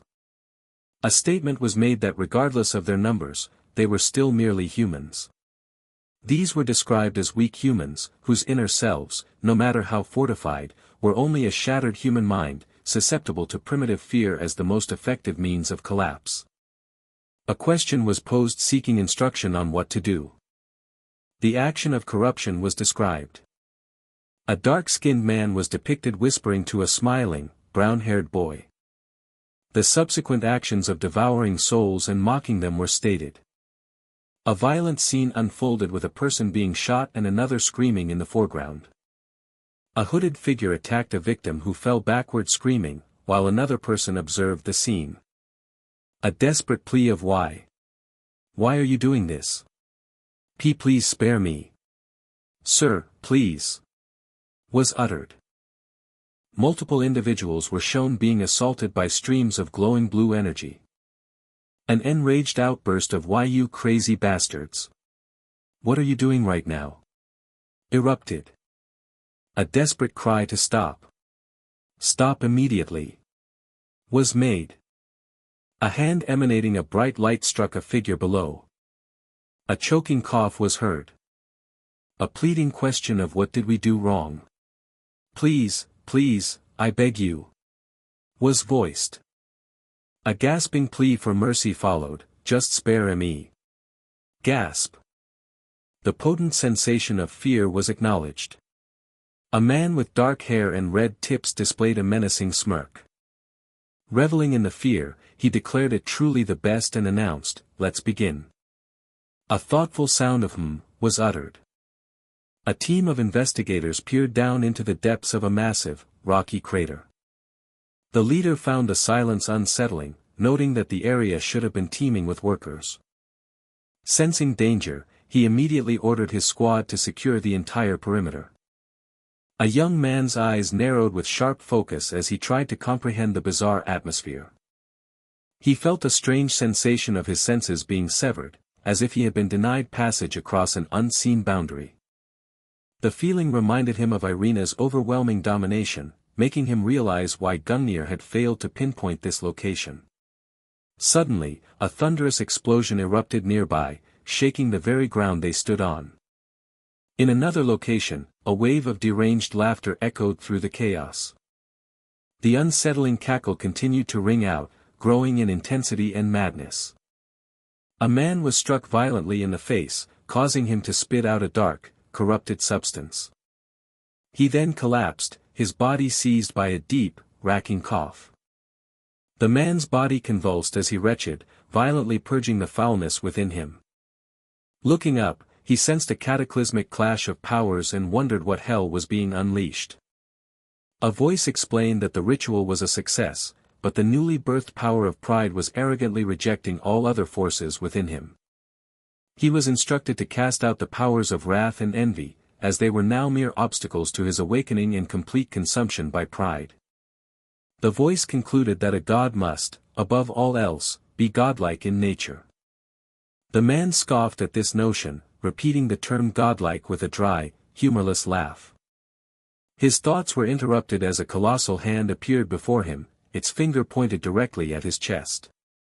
A new voice explained that the agonizing pain had vanished because it had temporarily suppressed his power of pride, allowing him to move more freely. He was astonished, comprehending that a force as potent as mortal pride, which could rival the divine, had just been suppressed in an instant. This confirmed his earlier suspicion that the being who had summoned him was anything but ordinary. The mysterious entity then presented him with a weapon. His eyes widened in disbelief as he recognized the legendary sword Excalibur, the transcendental weapon of his former instructor, Arthur. His benefactor then stated that his true identity was irrelevant and would change nothing about the path ahead. He was then asked what his most immediate desire was, a question to which the answer was painfully obvious. With burning hatred, the man declared his singular wish was to kill the bastard responsible for his torment. Meanwhile, a rescuer finally arrived on the scene, cursing the sensory interference that had made pinpointing the location so difficult. He immediately called out to his comrades, SeoJoon and the captain, who were already present. The newcomer stated his intention to head inside at once, to which another hero offered his accompaniment. He accepted the offer, acknowledging the formidable presence of the great hero of the cataclysm, Kakra. He then instructed his men to stand by outside and to assign an escort to take Kwabna back to the safety of the village. Kwabna's voice trembled with worry as he pleaded with his older brother figure. The hero offered a reassuring smile, telling the boy not to worry and reminding him of their promise to travel to Korea together. The boy's face lit up with hope as he affirmed that his Hyung was always that kind of dependable person. He shouted after him that he and Aquina would be waiting at home, begging him to return safely. With their goodbyes said, the two heroes turned and prepared to venture into the heart of the crisis. They entered a grim, dark hall where the floor was tragically littered with the bodies of the fallen. Overwhelmed by the carnage, one of them cursed aloud, questioning what kind of depraved monsters they were dealing with. He suddenly sensed multiple presences and yelled for everyone to prepare themselves for a fight. From the shadows, a group of figures in dark, hooded cloaks emerged, their intentions unknown. A young man in a shirt and tie stepped forward from the group, wielding a magical staff that glowed with an eerie light. A desperate order was given to block all mana flow to counter the impending attack. An ally countered by invoking the third form of his celestial meteoric spear. He quickly followed up with another powerful ability, unleashing the infinite level infinite heaven. The cloaked enemy began his own incantation, summoning a raging inferno that burned through the chamber as screams echoed. The groans of allies caught in the fiery assault filled the cavernous room. One hero furiously vowed that after committing such atrocities, their enemies would not be escaping this time. An arrogant voice from the enemy ranks sneered, questioning how such lowly worms dared to stand against them. A colossal explosion of light and debris erupted from their clashing powers, blasting everyone backward. As the smoke cleared, a familiar voice remarked on the unexpected nature of their reunion. The hero instantly recognized the majestic and powerful tone of his old foe.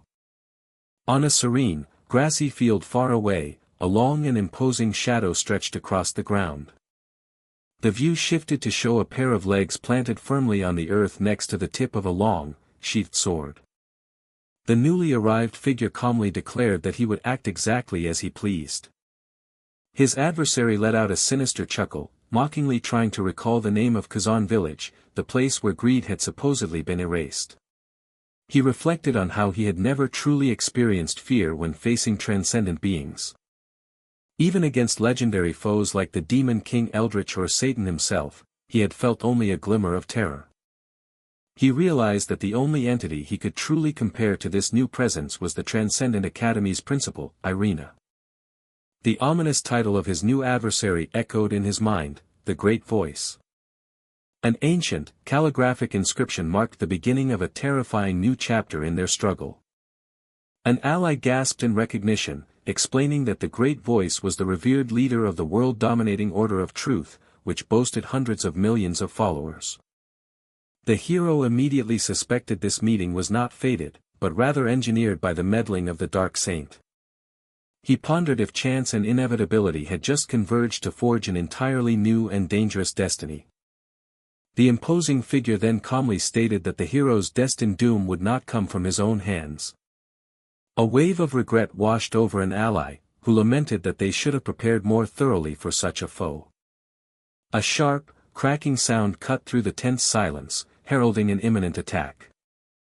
From the periphery, two mysterious cloaked figures watched the unfolding events from within the deep shadows. One of the heroes shouted in disbelief, staggered by the impossible sight of a mass teleportation spell being cast. A sudden burst of energy slammed into the ground, carving a small crater where a person had just stood moments before.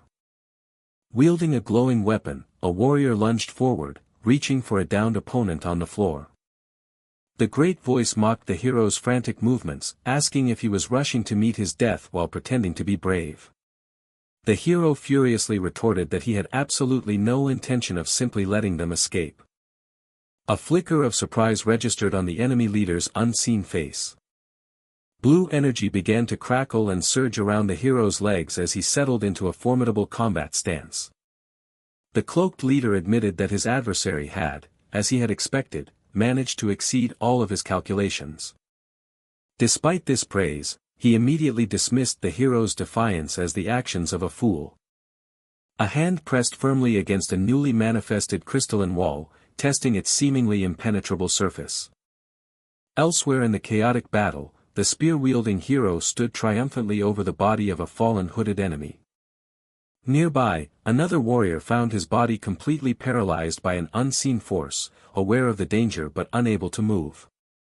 A surviving hooded cultist stared in absolute shock at the attacker who had just effortlessly dispatched their comrade with a glowing spear.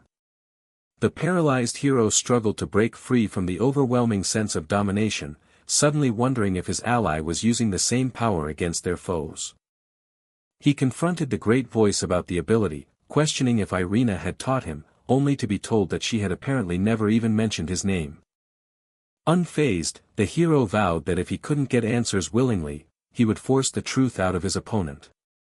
The brutal clash continued as a figure was struck squarely by two powerful beams of blinding light.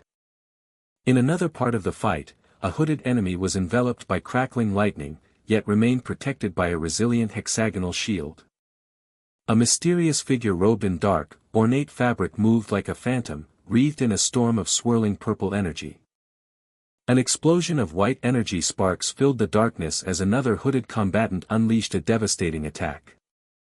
The sheer chaos of the battle overwhelmed a young man in a shirt, sweat beading on his forehead as his face contorted in shock.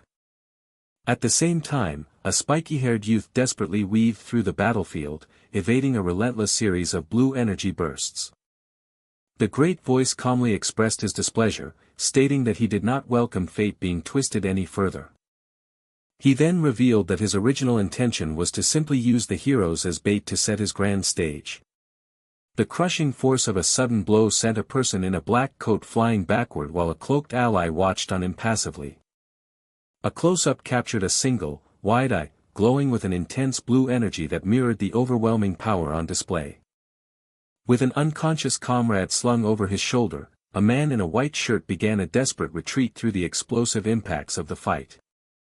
He furiously roared for everyone to get out of his way as he fought to carry his fallen friend to safety. A brown-haired man in a uniform took advantage of the turmoil, viciously attacking an opponent who was already helpless on the ground. Agonized screams echoed through the chamber as the brutal and merciless assault continued. Against a stark, light background, a cloaked figure stood with their face completely obscured by shadows, a monument of silent dread. The great voice addressed his foe directly, declaring that as the very first Transcendent, their chosen path had ultimately ended in failure. He then boldly proclaimed that his own path, however, would be different and would lead to true success. The hero, refusing to accept this grim proclamation, roared that he would never let his enemy slip away. With a final, desperate battle cry, he unleashed a powerful surge of his remaining energy. Entirely unfazed by the display, the great voice coolly declared that this was the end.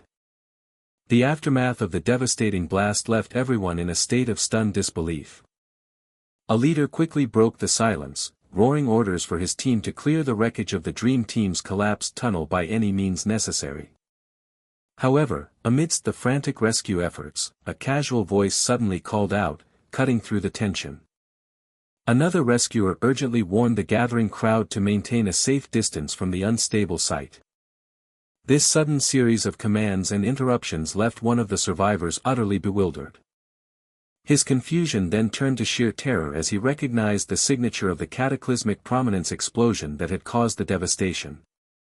As the man sat frozen in shock on the rubble-strewn ground, a supportive hand reached down to help him to his feet. The newcomer breathed a sigh of immense relief, remarking on how narrowly they had escaped the blast and admitting he might not have survived a moment's delay. Despite the help, the rescued man insisted he was fine, selflessly urging his savior, Ch151, to prioritize the other injured survivors first. Elsewhere in the chaos, another individual checked on SeoJoon, questioning his well-being while admitting his own strength was fading. A man named Min Yo was desperately asked about Seo's condition, and he delivered the grim news that while he was breathing, he was in a very bad state. A senior member instructed SeoJoon not to overexert himself, ordering him to leave the cleanup to the squad and retreat to the village. He then firmly stated that both SeoJoon and the gravely injured Seo required immediate medical attention. In a different location, a traveler announced their intention to continue the journey alone, reassuring their companion and thanking them for the escort. Unaware of the tragedy unfolding elsewhere, this lone figure walked cheerfully through a peaceful forest, humming a happy tune. He mused to himself about how thrilled a person named Aquina would be to learn she would be accompanying SeoJoon to Korea. Overcome with excitement, he decided in that instant to race home and deliver the wonderful news right away. But his cheerful sprint was cut short as something unexpected suddenly caught his attention, stopping him dead in his tracks. The scene opened on a grand, ornate mansion, a picture of classical architectural splendor. Inside, a man seethed with uncontrolled frustration. He furiously wondered why the Order of Truth hadn't contacted him yet about the elimination of the rebel leader. His rage mounted as he thought of the fortune in diamonds he had paid them for the job. His tirade was abruptly cut short by a familiar voice that greeted him, noting it had been a long time. The intruder casually informed him that calling for guards would be futile, as they had already been neutralized. The terrified man desperately asked what he wanted, offering endless diamonds as the intruder calmly insisted he meant no harm. The visitor explained that he was only there because someone else wished to see the mansion's owner. A second, grief-stricken voice then broke the silence, accusing the man and his cohorts of being responsible for a terrible loss. This newcomer declared that Aquina would still be alive if not for them, causing the powerful man to frantically offer money and beg him to stay away. Far from the confrontation, a soft, ethereal hum emanated from an injured woman's body. A man asked about her condition, explaining that he had managed to tether her soul to her body, but the effect would only last a day. SeoJoon then grimly inquired if anyone other than Aquina had survived, mentioning that his own search had found no one else. Overwhelmed by the tragic outcome, he cursed under his breath. He quickly deduced that Aquina's state was so severe that no ordinary doctor or healer could possibly save her. He briefly considered seeking help from the Transcendent Academy, but ultimately decided against gambling with Aquina's life.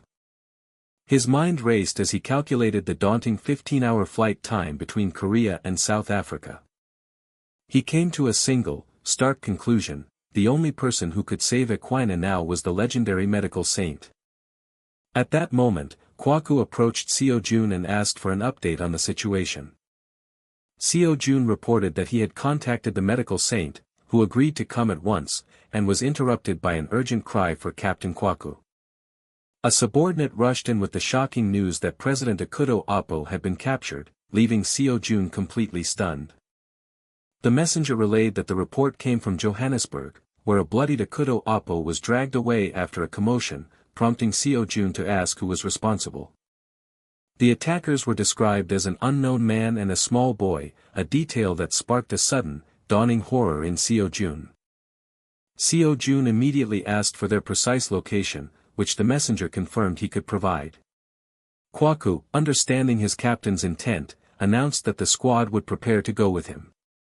But SeoJoon firmly refused their assistance, declaring that this time, he would go alone. A subordinate asked if it was because he saw them as weak, but SeoJoon quickly reassured him that they were strong and reliable. When pressed for a reason, SeoJoon revealed the grave truth: it was all a trap.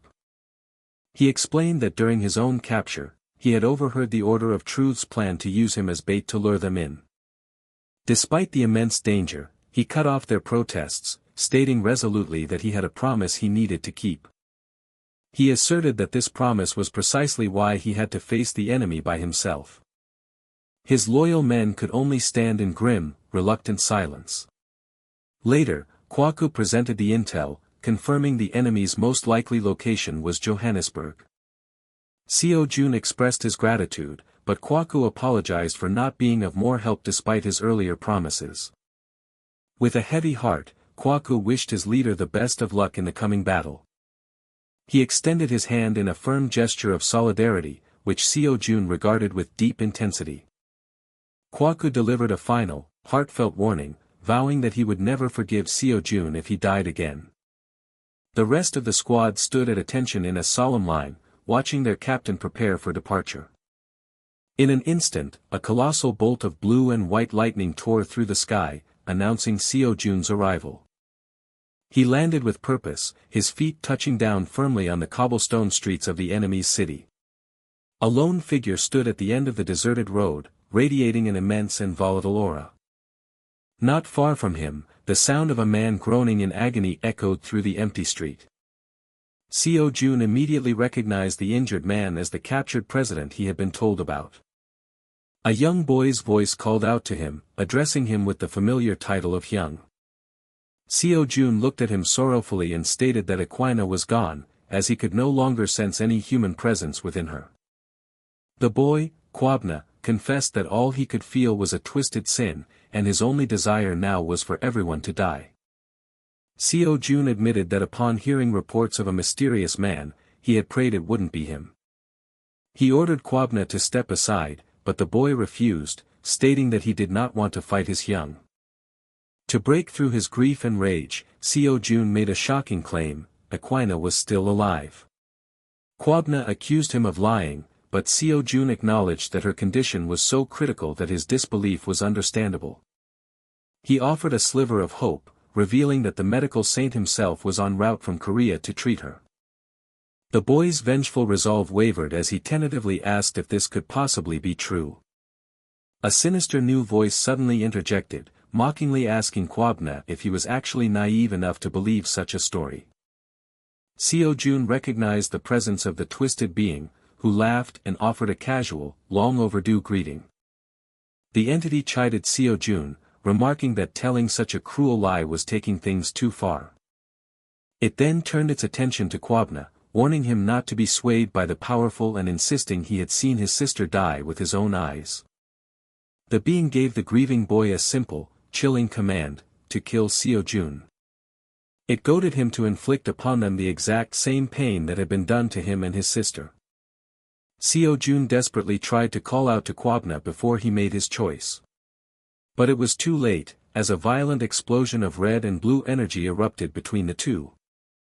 As the dust settled, SeoJoon angrily demanded to know why the entity had dared to interfere. The twisted being simply hummed in amusement, coolly contemplating its next move. In a realm teetering on the brink of annihilation, a world of unparalleled beauty named Vera faced an impending siege. A promotional message beckoned players to discover the world of Vera, hinting at hunts, beast taming, and legendary weapon forging. A man with vibrant purple hair gritted his teeth, his grip tightening on a bloodied weapon. A piercing eye, surrounded by an aura of crackling blue lightning, conveyed intense focus and power. Clad in dark tendrils, a character knelt in despair, their hands clasped to their head. A voice assured that a special event had been meticulously prepared just for him. The speaker revealed that jealousy and rage had been planted in the child, but he had not yet been entirely consumed.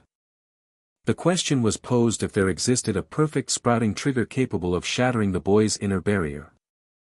An urgent command was shouted, urging hesitation to cease. The speaker demanded the immediate killing of a perceived bastard undeserving of life. A horrified outcry acknowledged the dreadful nature of the sprouting trigger before calling out Kwabna's name in alarm. The narrative explained that murder, the worst human sin, would shatter the barrier and fully unleash the sin within. A hand clenched tightly, ensnared by swirling, shadowy energy. A taunting voice declared that the boy would taste the despair of failing to save someone he could have. Desperate pleas erupted, urging to stop the unfolding events. A question was posed about how Aquina would feel if the boy became a monster by committing murder. The word nonsense was uttered in defiance. A plea was made not to stain the hands that saved Aquina with blood, asserting they were not meant for taking lives. A pragmatic argument was presented, suggesting that one death could save thousands and questioning how many the bastard had already killed. The thought was expressed that killing just him could mean saving thousands, followed by a moment of hesitation. A voice mused about the boy's hesitation, attributing it to a deeper admiration for SeoJoon than initially perceived. Then, a new thought began to form. It was suggested that witnessing SeoJoon's utter destruction might change the boy's mind. The observation was made that SeoJoon had surpassed his previous level, becoming a completely different being. The technique Divine Spear Unity Heart Comprehension was named. A close-up captured a wide and menacing grin spreading across a character's face. Two figures became a blur of motion as they clashed amidst a vibrant explosion of colored energy. An exclamation of surprise was conveyed. The accusation was made that SeoJoon had intentionally failed to block, deeming him useless as a result. Multiple red energy tendrils impaled a man from behind. A wall was violently shattered by the sheer force of an impact. Amidst the rubble, a man holding a spear knelt, appearing injured. A close-up focused on the determined face of a young man, with beads of sweat on his forehead. A statement was made that he knew he could not succeed. The assertion was made that he knew this truth better than anyone else. Blood splattered across the ground as a figure fell. A large boot descended with force, landing near a small, prone figure. A dismissive remark was made about humans being idiots for struggling pointlessly even when facing hopelessness.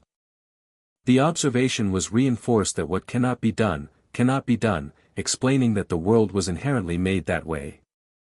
A chilling command was given, to kill him. It was stated that killing him would not bring back his brother, but at least would prevent others from suffering the same fate. The assurance was given that what happened to Aquina would never happen again. Agreement was expressed about the world being filthy, where struggles were in vain, and a desire to erase it all was declared. A weak, strained utterance of "shut up," was made. A comment was made about him managing to crawl back up, acknowledging that the world wasn't as beautiful as people believed.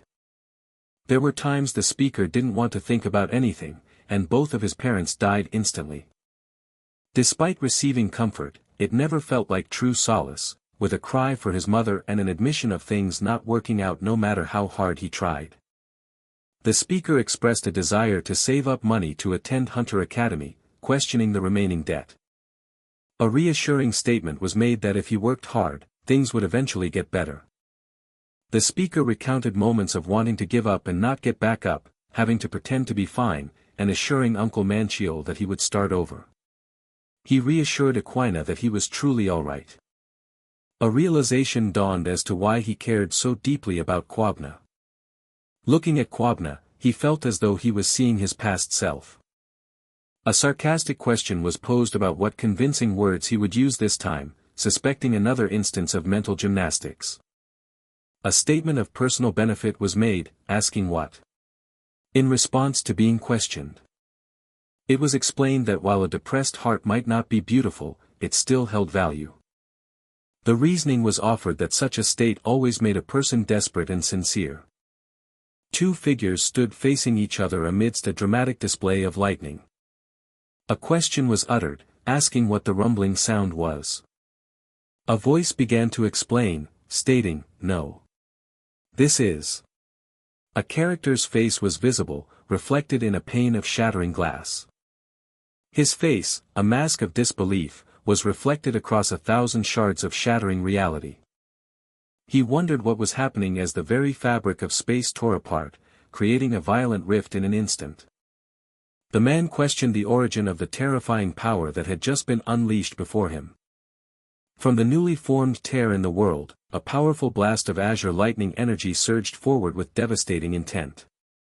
The villain roared in defiance, vowing to engage in a proper fight and warning his foe not to rely solely on striking force. The hero recalled a crucial fact: a twisted being's regeneration stemmed from the berserk heart's magic, a wellspring of power that, while vast, was not truly infinite.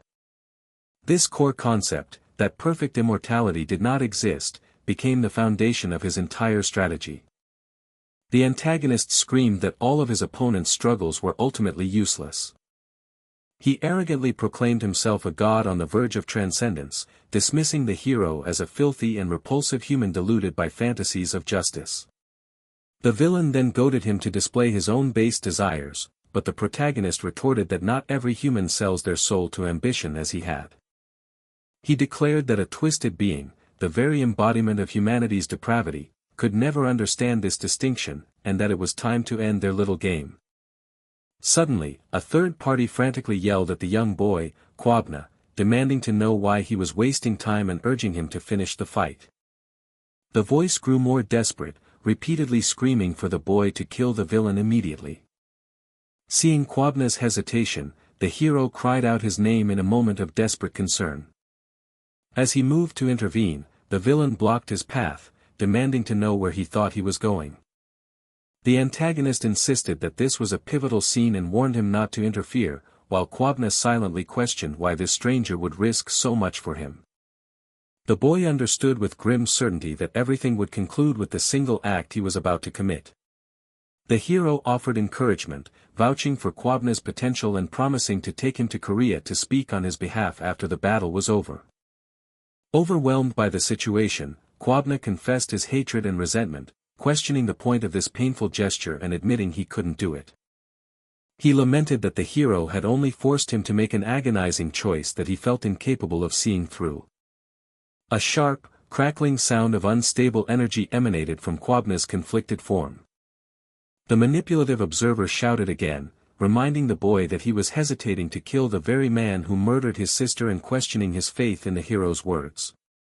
He conceded that even if the sister were alive, it wouldn't change the fact that the villain had tried to kill her, which was reason enough to demand his death.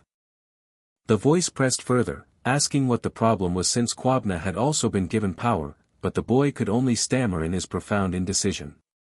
Finally, Kwabna's hesitation ceased, and he quietly declared that he had had enough.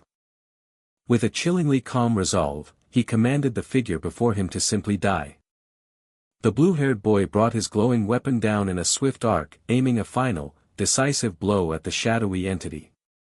The moment the weapon made contact, a colossal explosion of intermingled blue and red energy erupted from the ground. The sheer force of the blast caused the very earth beneath them to crack and splinter. From a distance, the protagonist watched as Kwabna knelt alone in the now silent cobblestone square. The boy weakly sought confirmation that his sister Aquina was alive, and the hero assured him she was, promising her survival once Master Amzong arrived.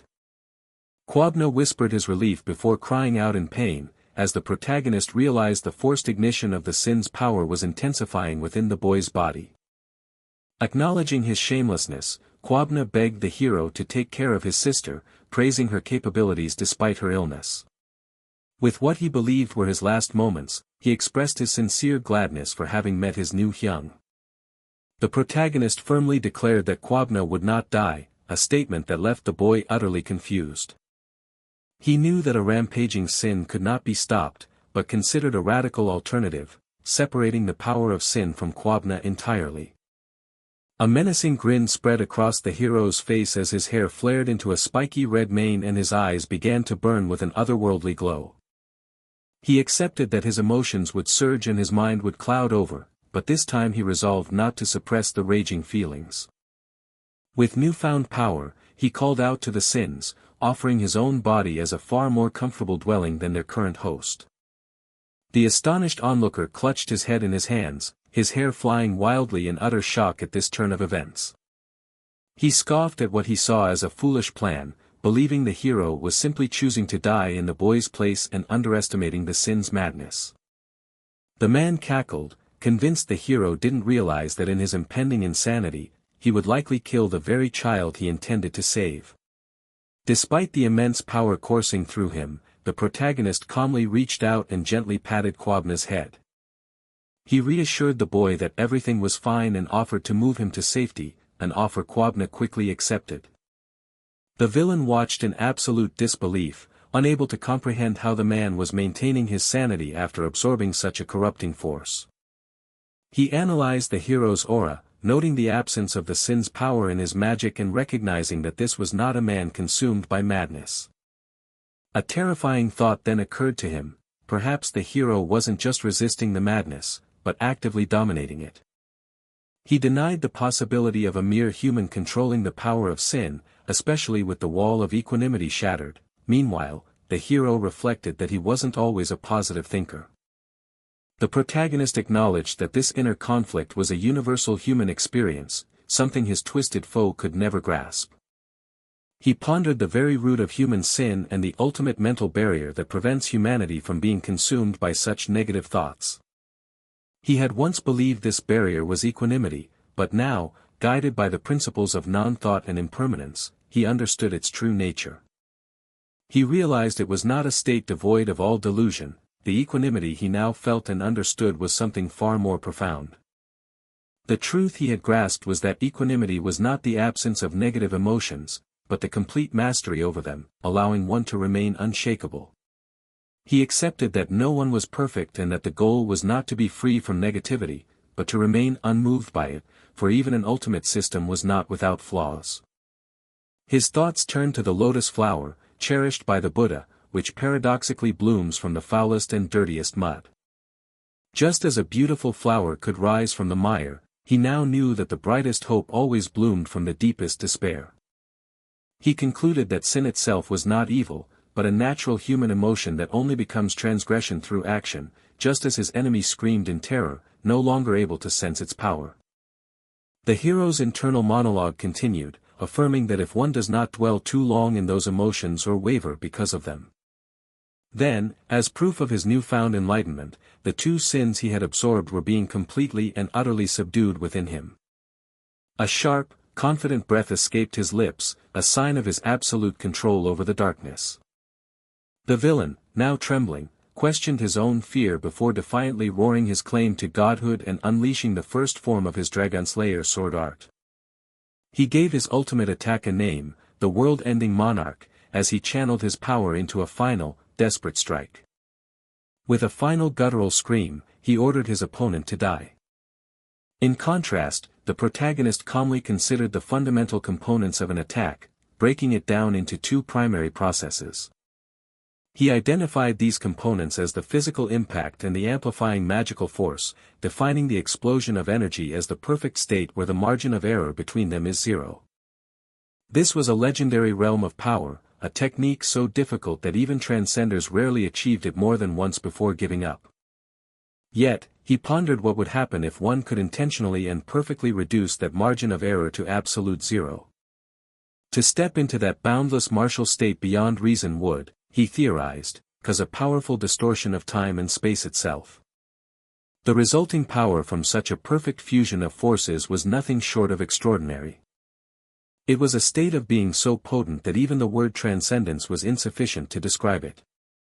Having achieved this perfect state, he unleashed his own ultimate move, the Heavenly Moon Meteor Strike, 7th form, 10,000 miles.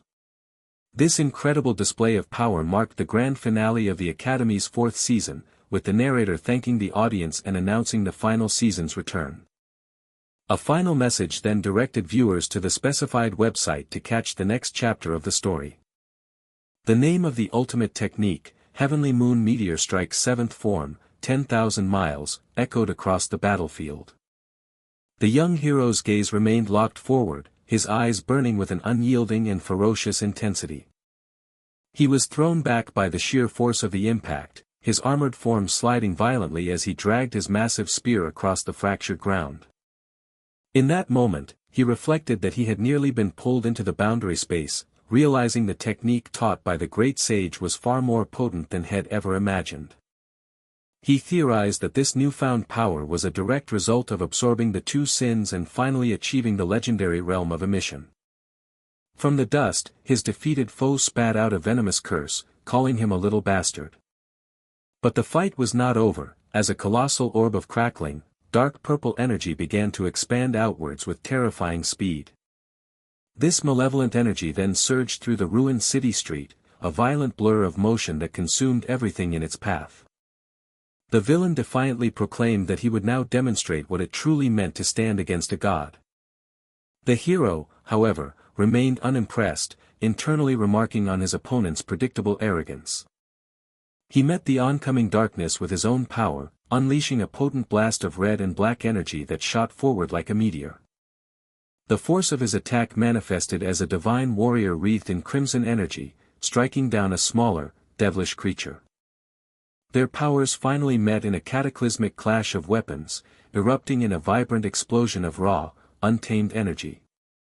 The hero's suspicions about his enemy's sword were confirmed. He now knew he was facing the true, transcendent Excalibur, which meant there was no longer a gap between their armaments. He understood that with their weapons evenly matched, the outcome of the battle would depend solely on the mastery of the one who wielded it. A flicker of shock crossed the god aspirant's face as this realization dawned upon him. He let out a strained cry, desperately reaffirming his status as a god, the revered and feared being who looked down upon all of creation. His divine proclamation was cut short as a foot mercilessly pinned his hand to the cold, unforgiving ground.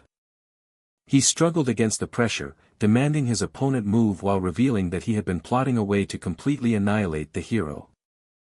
The protagonist, however, considered that even if he could kill him with a mission, it might not be enough to truly erase such a being from existence. With a decisive motion, his foot stomped down with finality, crushing the last vestiges of his opponent's resistance. Yet from the defeated form, a winged creature with malevolent glowing eyes arose, brandishing its sword for a last stand. The creature cried out in agony and confusion, unable to comprehend the new power being unleashed upon it as the hero called forth the eighth form of his spear art, the myriad of all things. It shrieked in absolute terror, pleading for the hero to get away from it. Ignoring the pleas, the hero calmly initiated his next attack, announcing the ninth form, heaven and earth collapse. His enemy could only scream in pure agony, clutching its head as its mind and body were torn asunder. A close-up view revealed a face completely contorted in pain, with glowing lines of energy fracturing its very being. Even as he disintegrated, the villain made one last, desperate claim to godhood, screaming that the world itself must kneel before him. He questioned the injustice of his fate, unable to comprehend how anyone could stand above him.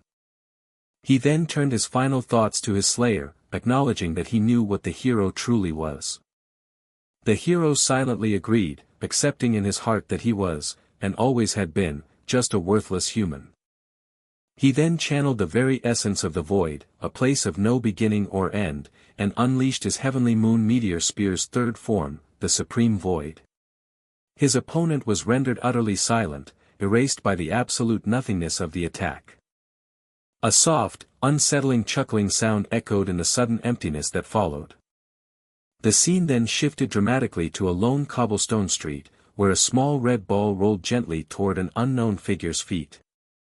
A disembodied voice mused on the nature of the heaven's equal great sage, concluding that even a Buddha who fights remains a Buddha at his core. The same voice then wondered aloud just what kind of powerful being the great sage had created. The view shifted once more, showing the darkened city skyline under a heavy, cloudy night sky.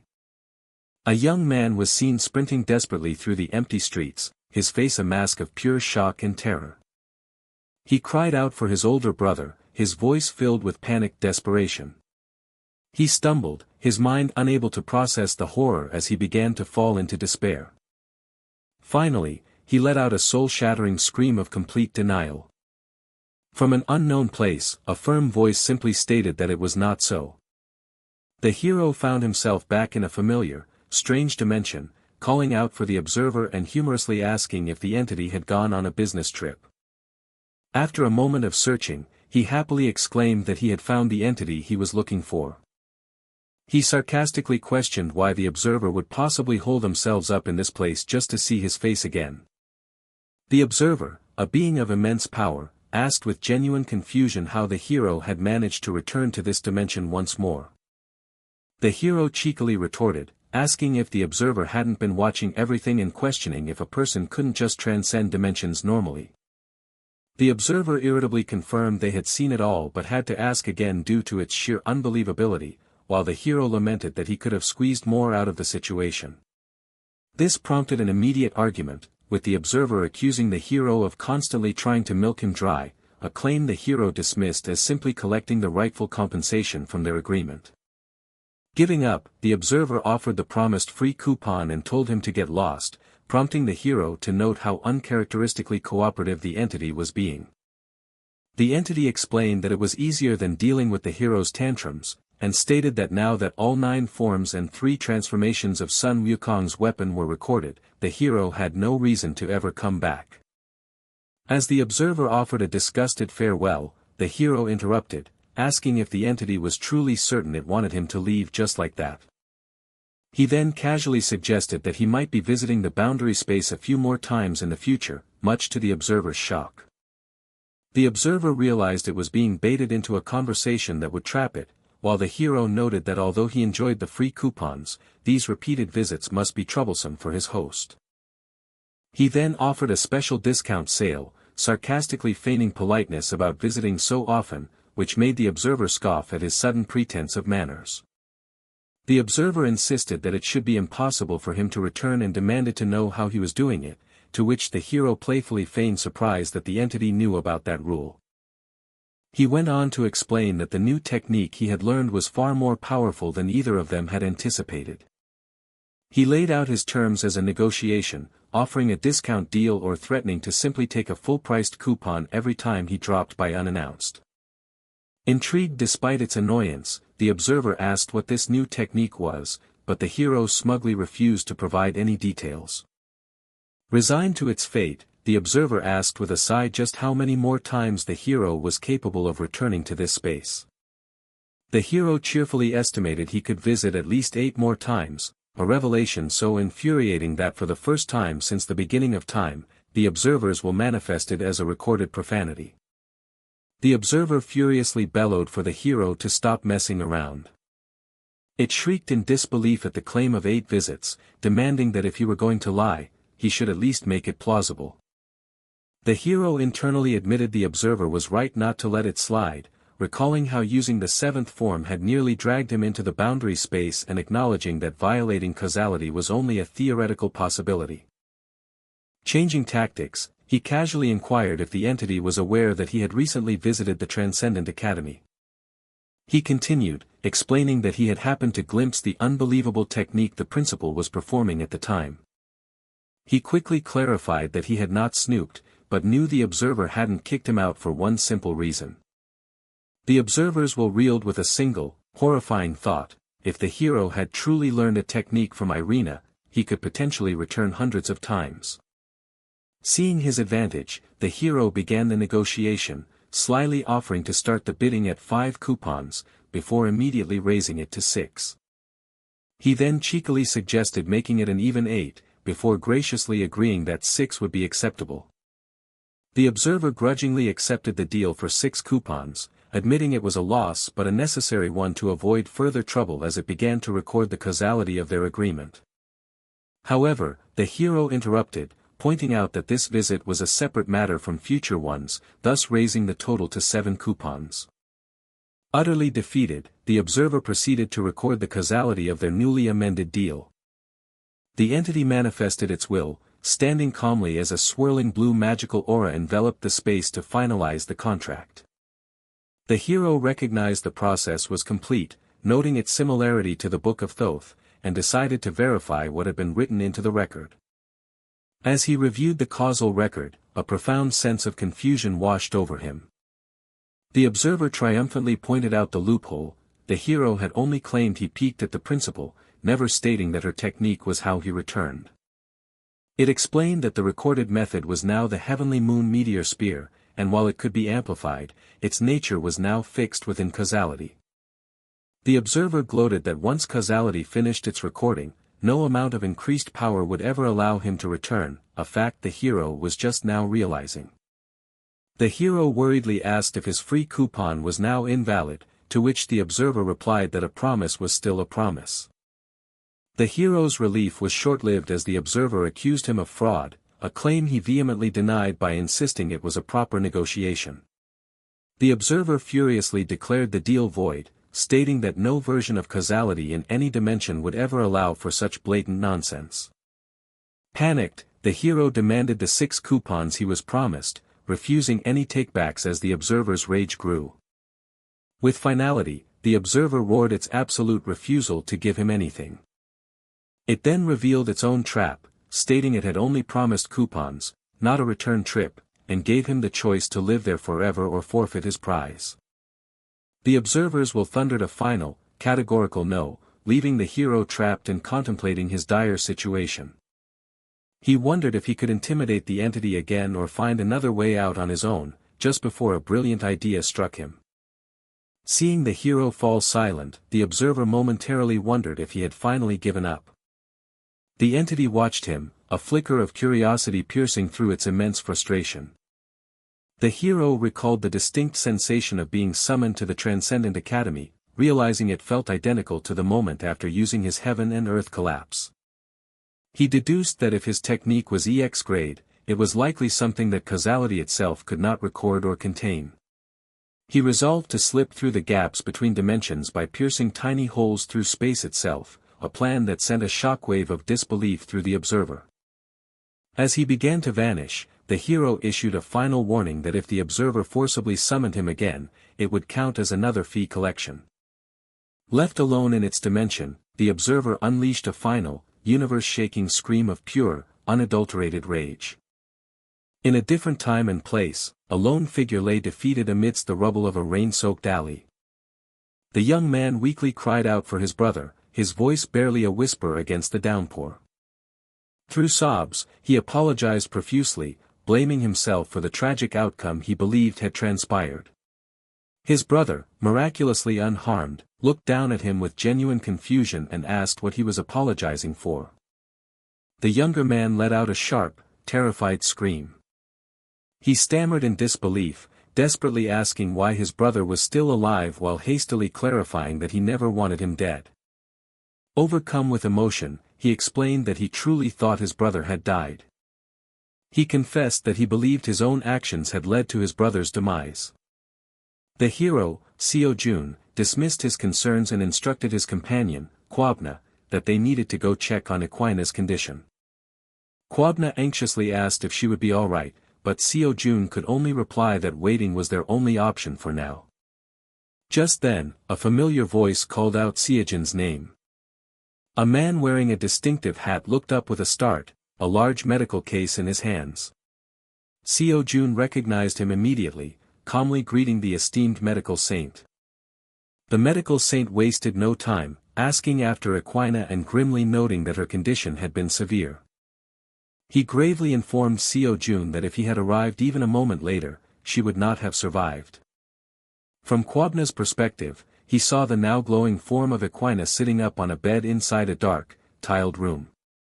She weakly called out for her brother, her voice frail but full of relief. Equina continued to call for her appa, her gaze fixed upon him. In a tender moment, a young person in a white tank top gently embraced another from behind. A forgotten teaching from Shakyamuni resurfaced, one that defined success as the ability to laugh often and well. But in that moment, it felt as though that ancient wisdom had perhaps been wrong. A choked sob escaped someone's lips, heavy with sorrow and relief. The sob gave way to a powerful, unrestrained wail that echoed through the room. Someone praised SeoJoon for knowing exactly what was needed, asking if he had received special instruction. He humbly replied that he had not, as he couldn't afford such formal training. The person expressed their amazement that he had mastered such a skill without guidance, before confirming that Equina was now stable. With all urgent matters settled, SeoJoon wondered if he should now inspect the Excalibur and Berserk heart he had recently acquired. His thoughts were interrupted when he noticed an unexpectedly large number of unread notifications flooding his system interface. He scrolled in bewilderment through a long list of completed courses and newly acquired S-rank skills he didn't remember earning. Suddenly, a system error flashed, warning that certain values did not align with his causality, specifically linking the issue to a lecture on experiencing fraud firsthand. A cascade of critical errors followed as the system attempted to reset his causality, inadvertently evolving his fraud skill and then failing to process a causality that stemmed from a non-existent course. As the system reported the anomaly to the Transcendent Academy's causality department, an enraged voice suddenly screamed at SeoJoon, demanding to know what he had done. The instructor berated him for overloading the entire causality system and throwing the academy into chaos, but SeoJoon could only deny doing anything. SeoJoon sheepishly conceded that, historically, if something major broke at the academy, it was usually his fault. He tried to explain that he had only received a series of bizarre notifications, offering his system window for inspection. The instructor stared at the screen, which repeated that the causality values were inappropriate. When the system declared a mismatch with the student profile, the instructor turned to SeoJoon for an answer he didn't have. The screen remained frozen on the same baffling error messages. The instructor, now completely flustered, again demanded to know what was happening, but SeoJoon could only repeat that he had no idea. In a full-blown panic, the instructor reminded SeoJoon of his past chaos-inducing feats and desperately demanded to know what he had done this time. SeoJoon tried to insist on his innocence, but the instructor immediately accused him of lying. He finally confessed that all he had done was visit the observer, extort 7 coupons through a dubiously legitimate negotiation, and then escape the boundary space by himself. A heavy, stunned silence fell over the instructor as the impossible confession sank in. After a long pause, the instructor concluded with absolute certainty that this was, unequivocally, his fault. A mysterious broadcast then echoed across the void, seeking new recruits to document the unprecedented chaos that now followed in the hero's wake. The white-haired instructor groggily rubbed the sleep from his eye, still trying to process the situation. His focus sharpened on SeoJoon's status window, where he believed he had found the source of the problem. He stared at the list of almost completed legendary lectures, blinking in disbelief that the numbers remained unchanged. The instructor declared it had to be an error, questioning SeoJoon about the supposedly flawless nature of causality. He insisted that despite the rules, there was simply no other possible explanation for what he was seeing. He frantically pointed out that Sakyamana's lecture progress was at 98%, a number he deemed nonsensical and impossible. The instructor explained that this particular course was notoriously difficult, having stumped even full-fledged transcendent beings, yet SeoJoon had nearly completed it in just over a year. He demanded SeoJoon admit the situation was ridiculous, but the student could only confirm that the impossible had indeed happened. A choked sound of despair escaped the instructor's lips. Deciding he had no other choice, he declared his intention to destroy the error-ridden system interface, suggesting SeoJoon finally replace the broken piece of junk. SeoJoon frantically urged him to calm down, but the instructor was adamant that a medium transmitting such errors must be erased from the universe. The instructor descended into a fit of crazed, desperate laughter. He muttered to himself, unable to comprehend how any of this could be happening. Snapping out of his stupor, he furiously demanded that SeoJoon immediately confess any other insane things he had done. SeoJoon hesitantly admitted there was one other thing, though he didn't think it was particularly crazy. With a flourish, he summoned a legendary blade, causing the instructor to stammer in utter disbelief at the sight of Excalibur. The instructor recognized it as Instructor Arthur's cherished weapon and questioned how SeoJoon possessed it, learning its previous owner had been annihilated. When pressed on who was responsible, SeoJoon confirmed he had defeated the owner, but casually added he wanted to sell the sword as it wasn't useful to him. He then nonchalantly inquired if direct trading between students was possible, or if an auction house existed. The instructor, however, had gone completely silent and still. He stood frozen, mumbling to himself as if trying to imitate Odysseus feigning madness to avoid war. SeoJoon's shout finally snapped the mentor out of his catatonic state. Dazed, the instructor asked what had happened, and SeoJoon explained that he had fainted right after the question about selling Excalibur. The instructor erupted, demanding to know how SeoJoon could have killed Instructor Arthur, an accusation SeoJoon vehemently denied.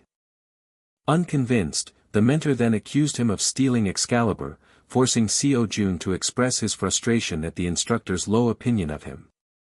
SeoJoon finally explained that he had acquired the sword from the newly initiated student from another dimension he had mentioned before. The instructor found this explanation even less plausible, wondering how a new student could possess such a legendary weapon, a question SeoJoon admitted he also had.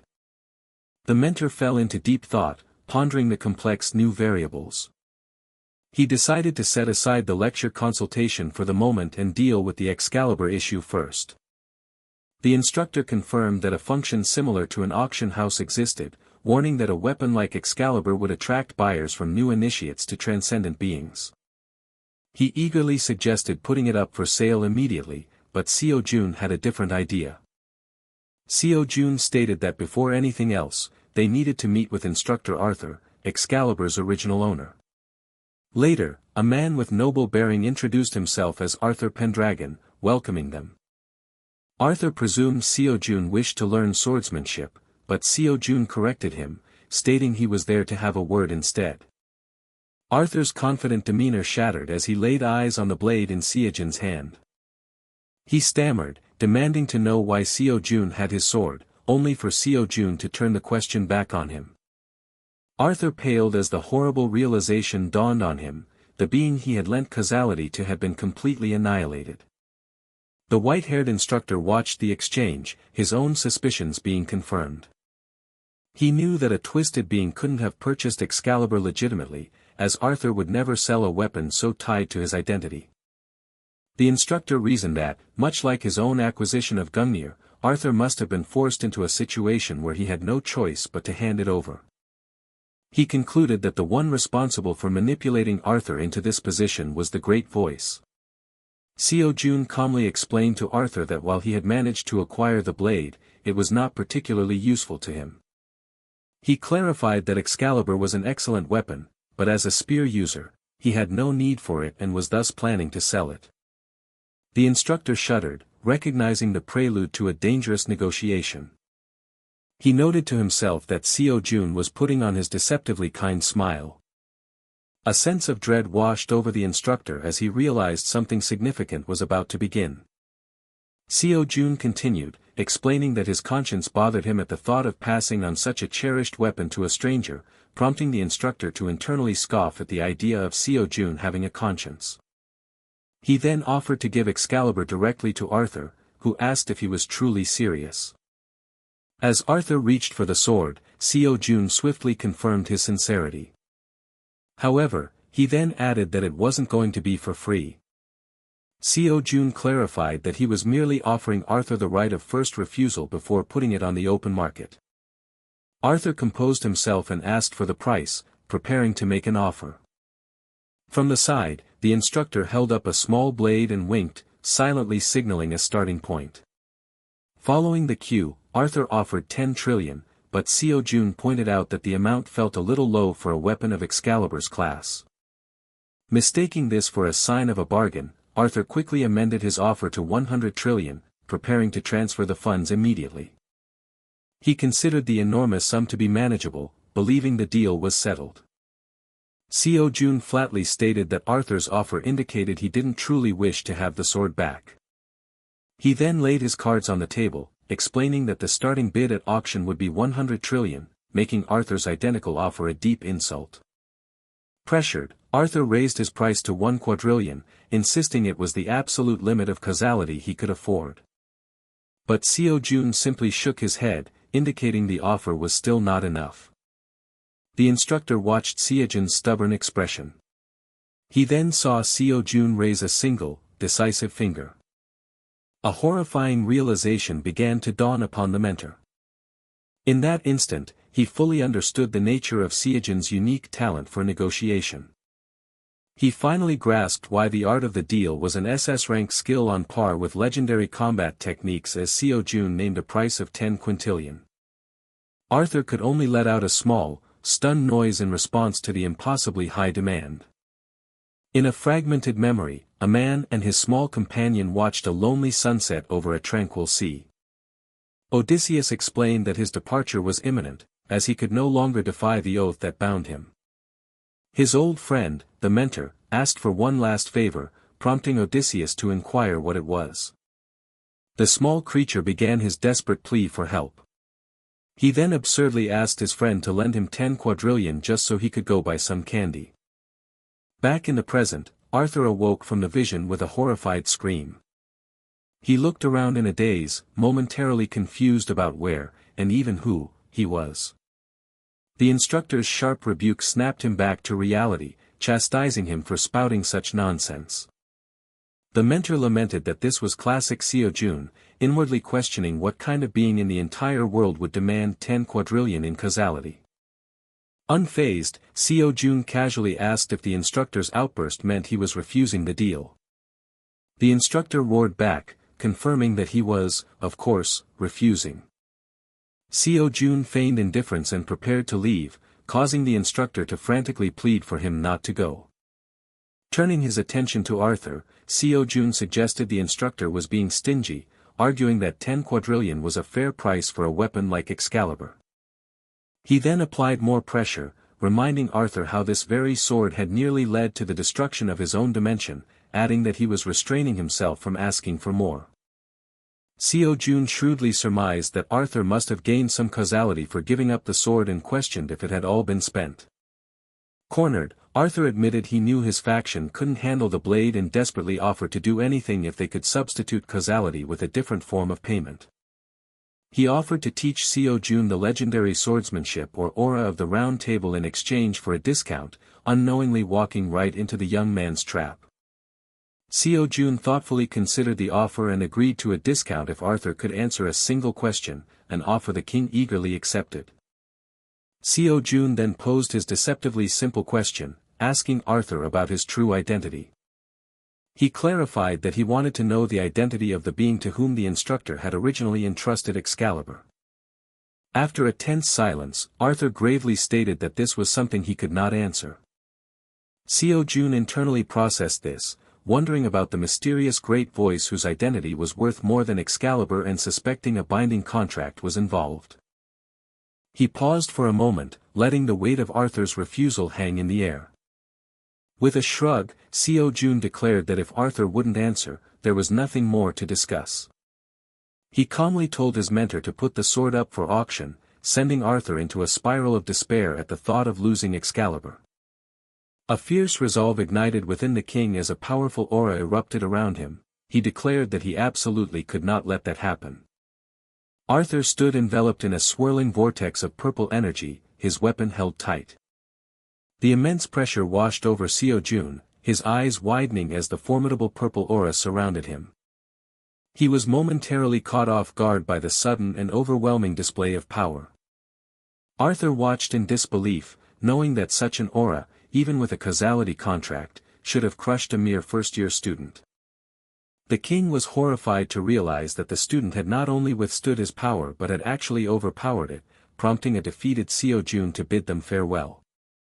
With the negotiation seemingly over, SeoJoon turned to his mentor, signaling it was time to leave. But Arthur called out one last time, desperately asking him to wait. SeoJoon turned back with visible impatience, reminding the king that he was a busy man, only for Arthur to concede that he could not answer the question directly. He then hinted that there might be another way to provide an answer. SeoJoon's interest was piqued as he waited to see what the king would reveal. Arthur materialized a simple, unadorned cup from thin air. When SeoJoon asked what it was, Arthur explained that it was the payment he had received for loaning out Excalibur. SeoJoon reacted with astonishment, unable to believe that the legendary sword had been traded for such a crude-looking vessel. Just then, a powerful pulse emanated from within his rhabes, his sacred spear, Longinus, was reacting intensely to the cup. Recognizing the phenomenon as resonance, SeoJoon made a shocking deduction, questioning if the cup could possibly be the Holy Grail. A fleeting vision showed a hallowed figure holding the same cup, now aglow with a divine, golden light. SeoJoon knew that the Holy Grail, having held the blood of Christ, would naturally resonate with the spear of Longinus, which had pierced his side. The implication was staggering. If Arthur had received the Grail, it meant the great voice was a being of immense, holy power. However, Arthur confessed that while he once believed this, he no longer did, which led SeoJoon to ask how he came to possess the Grail at all. The king admitted that he didn't know the full truth, as the identity of the great voice remained a mystery even to him. Elsewhere, in a realm beyond mortal sight, a powerful being was posed the very same question, asking who they truly were. In this distant space, two shadowy figures conferred, with one noting that they were being observed. The first figure taunted the second, asking if the current situation was making them feel anxious. He continued to provoke his companion, wondering what the legendary first transcendent would think if he could see him now. He expressed a hint of disappointment, remarking that he had thought his associate would be capable of handling things. He pointed out that SeoJoon's growth had shattered all limits, blaming his companion for this outcome and warning that soon, even he would be unable to stop the boy. The second figure asked what he intended to do, to which the first declared his plan to release the contract of causality placed upon the dimension. Met with disbelief, he was asked if he meant to act personally, but he insisted it was the only way left to deal with the threat. His partner called the idea ridiculous, reminding him that he had long ago lost the ability to directly interfere with that dimension's causality. The first being acknowledged this was true, admitting that even he could no longer perceive its future, attributing this blindness to the unexpected influence of a new variable. He elaborated that this single person had managed to overpower every being who had attempted to interfere with the dimension's fate. He openly recognized that their ultimate goals were completely opposed to one another. Despite their conflicting interests, he suggested that there are times when even enemies must join hands. As evidence, he cited the recent elimination of a student on the verge of transcendence, arguing that if SeoJoon was left unchecked, neither of their ambitions would be realized. He concluded that there was now only one force in existence that could stand against Kim SeoJoon, a true god who had ascended to the rank of transcendence. With finality, he issued his command one last time, demanding the release of the contract of causality. SeoJoon considered the immense power of the Holy Grail, which promised eternal youth and wealth, finally understanding why its previous owner would part with such a treasure. Setting aside the mystery of the Great Voice, he focused on the immediate transaction and asked about the price for Excalibur. The king calmly stated the cost would be a staggering 100 quadrillion. Arthur protested the injustice of the price, but SeoJoon coolly reminded him that the promised discount was conditional on revealing his identity, not on haggling over the item received. Seething with impotent rage, the king called him an insolent brat before conceding that he would likely lose if they were to fight. The monarch recoiled in visible shock, his hand trembling as he held his cup. He lamented that perhaps such a sacred artifact was something he was never destined to possess. In a desperate gambit, he offered the Holy Grail itself, asking how that would change the terms of their deal. SeoJoon immediately calculated that its inclusion would warrant a 50% discount on the total price. The king agreed to the 5,000 trillion but was then confused by an additional 5,000 billion tacked onto the final bill. SeoJoon patiently explained that the extra amount was his standard, non-negotiable fee for a single one-hour lecture.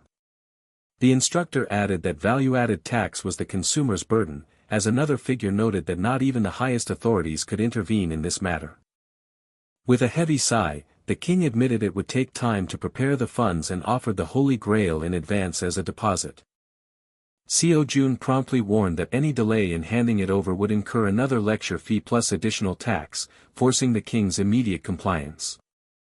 The instructor announced he would depart to prepare the causality, remarking that the king was foolishly wasting billions by not leaving at once. Now in possession of the artifact, SeoJoon raised the simple golden cup toward the brilliant light of the sun. He remarked on its unassuming appearance and decided to test its legendary properties with a simple drink of water.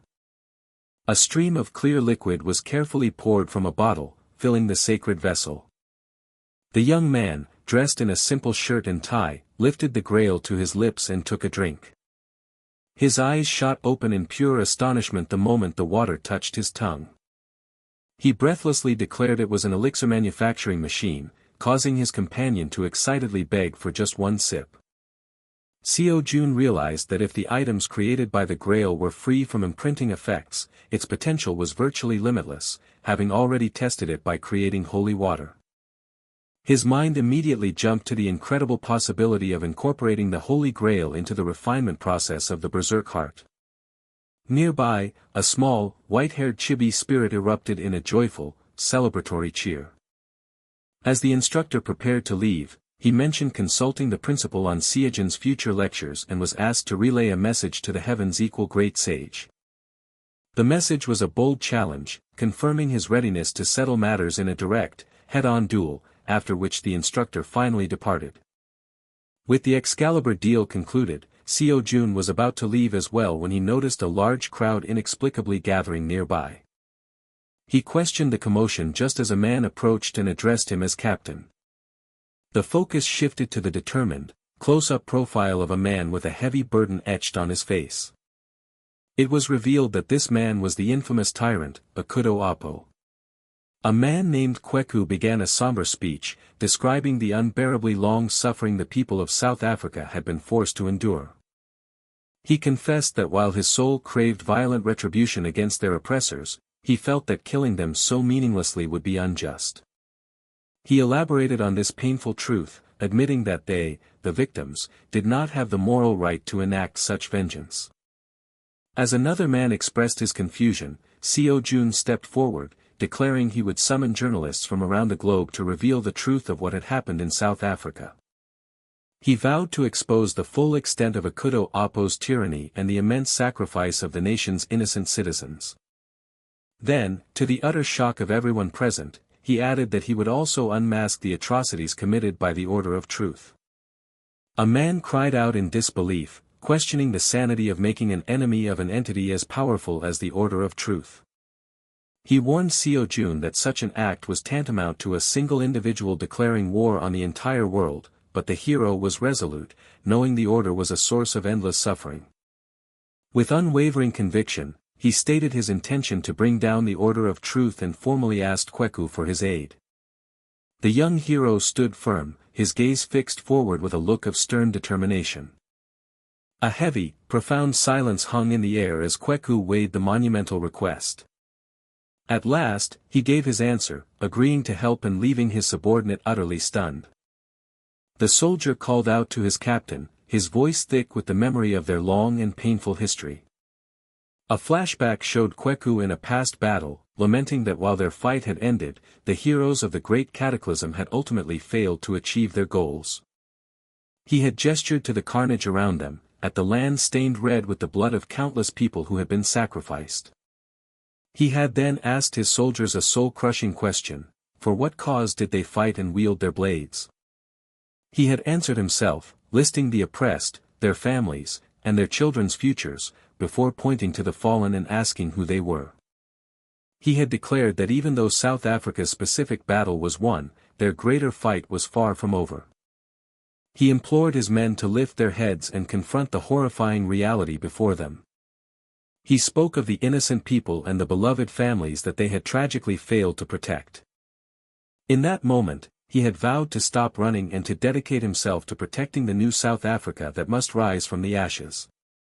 He had rallied his troops, shouting that they would fight against any and all threats to their homeland.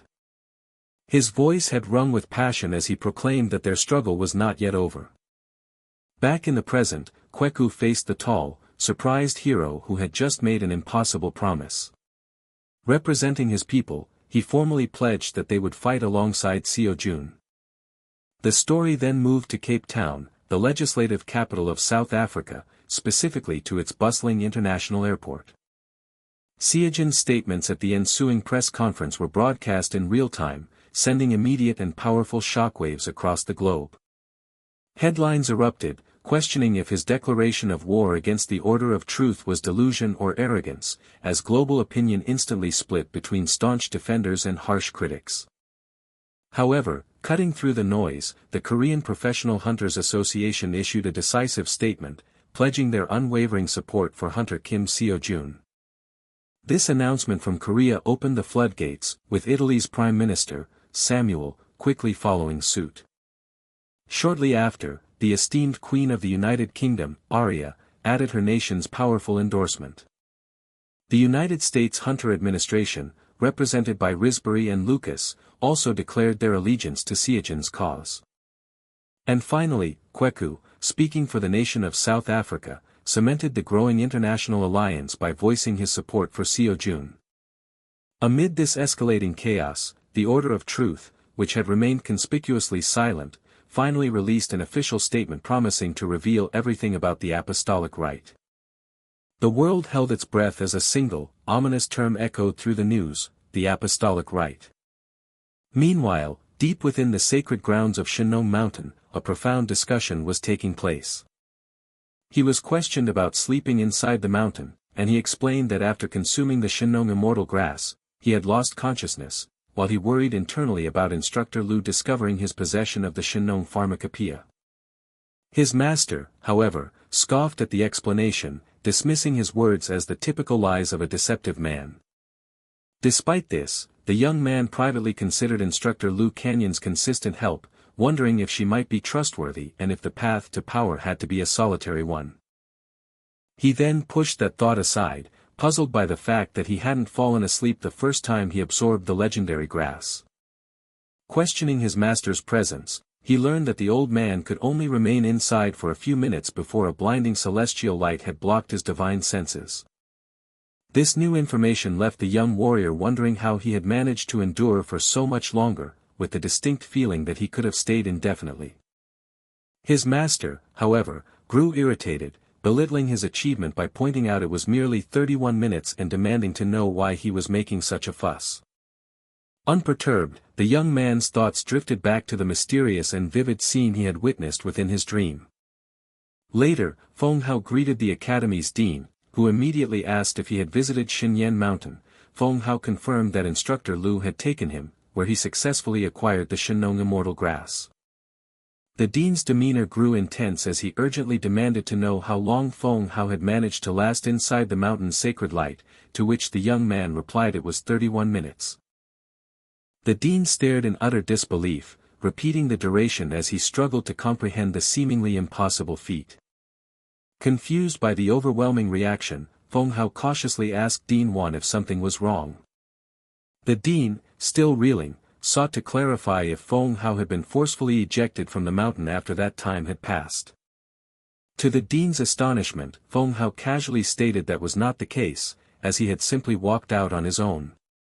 This revelation struck the dean with even greater force, as he breathlessly questioned if it meant Feng Hao could have actually remained within Xinyan Mountain for longer. Feng Hao calmly considered the question and conceded that it was probably true. A sudden rage overtook Dean Wan as he cursed Lu Canyon for her foolishness, berating her for failing to tell the boy that Xinyan Mountain could only ever be entered once in a person's lifetime.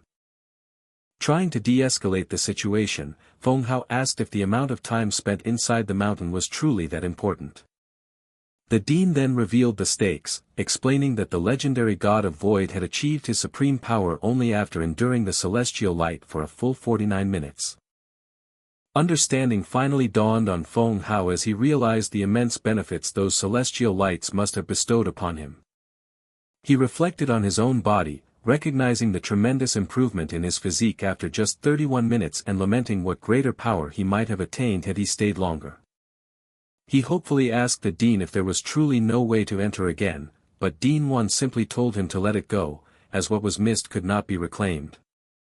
Shifting topics, Feng Hao then inquired about the status of the spirit herbs and other materials he had previously requested. The dean confirmed that the collection had been completed the day before and presented the items to him. Having received what he came for, Feng Hao respectfully took his leave from the dean's chambers. Left alone with his thoughts, Dean Wan let out a heavy sigh, still grappling with the staggering implication of Feng Hao's 31-minute stay.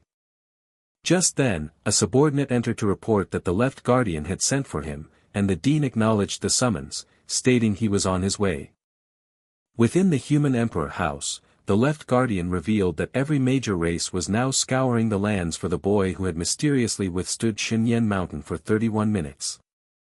He clarified, however, that the human emperor house would maintain a low profile, focusing on their students' cultivation while only tasking each academy with sending a few members to search the area. The left guardian then delegated the task to the right protector, instructing him to take several deans and oversee the arrangement, an order that was immediately accepted. But as the meeting concluded, he commanded Dean Wan to stay behind, informing him that there were additional duties for him to perform. Once they were alone, Dean Wan cautiously inquired why the left protector had specifically asked him to remain. The left guardian then mentioned the recent winner of the grand contest and his requests for heart-eating poison materials and top-tier pills, pointedly asking the dean what he believed the boy's intentions were. At that moment, Dean Wan realized that the left guardian already knew everything, understanding that the widespread search was simply a smokescreen. The guardian confirmed the dean's discretion before assigning him full responsibility for Feng Hao's safety, commanding him to also arrange secret protection for the boy's companions. Unaware of these high-level arrangements, Feng Hao was with his family, where his daughter asked if he was finally going to cure them of the poison before he offered to start with either her or her mother. His wife, a woman with flowing white hair, immediately volunteered to be the first to undergo the dangerous procedure. Feng Hao instructed her to clear her mind, warning that the sudden rush of recovering memories might come as a jarring shock. He quickly reassured her, however, promising that he would be right there with her and that everything was going to be fine. Their little girl, Meng, also offered her support, telling her mother not to be afraid as she would stand by and guard her. With their encouragement, Feng Hao announced he was now beginning the detoxification. His wife fell into a deep meditative state as a brilliant green aura began to emanate from her body. As the energy intensified, Feng Hao watched with concern, urging his wife to hold on through the immense strain. Her mind was suddenly assaulted by a painful flashback, a vision of her former self with blonde hair being struck in the forehead by a malevolent beam of yellow light. An audible sizzle echoed through the memory as the foul energy pierced her defenses, planting its curse deep within her soul. Feng Hao recognized the vision for what it was, growling a curse against the poison god Manhwa for inflicting the dreaded heart-eating poison upon his wife. The vile toxin pulsed aggressively, fighting back against the purification ritual with all its sinister power. Overwhelmed with fear, their daughter cried out for her mother as she watched her convulse in agony. She frantically turned to her father, asking what was happening and if there had been some terrible mishap. The girl then pleaded with her mother to wake up, her voice trembling as she begged her not to scare her anymore. Her mother's eyes slowly opened as she recognized her daughter, but she clutched her head, confused by the immense pain and asking what had just happened. Feng Hao moved closer, his voice filled with hope as he asked if she remembered him, reminding her that he was her husband. The word husband echoed through her consciousness, unlocking a torrent of memories that caused her eyes to widen in disbelief. Tears of joy streamed down her face as she threw her arms around him, joyfully exclaiming that it was really him. Feng Hao embraced her tightly, overwhelmed with emotion that his beloved wife had finally remembered him. Their daughter, witnessing the beautiful reunion, then eagerly asked her father to detoxify her next so she could also fully remember him. Feng Hao warmly reassured his daughter Meng not to be afraid, promising to begin her treatment right away and that she would be well very soon. A character's eyes gleamed with an almost electrifying sense of exhilaration. The completion of the lecture bestowed upon him an astonishing array of abilities, including the Celestial Meteor Spear, Esoteric Art, SSS, Bronze Head Iron Forehead, S, Fiery Eyes Golden Pupils, S, Rebound Body Art, SSS, Yohei Pursuit Art, S, 72 Earthly Transformations Art, SSS, Dragon Speech, SSS, Space Interference, EX, Phenomenon Manipulation, EX, Causality Collapse, EX, and Transcendence Insight, EX. It became clear that SeoJoon's suspicions were correct. The dimensional fusion had indeed nullified causality constraints, which, in turn, had freed the usage of special coupons. Consequently, feats previously impossible due to rank limitations were now within reach, including the acquisition of 4 EX rank abilities. He mused that this was not entirely unexpected. However, a significant obstacle loomed. Concern arose about potential interference from the observer, but this was quickly dispelled as the issue was something else entirely. The problem was a matter of time. With skills like the Celestial Meteor Spear, Esoteric Art and Dragon Speech having only 3 weeks remaining before their abilities needed to be mastered, and with the added requirement of fully integrating multiple instructor-given arts like Transcendence Insight, the task seemed insurmountable within the given timeframe. A solution was proposed, a method to extend Kim SeoJoon's allotted time. The suggestion was not to employ time-related magic, which was strictly forbidden by the absolute laws of causality. The question then arose as to how this extension would be achieved. The proposed method involved Kim SeoJoon traveling to another dimension. It was explained that the flow of time varied significantly between dimensions. This meant that a single second on Earth could equate to 5 seconds in another dimension, effectively multiplying training duration. Therefore, training for 1 day on Earth would be equivalent to 5 days of training in such a dimension, offering a significant temporal advantage.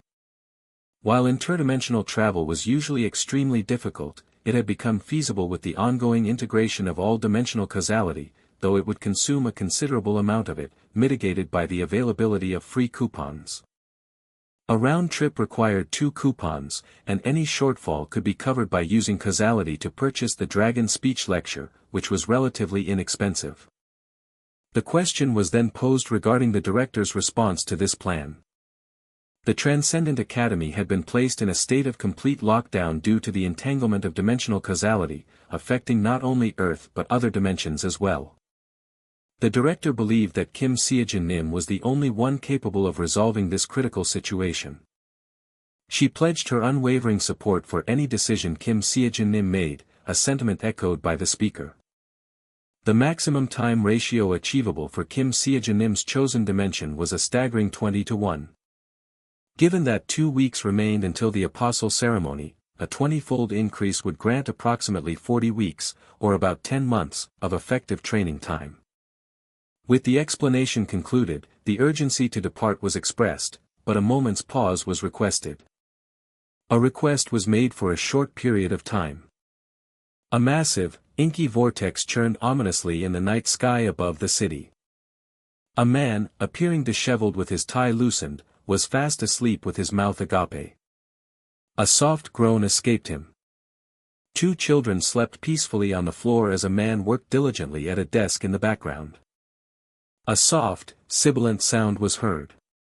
The gentle rustling of air accompanied by a faint hiss. A sudden, sharp exhalation of breath. Short, rapid breaths were taken. The sound of labored breathing filled the air. A faint tingling sensation was felt. With a deep gasp, he slumped over, utterly spent. He marveled at the significant improvement gained in such a short time simply by consuming the mysterious water provided by SeoJoon. However, he recognized that he was still far from being able to stand beside SeoJoon. He wished he could train further, but his body was too exhausted to even lift a finger. A sudden realization struck him. He uttered SeoJoon's name, then chuckled, apologizing for intruding. He was asked since when he had been there, to which he replied he had been there for a little while and was playfully chided for not calling out. He explained that he did not want to disturb him. He inquired about the reason for SeoJoon's presence at such a late hour. SeoJoon stated he had something to tell him. He explained that he would have to go away for a period. He anticipated he would not be able to return until after the Apostle Ceremony. He responded with a simple, acknowledging sound. He was asked when he would be leaving, and he indicated he had to depart immediately, asking SeoJoon to convey his regards to the team members. He then stated he would be leaving and apologized for interrupting her training. Despite sharing many experiences together, a sentiment was expressed. A feeling arose that as SeoJoon grew stronger, he drifted further away. A premonition formed that after this matter was resolved, they might never see SeoJoon again, and a plea was made for him not to go. A desperate cry of "Don't go, SeoJoon," was heard. A questioning expression appeared. He inquired what the matter was, addressing SeoJoon. A desire was voiced for him to lean on her a little. It was observed that while SeoJoon could be a pillar of support for others, he was too strong to rely on anyone himself. A comment was made about the perceived cruelty of this situation. Although she wished to detain him, she acknowledged her inability to do so and expressed her hope for his safe return. He reassured her that he would not dream of leaving SeoJoon behind. A sudden exclamation of surprise escaped her. He confirmed that everything was prepared and they could leave. The question was posed whether they would be departing immediately. A firm affirmation was given, promising a stronger return. The brief moment of respite was about to be shattered by an unforeseen catastrophe. A hunter suggested they rest, remarking that they had all been stretched thin lately due to the looming threat of the supermassive gate. He then turned to SeoJoon, pressing for a more important matter by asking if she knew SeoJoon's exact whereabouts. SeoJoon quietly confirmed that she had no information on where he had gone. Another hunter chimed in with unwavering faith, joking that SeoJoon would not only return unscathed but might even appear having tamed a dragon. At that moment, the sharp, piercing tone of an emergency alert echoed through their quiet space. Elsewhere in the city, the aftermath of a brutal attack was clear as several hunters lay defeated on the ground. A survivor's desperate scream for her sister cut through the chaos of the ruined street. Miles away at the Hunter Association headquarters, a woman in a business suit reviewed an urgent field report with a grave expression. She requested a status update and was informed that a giant monster had appeared in the skies above Seoul, and was now destroying the Sangdodong area. The agent reported that A-rank hunters and above had been mobilized, but their forces were not enough to stop it as his superior asked for casualty numbers. He continued that thanks to a rapid citizen evacuation, there were no civilian casualties to report at this time. Listening to the report, an association official's eyes widened in sheer alarm. He struggled to classify the beast, noting it wasn't a chimera but a type of monster completely unknown to him. Struck by the unprecedented nature of a foe that hadn't even emerged during the cataclysm, he gave a direct order to contact Hunter Kim SeoJoon immediately. The operator nervously replied that they couldn't reach Hunter Kim SeoJoon, leaving his superior utterly shocked. Back on the front lines, the monstrous beast let out a terrifying roar that shook the very foundations of the city. The hunters below screamed in terror, yelling for everyone to run away from the unstoppable creature. One of the combatants exclaimed that the monster was unlike anything they'd faced, as his magic had absolutely no effect on it. The team leader shouted tactical commands, ordering Do Min-suk to draw its attention while Young Yunmi provided support from a safe distance. An instant later, a powerful blast of bright energy slammed into the monster's flank. The tank hunter bellowed at the creature, successfully drawing its immense and terrifying focus onto him. With a devastating counter, the monster unleashed an explosion of debris and malevolent purple energy. A heavy, stunned silence hung in the air following the destructive blast. The tank hunter knew with chilling certainty that if even one of those attacks had hit him directly, he would have been killed instantly. He yelled to his comrades that he couldn't maintain his defense for long, urging them to hurry as they prepared their own attack. In response, a powerful mage thrust his hand forward, unleashing a potent wave of crackling blue energy. The focused beam of magic struck the beast with a series of heavy, percussive impacts. The caster announced he was finished, feeling confident that the attack had managed to penetrate deep into the monster's hide. However, a vicious, wolf-like creature with a sinister glowing eye emerged from the smoke, snarling with rage. The hunters watched, frozen in a state of silent disbelief. A soft utterance of confusion escaped one of the warriors, who couldn't process what was happening. Before they could react, the creature lunged forward in a flurry of slicing and stabbing attacks. One of the hunters let out a cry of sheer frustration as the tide of the battle turned against them. The beast's assault continued unabated, a whirlwind of deadly claws and fangs. Another vicious strike landed with sickening finality, breaking through a hunter's guard. A short, sharp scream of agony echoed across the battlefield. A survivor stared at the carnage, muttering that this couldn't possibly be happening. The horrifying realization washed over the remaining fighters that even S-class hunters were no match for this thing. One man felt his courage break, overwhelmed by the crushing certainty of his own impending death. But just then, a new voice rang out, casting an unbelievable spell of reverse gravity. The colossal beast was suddenly halted, its body flailing and struggling as it was lifted helplessly off the ground. The battered hunters stared in amazement, utterly astonished by the sheer power needed to levitate a creature of that incredible size. The newly arrived spellcaster called out to her companion Ha-yoon, telling her to begin the next phase of their plan. Ha-yoon immediately began weaving a powerful yin-yang spirit art, erecting a reinforced barrier around the area. She then swiftly moved to cast a sealing technique known as the Spirit Demon Formation. An overwhelming torrent of spiritual energy erupted from her, weaving and coalescing with blinding speed in a relentless and complex pattern to bind the monster. The team's leader knelt beside a grievously wounded hunter, urgently asking if he was okay. The injured man dazedly asked her to wait a moment, his eyes filled with confusion. She quickly uncorked a small vial, pouring a glowing green liquid into her fallen comrade's mouth. The hunter's eyes shot wide open in utter shock. He was left speechless, unable to comprehend how a wound that should have been fatal had healed completely in a single instant. As the wounded hunter was stabilized, the 4 members of the new team stood poised for battle amidst the lingering purple miasma. One of them cursed loudly, exclaiming that despite their powerful containment spell, the monster was somehow still alive. Behind the line of battle, a rescued civilian tried to calm others, stating that with the dream team present, Kim SeoJoon must be there as well. Their leader ignored the comment, instead directing Ha-yoon and Suyeon to protect the civilians and provide support from the rear. Both women acknowledged the command with confidence, telling her not to worry. The leader then called out to Min-yeol, who replied with a grin that she could leave it to him.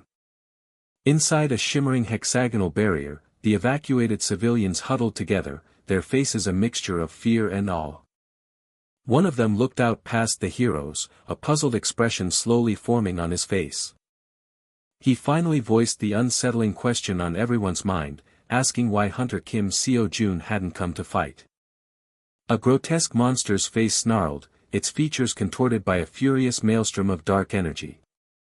Across the battered city, 2 members of the Dream Team confirmed via comms that their respective areas had been cleared of threats.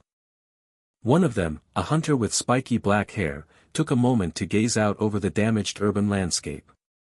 His companion stood firmly in the center of an empty street, his twin daggers still at the ready. The hunter reflected on the day's constant chaos, caused by a gigantic gate that spewed forth monsters in a relentless cycle. Although the Dream Team's swift response to these entirely new monsters had prevented casualties, it did little to soothe the escalating public anxiety. A colossal gate now loomed over all of Seoul, prompting media speculation that it harbored creatures far more dangerous than the apocalyptic beast once known as Berserk. But the deepest, most pervasive reason that people trembled in fear stemmed from a different, more unsettling problem. News outlets and online forums were ablaze with a single, terrifying reality: Kim SeoJoon, humanity's strongest hunter, had disappeared, leaving the world feeling utterly defenseless. Back in the field, SeoJoon anxiously checked on her teammate Min-yeol, worried that their leader's absence was pushing everyone, including herself, past their limits. Min-yeol, however, calmly reminded her that their leader had promised he would return by the time of the apostolic rite. He confidently declared that he was fine and would remain so until their leader returned, urging them to move on to the next sector.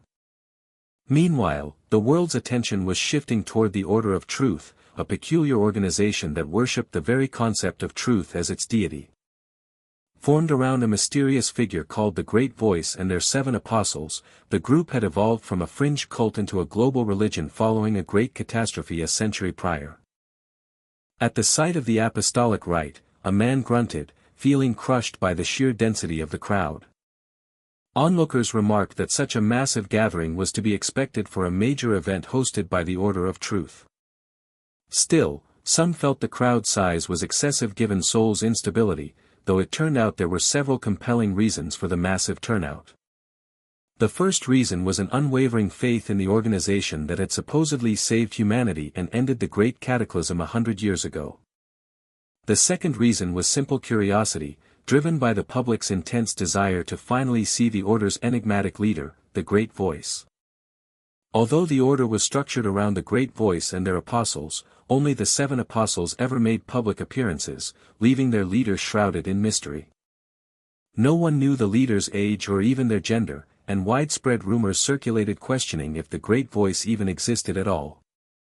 One knowledgeable individual recalled that the Great Voice had appeared in public only a single time, at the very moment the colossal beast Berserk had been defeated. This led many to speculate that the apostolic rite, a ceremony to appoint new apostles, would be the most likely occasion for the great voice to finally reappear. While witnessing history was a powerful motivator for both believers and the general public, it alone couldn't explain why so many risked coming. After all, the constant monster attacks had effectively turned the entire city of Seoul into a ticking time bomb. Despite this clear and present danger, a third and far more decisive reason had drawn these immense crowds into the city. It was widely believed that the simmering confrontation between Hunter Kim SeoJoon and the Order of Truth would finally be settled at this very event. Kim SeoJoon's explosive press conference had exposed a dark side of the order, who in turn promised a formal response during the apostolic rite. The world was now watching to see whose words were true and whose were lies in the battle between humanity's supposed saviors and its strongest champion. Hundreds of thousands had flocked to Seoul to witness this historic moment, despite the menacing super-colossal gate and the continued uncertainty of Kim SeoJoon's whereabouts. High above the bustling streets, a solitary figure stood watch from the roof of a skyscraper, silently observing the city below. A familiar voice suddenly broke the silence, asking what she was doing there alone. Turning to her grandfather, she anxiously asked if there had been any word about him. He regretfully informed her that the hunter had still not arrived, noting the deep and utter exhaustion weighing on her face. Her fatigue was understandable, as she had been relentlessly fighting monster outbreaks day and night without any rest. Just then, a younger voice called out her name, getting her attention. Another member of her team rushed over, breathlessly informing her that the apostolic rite was just about to begin. Far below, a pair of helicopters passed over the enormous crowd that had gathered in the city square for the ceremony. A man in the crowd looked up with a jolt of recognition as the helicopters flew overhead. People began to murmur as they identified the dream team, their excitement quickly turning to concern as they realized Kim SeoJoon was not with them. On the main stage, a prominent figure in an immaculate suit took a seat, his hand resting calmly on the hilt of his sword. A single, deliberate footstep echoed as another individual ascended the stage. A woman with a sleek ponytail stood at attention, facing off against a blonde-haired man who now commanded the crowd's focus. The man offered a cold, subtle smirk to the audience before he began his address. He opened with a sincere thanks to all who had braved the dangers to attend the apostolic rite.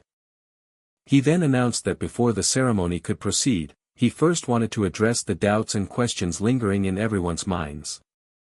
The speaker started with a profound question, asking the massive audience for their personal definition of destiny. He described destiny as a transcendent power that governs all life, a set of predetermined circumstances imposed upon every being. In direct opposition to this unchangeable fate, he continued, was the concept of free will. This will, he explained, was a powerful force born from the self without coercion, one that has long been seen as the ultimate resistance to a predetermined destiny. He then asked the crowd to imagine a hypothetical scenario to better understand his point. He presented a situation where a person randomly harms a passing child for reasons that no sane individual could possibly accept. The speaker emphasized that this act was carried out by the person's own volition, what society would define as their free will. Because the world's laws and ethics are built on the foundation of individual responsibility, that person is therefore held accountable for their actions. He then posed a challenging question, asking the crowd to consider what would happen if the element of destiny were introduced into this equation. In a reality governed by such an immense and predetermined current, he argued, neither true free will nor free action could possibly exist. Within this framework, he claimed, a person possesses no ability to decide, choose, or even form an original thought. He then asked if society could still hold someone accountable for committing an evil act if that evil was nothing more than a silent command issued by destiny itself. The apostle concluded his thought experiment by questioning if a world where free will was merely an illusion could ever have true meaning.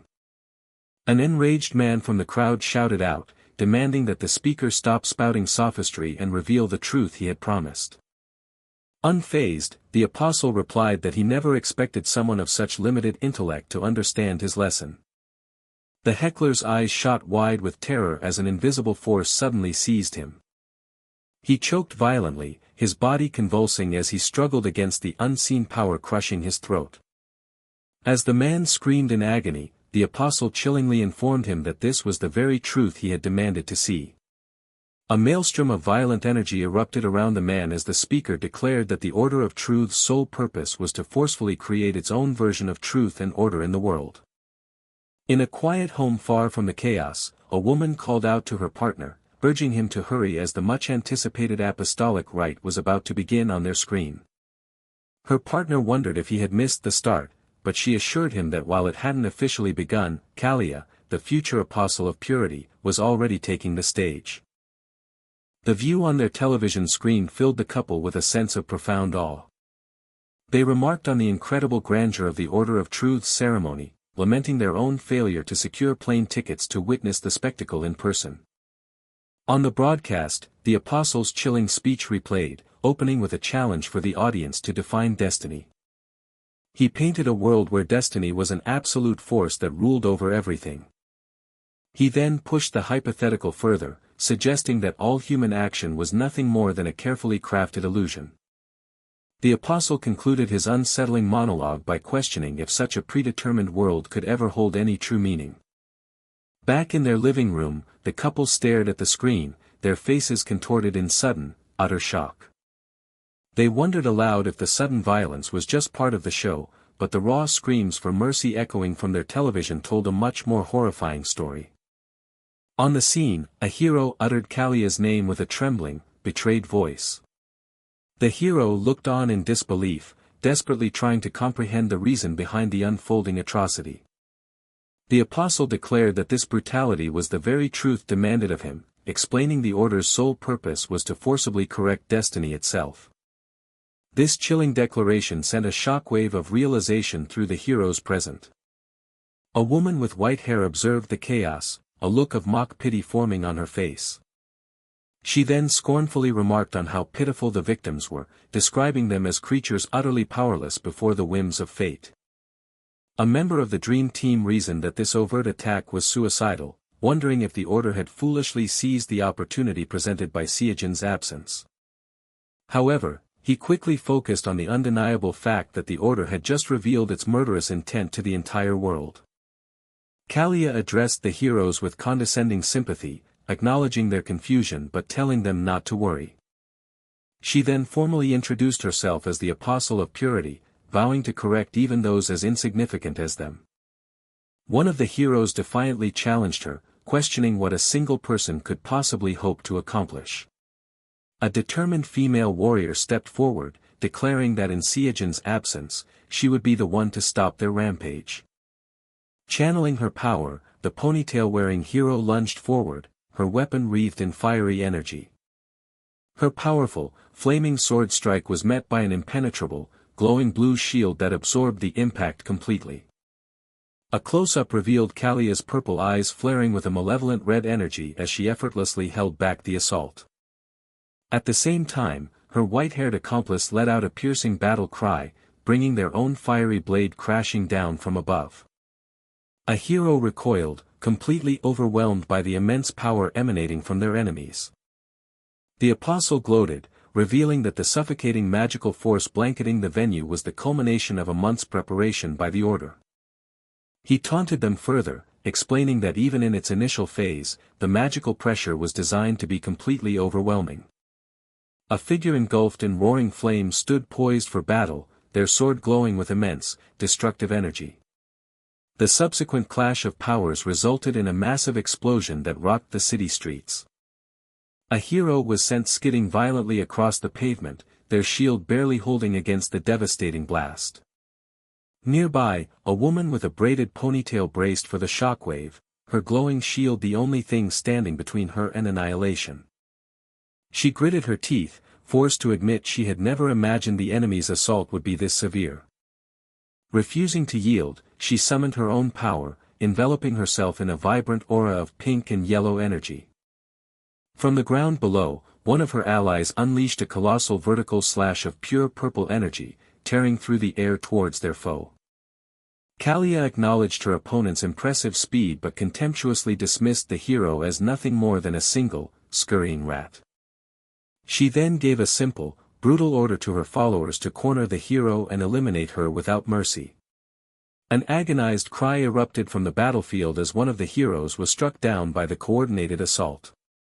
Just then, more members of the Dream Team arrived, demanding the villains stop their cowardly group tactics and fight them fairly. The apostle turned, a flicker of surprise crossing his features at the sudden appearance of reinforcements. One of the new arrivals recognized the apostle, grimly recalling how they had been forced to let him escape during their last encounter. He clenched his fist and swore that this time, he would not allow the villain to get away. The apostle's eyes widened almost imperceptibly as he took in the growing number of determined heroes opposing him. He muttered in disbelief, surprised that so many top-tier heroes were still able to move under his spell's immense pressure. The hero's leader stepped forward, demanding to know why the order was committing such horrific atrocities against civilians. The apostle calmly repeated his warped justification about correcting destiny, prompting the hero to retort that it must be a seriously messed up destiny. Unfazed, the apostle stated he never expected them to understand, but the hero countered that their plan had failed now that the full force of the Dream Team was present. He then began to issue an ultimatum, demanding their quiet surrender to prevent any more casualties. In response to the threat, the apostle simply offered a calm, confident smirk. This unnerving composure puzzled the hero, who realized with a jolt that he was missing a critical piece of their plan. Suddenly, a terrifying realization began to dawn on one of the other heroes, whose eyes shot wide open in horror. Another hero ground his teeth in a rising tide of frustration and dawning dread. A hero gasped in terror, the fragmented pieces of the puzzle clicking into a horrifying picture. He screamed out in sheer desperation that they absolutely could not allow the order's plan to continue. The apostle's voice then rang out with chilling conviction, proclaiming that the world's only path to salvation was through its complete and utter end. As if summoned by his words, the sky itself tore open, and from the gaping rifts, countless monsters began to pour down upon the city. A hero looked up, his voice trailing off in utter disbelief at the impossible, apocalyptic sight. The horrifying truth was now undeniable as a monstrous swarm descended from the heavens, intent on consuming the world below. From the sky above, a terrifying deluge of monsters began to pour down upon the unsuspecting city. Urgent shouts of "Kia! Evacuate now!" echoed through the chaos as panic set in. A desperate plea followed, "Mister, what are you doing? Run away already." As one person questioned where they could possibly flee. The grim realization struck, even if we run from here, we'll all die anyway. A defeated soul resigned to their fate, lamenting, "So this is the end. Even a C-rank hunter like me knows that much." A pained grunt escaped someone's lips, a sound of pure distress. A reassuring voice offered support, "Are you okay? I'll support you. Let's get out of here." The other person inquired about their rescuer's status, "Are you a hunter too?" Before admitting, "No, I am still a hunter trainee." Frustration mounted as trapped individuals cried out, "Damn it, the debris is blocking it, it won't open. Help us. There are people in here." A stern command cut through the din, "Ch151. Fall back." The concussive force of an explosion sent rocks and debris flying, forcing 3 people to react. A demand was issued, "Come out, now." A loyal assistant refused to abandon their charge, stating, "Hey, Assistant Kim, just leave me and go," only to be met with a resolute "How could I possibly do that?" Amidst the destruction, a man knelt by an injured person on the street as a truck rapidly sped away. A hurried directive was shouted, "Ch151, get on already, with the injured." An astonished voice questioned, "You're not even a full-fledged hunter yet. How can you stay so calm in a situation like this?" "Huh." Before a simple, logical answer was offered, "Well, isn't it obvious?" A hopeful whisper declared, "Hell come." The name SeoJoon was spoken with fervent belief, followed by Kim SeoJoon. The anticipation continued with SeoJoon, and the more formal address, Mr. SeoJoon. The conviction solidified into a definitive statement, "Definitely come." A white-haired figure, his weapons glowing, launched himself forward with incredible speed. The sharp sound of something being struck echoed. A tearing, slashing noise followed. Off-screen, a shadowy monster endured a relentless barrage of powerful, unseen blows. A grim assessment was made, this is the worst. A seasoned hero declared, my experience as a hero of the Great Cataclysm is telling me that right now, we have to run. That we need to escape this place and live to fight another day. A question of purpose arose, but then why are we, before a scream of agony interrupted, UWAAAAAAGH. Two assassins, wielding polearms, executed a synchronized, aggressive lunge. A team of heroes ascended towards a colossal, dark entity, preparing for an assault. A defiant shout commanded, now, pour it all out. A chaotic torrent of vibrant magical attacks erupted from multiple combatants. A devastating beam of orange energy tore through a skyscraper, slicing it in half. A rhetorical question was posed, is it that we can't abandon our faith? A screaming red skull was violently impaled by multiple slashes, a faint light emanating from its maw. Two figures stood stoically on opposite sides of a colossal, roaring inferno. A muffled groan of pain was heard. Another suppressed sound of agony escaped. A rapid series of sharp impacts landed. A shadowy monster, its eyes burning with malevolence, was forcefully repelled by a fiery explosion. A guttural roar of pain and rage emanated from the creature. A harsh, scraping sound was made. Another beastly growl echoed through the fray. A person with long, dark hair stared with wide, astonished eyes. A soft, sibilant sound was heard. A frustrated question was voiced, why is it that every single time you always arrive so late? A powerful technique was announced, Heavenly Moon Meteor Spear. First form. A rapid flurry of sharp, impacting sounds filled the air.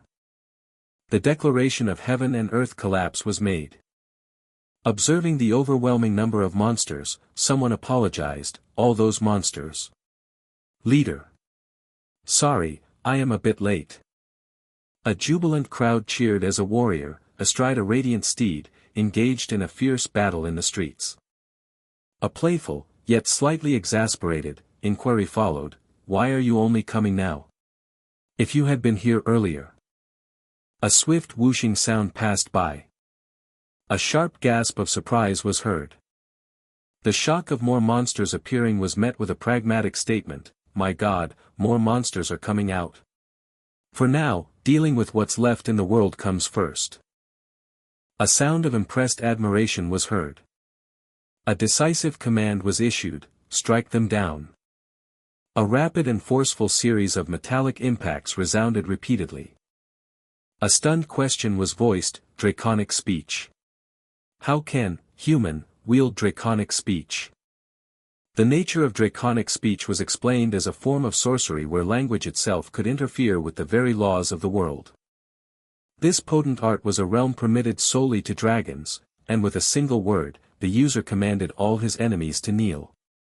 Yet, an observer realized the draconic speech wielded by the young man was fundamentally different, not merely interfering with worldly principles.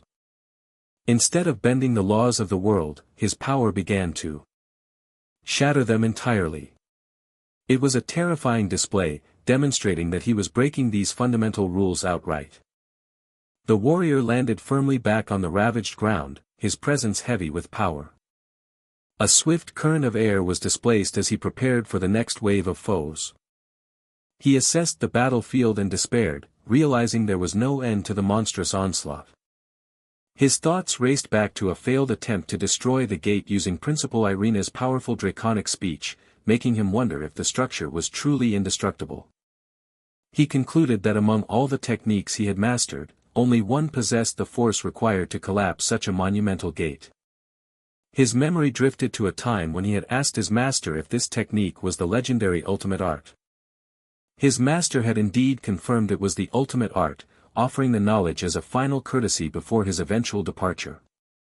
The master had explained that while the first three forms of the heavenly moon meteor spear consolidated profound truths, the ultimate art was the total amalgamation of them all. Eager to learn, the young warrior had then pleaded for a demonstration so he could better understand its principles. However, his master had simply stated that he was unable to perform it. The student had voiced his frustration, questioning the use of a finishing move that his own teacher couldn't cast after promising to teach it. His master then suggested that with the unique mana capacity of 3 dantian, the student himself might just be able to endure its power. He declared his intention to cram the theory into the student's head, as even a being like the heavens equal great sage could only ever speak of the deranged technique in theoretical terms. The master then delivered a stark warning, stating that the moment the technique was used, transcendence was an absolute certainty. He observed that his student's current realm already bordered on that state, and it was a wonder he hadn't already been exiled from his dimension. The most crucial consequence was then revealed: once transcended, he would be forever unable to interfere with the dimension he once inhabited. With a final, grave look, his master had urged him to keep that dire outcome in mind when choosing to wield such power. Back in the present, a relentless series of slashes tore through the horde of monsters before him. He stretched out his senses but could not detect the great voice or the apostles, knowing he couldn't be banished with such threats still looming. He desperately sought another way to eliminate the gate without having to resort to the world-ending ultimate art. Suddenly, a new idea sparked in his mind as he reconsidered the fundamental nature of the dungeon gate.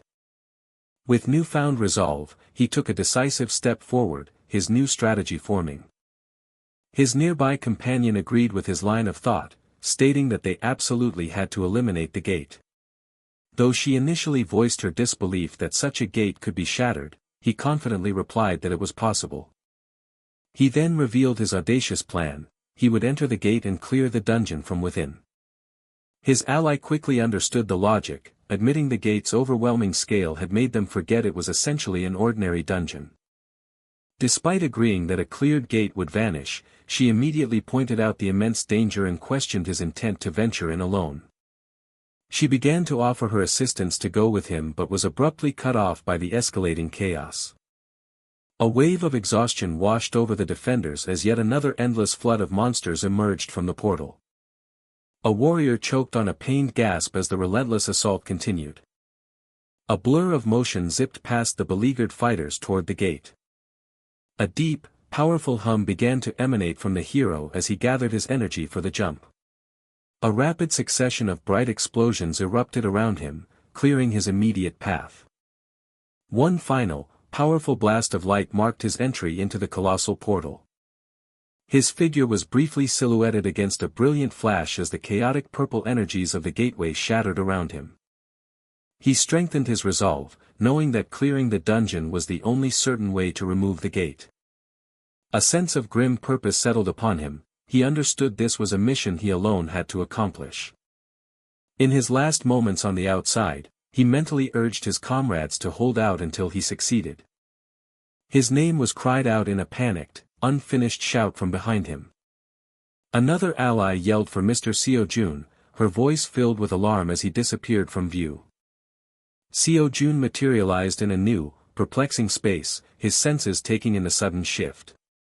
He cautiously scanned his surroundings, surprised to find the area completely devoid of monsters. Before him stood a solitary man in a suit, who calmly swung a great spear wreathed in violet energy. SeoJoon was immediately assailed by an incredible pressure, feeling as if a slight lapse in focus would cause him to be crushed into nothingness. He instantly recognized the nature of this place as a point where the causality of all dimensions converged, its force so great he couldn't even move a finger. The man in the suit finally broke the silence, acknowledging that their confrontation had finally arrived. A single, deliberate footstep echoed through the strange, empty dimension. SeoJoon identified his opponent as the Great Voice, remarking that they had at last met under the weight of countless shackles of fate. The Great Voice, in turn, acknowledged SeoJoon's unique physiology, noting his 3 dantian and OK sense. A flicker of shock crossed SeoJoon's face, surprised by the enemy's profound insight. The great voice then expressed a degree of admiration for SeoJoon's cunning, impressed that he had exploited a loosening of causal restraints to bring Principal Irina there. SeoJoon demanded to know how his foe knew the principal, only to be stunned by the claim that they were once fellow disciples under the same master. Processing this revelation, SeoJoon deduced that the man must also be a disciple of the first transcendent and questioned if he was the third. The enigmatic being calmly denied this, stating that he was not the third transcendent. He elaborated that he had relinquished his own transcendence to avoid becoming such a being, and that if an order were assigned, he would have been the second. This shocking claim left SeoJoon with a single, burning question of why. He demanded to know what could possibly motivate someone to abandon transcendence itself in favor of destroying dimensions. The second transcendent coolly observed that this would be their first and only opportunity to speak with each other in a calm manner. He then decided to deflect the question by posing one of his own. Fixing SeoJoon with an intense gaze, he asked him what he believed the true nature of fate to be. The second transcendent posed a profound question, asking what SeoJoon believed the true nature of fate to be. SeoJoon was momentarily caught off guard by the sudden, philosophical turn in their conversation. He dismissed the talk of destiny as pointless prattle and countered by asking for his opponent's definition of transcendence, suggesting it was merely about surpassing one's racial limits. The second transcendent corrected him, explaining that transcendence was liberation from the causality that binds existence itself, a distinction SeoJoon found to be almost identical to his own point. His adversary then challenged SeoJoon to explain the method of transcendence, to which SeoJoon answered that it was simply achieved through diligent training in growing strong enough to shatter one's limits. The second transcendent immediately found a flaw in this logic, questioning how such a method would apply to transcendence in non-combat fields. SeoJoon had to concede the point, acknowledging that transcendence was not limited to warriors alone. The former disciple elaborated that even those who reached the pinnacle in disciplines like art, production, or medicine were still like children, bound by their final constraints.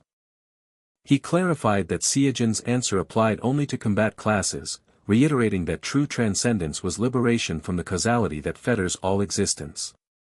Finally understanding that this causality was what his foe called fate, SeoJoon demanded to know what this had to do with wanting to annihilate entire dimensions.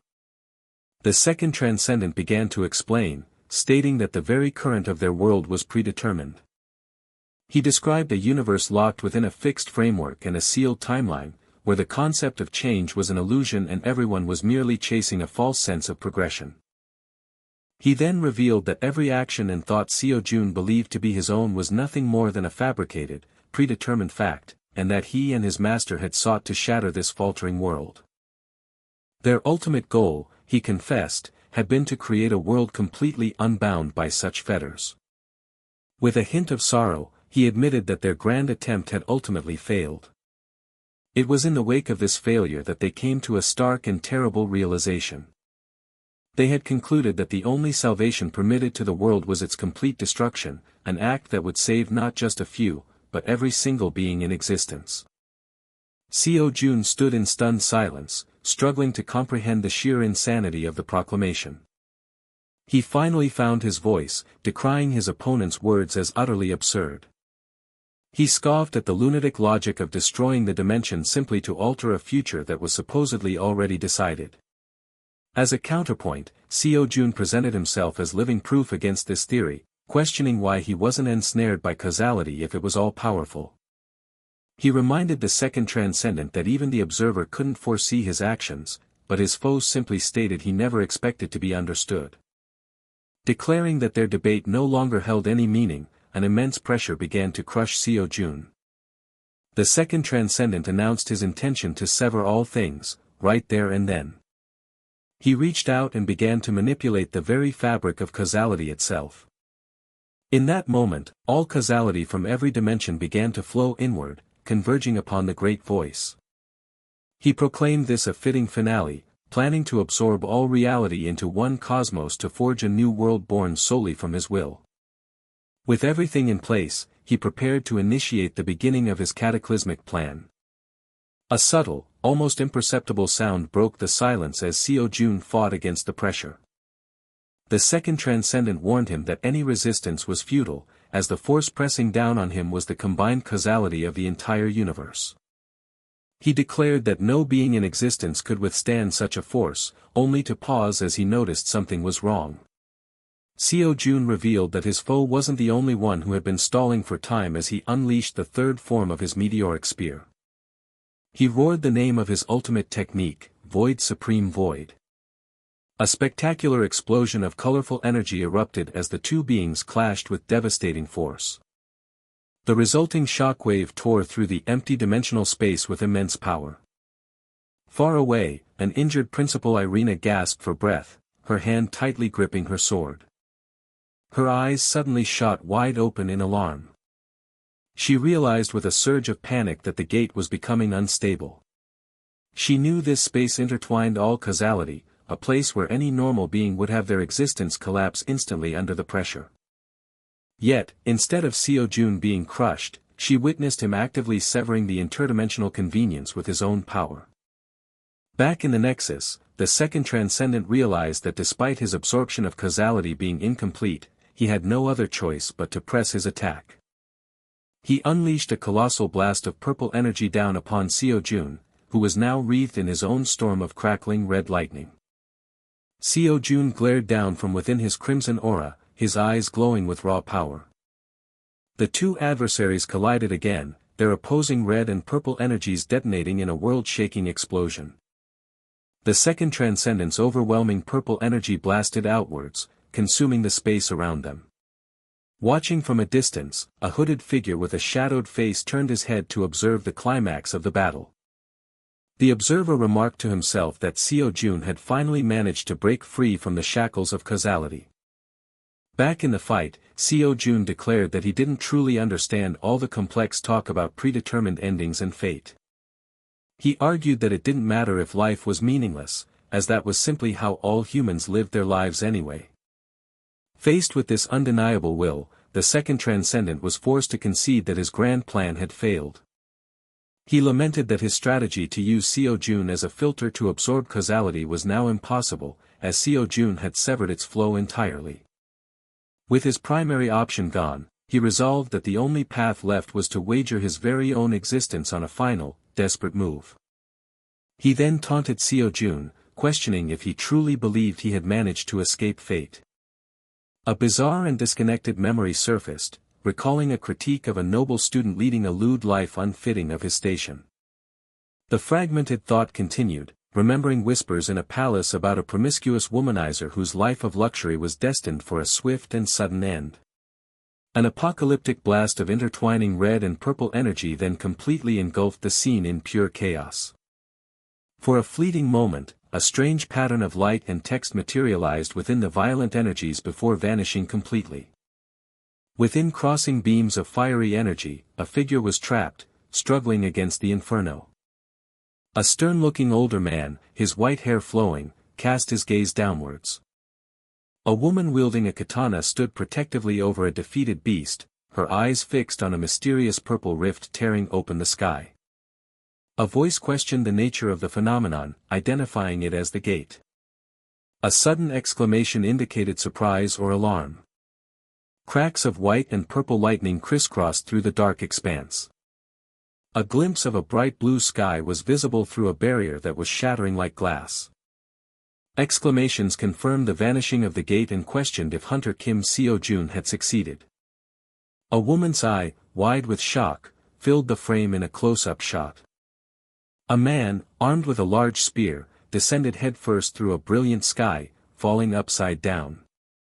The overwhelming clash of two transcendent forces had caused the gate to collapse from within, it was deduced. At that precise moment of collapse, the interwoven strands of causality were scattered, preventing a dimensional collapse. A desperate cry called out the name of Mr. SeoJoon. A man with brown hair, as he continued his upside-down descent, maintained a calm demeanor. A determined woman, clad in a suit, advanced with her sword held ready. A man concealed within a dark cape executed a powerful swing with his spear in a wide arc. Another exclamation of surprise or shock was heard. A colossal explosion of blue and white energy detonated outwards. A man and woman faced each other, their spears locked in a tense, crossed position. The man turned his head with a serious expression, while the woman's gaze remained intensely focused. A group of people on the street looked upwards, observing a figure suspended high in the sky. A close-up depicted a dark, flowing robe silhouetted against the backdrop of the sky. A bald man, adorned in dark robes, floated ominously in the vast sky. A bald man, his face marred by cracks, shed tears of pure gold. A somber declaration stated that there had never been any hope in their hellish existence to begin with. The absolute law binding their world was a looming fate, a predetermined future, it was explained. This law was presented as something no one could defy, nor should they ever dare to challenge it. A philosophical question was posed about the value of a life that continued after losing its meaning, and the point of existence if the future was unalterable. It was noted that the act of yielding to countless machines had become a rule, a means to regain some semblance of power. Several figures were shown transitioning between glowing purple portals. A hooded figure confronted a massive monster, with an army arrayed below them. A vow was made to faithfully uphold the will of the Great One. It was observed that the more power from absorbed causality was drawn upon, the faster the user's own existence would accelerate towards collapse. The individual was described as pouring everything out without restraint, as if intending to end everything at that very moment. While the universe's end through dimensional collapse had been averted, a question arose if this was how Earth's apocalypse would now begin. A statement of necessity declared that the current situation had to be stopped. A simple, yet forceful, command to come was given. An utterance expressed a sense of shared identity and being. The speaker declared they were staking absolutely everything on the current action. A blonde girl, protected by a shield, stood defiant against a horde of approaching monsters.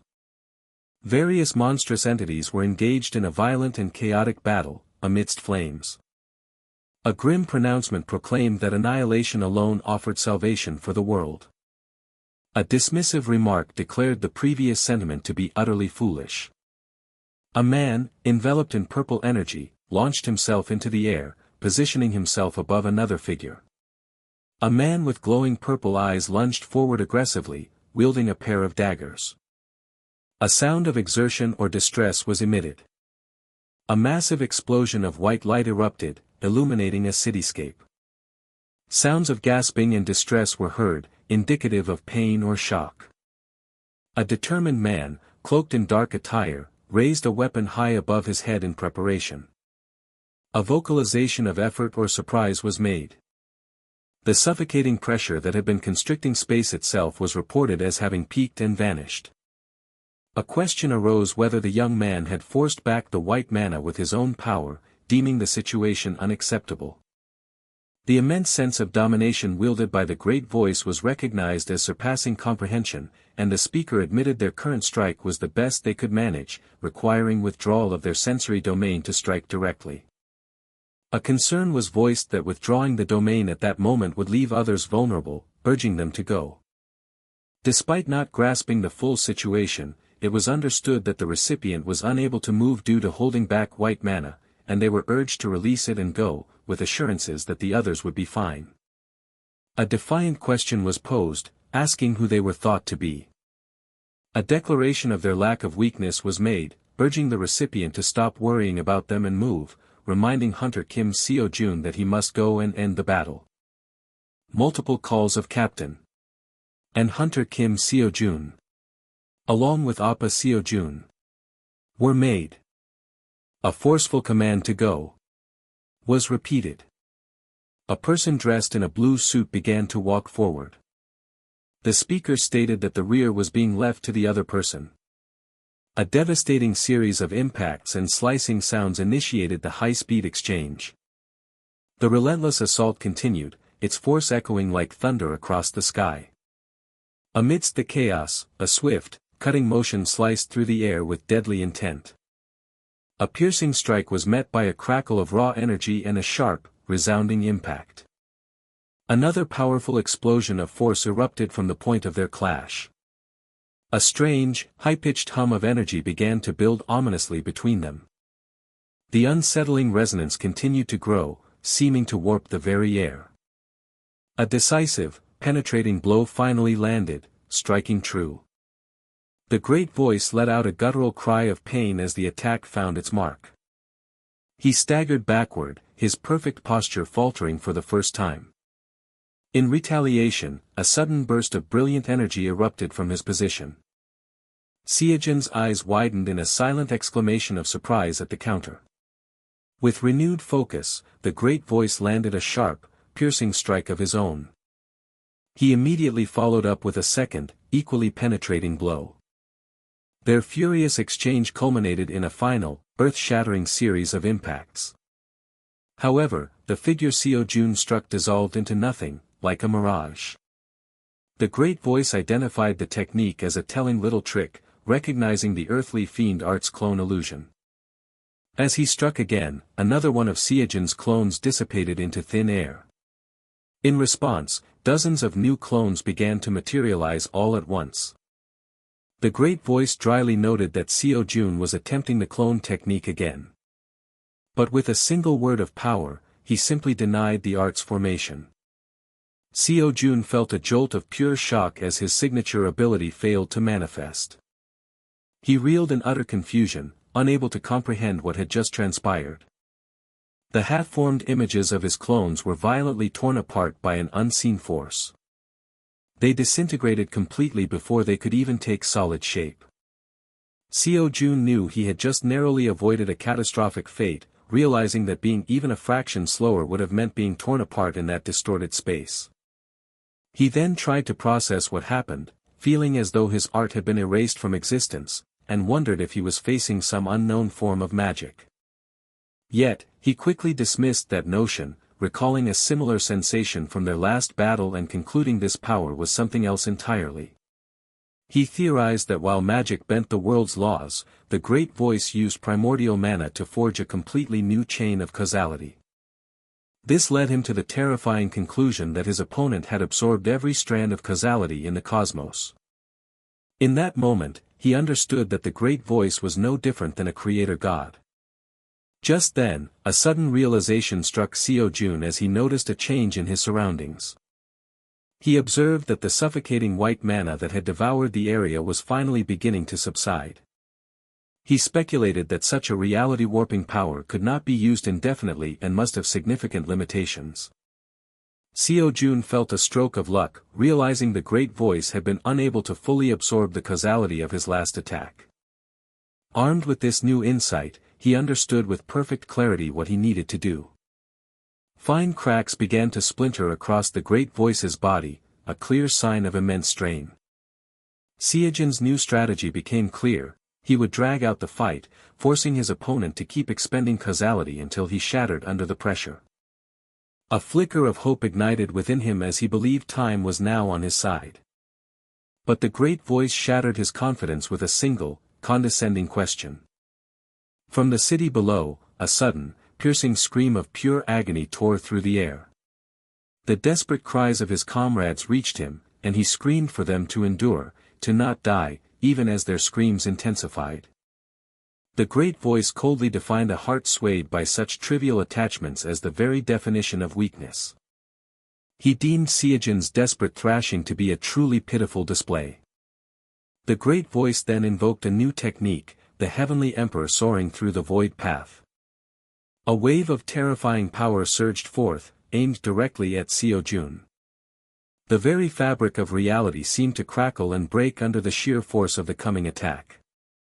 Despite the overwhelming danger, SeoJoon resolved that he would not dodge this time. He steeled his spirit, determined to counter the attack head-on with all his might. He unleashed his own ultimate technique, the heavenly moon meteor spear's seventh form, the myriad of all things. For a fleeting second, a sliver of doubt entered his mind as he wondered if his spear could possibly pierce such a divine attack. He instantly cast the doubt aside, realizing that whether he could was not the real issue. With absolute and unwavering conviction, he knew that he would pierce it. To bolster his power, he seamlessly integrated the third form of his spear art, Supreme Void, into the attack. A strange, invisible force suddenly washed over his spear, dampening its power. SeoJoon flinched, recognizing the familiar and dreadful sensation of his art being suppressed. He realized in horror that his enemy was trying to erase the very causality of the heavenly moon meteor spirit self. He swore with every fiber of his being that he would not allow that to happen. The great voice then uttered a single, absolute command, ordering the technique to disappear. SeoJoon choked back a cry of pain as the backlash of the negated art racked his body. He gasped for breath, his form trembling as he struggled to withstand the internal damage. As he coughed up blood, he understood that the draconic speech had just actively distorted space and time. He observed that resisting the world's laws consumed staggering amounts of mana, and seeing the enemy's nauseating power finally ebb, he formed a new plan. If his foe created new laws, he would simply interfere and twist them into chaos. Intense energy beams and dark silhouetted figures collided in a violent maelstrom. A solitary figure was engulfed in a powerful torrent of blue energy and crackling lightning. A character adorned with glowing blue markings moved with impossible grace through a watery environment. A person's face contorted with intense effort and a flicker of pain. The sound of a forceful impact echoed. A series of sharp, rushing sounds filled the air. A concise, percussive sound cut through the din. A sharp impact was accompanied by a guttural cry. Amidst a swirling storm of blue energy and water, a figure resolutely raised their weapon. The vast, echoing voice of a false creator god boomed, revealing his true self and affecting the entire universe with a deafening crackle. A voice declared with defiant certainty, "I can do this." A rapid succession of sharp, impactful sounds. The resolve hardened, "I can drive it out." A drawn-out cry of exertion. A forceful exclamation mingled with a sharp impact. A command to magnify or expand was issued. A sharp gasp of shock or realization. Jagged, abstract shapes, indicative of potent attacks, filled the frame against a backdrop of vibrant red and blue. A sharp sound of impact was followed by a distorted, wavering motion. A mocking voice declared, a futile thrashing of meaningless resistance. A wet, slapping sound. A choked gasp of pain. A surprised voice questioned, a clone technique? A complex internal monologue ensued, questioning the nature of the great vote and causality. An overwhelming energy blast erupted in a blinding explosion of light, particles, and glowing lines. A sharp, strained grunt escaped. A series of guttural, pained vocalizations. A chilling decree stated, and no matter how desperately you struggle, the predetermined ending cannot be altered. A lone figure stood resolutely amidst a desolate, shattered landscape. The voice continued, and yet you flail like this because you believe the ending can be changed. The pronouncement concluded, however, that very struggle too possesses no meaning, no value, it is merely a single passage already inscribed within the fixed conclusion. A soft, rustling sound. A definitive statement followed, the ending has not been overturned. A harsh, grating sound of resistance. A desperate internal plea was voiced, damn it, I have to do something. The boat's exhaustion was palpable in the thought, I don't have the strength to move any longer. A bald man with intensely glowing eyes began to conjure a sphere of blue energy in his palm. A voice proclaimed, salvation for existence. A young man recoiled in shock from an intensely bright flash of light. An extreme close-up revealed a wide, shocked eye reflecting the blinding illumination. Two figures stood in opposition on a street, one crackling with raw blue energy. A strained groan of effort. A silent, watchful pause. A dawning realization, This is. A confused murmur arose, what is that? Hundreds of thousands. No, nearly millions. The overwhelming scale of the convergence was articulated, perhaps even tens of millions of hunters are converging on this place. A voice declared, at last, the chance has come to repay the debt we owe our benefactor. The speaker addressed specific individuals, that not so, Antonio, Marcelo. Formal titles were exchanged as assurances of loyalty were made, without question. President of the Italian Pro-Hunter Association, Marcelo, how could we remain idle when the Godfather is in peril? Heir of the Mafia, Antonio. More titles and declarations of unwavering support followed, Robert. Support the Archduke with every ounce of strength. Queen of the United Kingdom, Arya, I shall stake my life to carry out your command. Captain of the Royal Knights, Robert. A lament was expressed, Godfather, Enkoluk. If I had known it would turn out like this, we should have at least pinned some grand title on Kim SeoJoon. A question about past actions was posed, did we not give him an enormous sum of money? A leader voiced their ongoing struggles, do you have any idea how much we are still suffering to cover the massive expenditure from back then? Deputy Director of the United States Hunter Administration, Lucas. A pragmatic response clarified the nature of the transaction, was that something we gave him?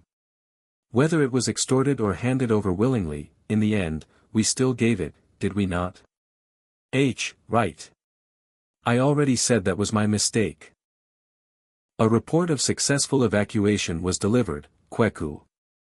All units have completed civilian evacuation and returned. Good work. A broad declaration began, across the nation.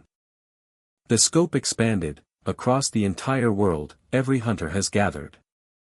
A unified vow was made, we will never allow Hunter Kim SeoJoon and the hero To fight alone.